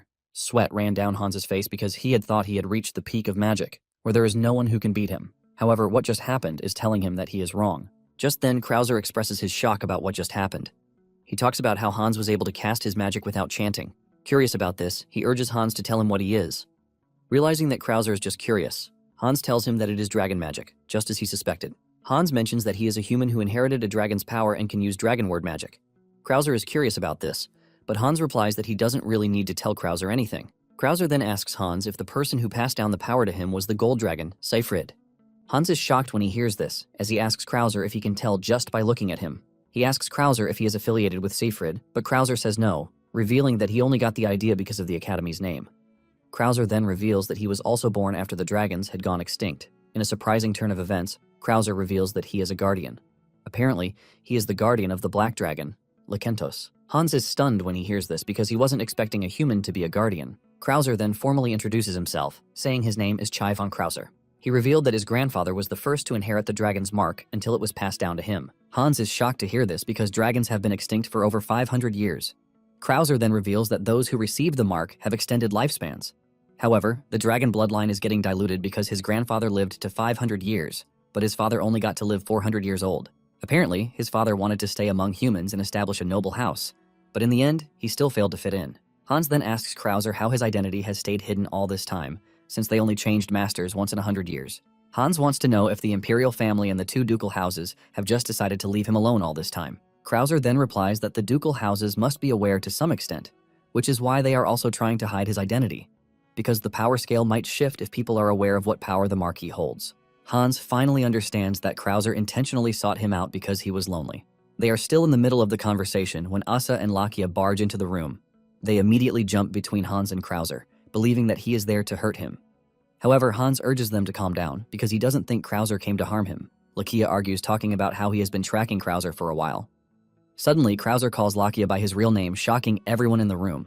They start asking him how he is able to figure out Lakia's real identity. Krauser then reveals that the eye bestowed upon him by the dragon is the eye of truth. This basically means he can discern all falsehoods, no matter how carefully they are placed. Hans then finally explains to Asa and Lakia who Krauser is, and it dawns on Lakia that Krauser is the one Hans has been searching for. Hans suggests that they address Krauser formally, but Krauser rejects this, telling them to call him by his name. Hans is shocked to hear this, and Krauser tells them that it makes him more comfortable if they address him plainly. Hans tries to remind Krauser that there is a hierarchy, but Krauser refuses. He tells Hans that titles are just a rule humans made. Since guardians are made to serve dragons, Krauser makes the shocking declaration that he is going to serve Hans too. This leaves the entire room in shock, but without thinking twice, Hans rejects the request. Hans believes that he's had enough family members to be responsible for already, and he is not prepared to add another. Well guys, that's the end of the video. If you like this video, comment next part in the comment section. Also subscribe to the channel, hit the bell, and like the video. Thank you for watching, and see you next time again.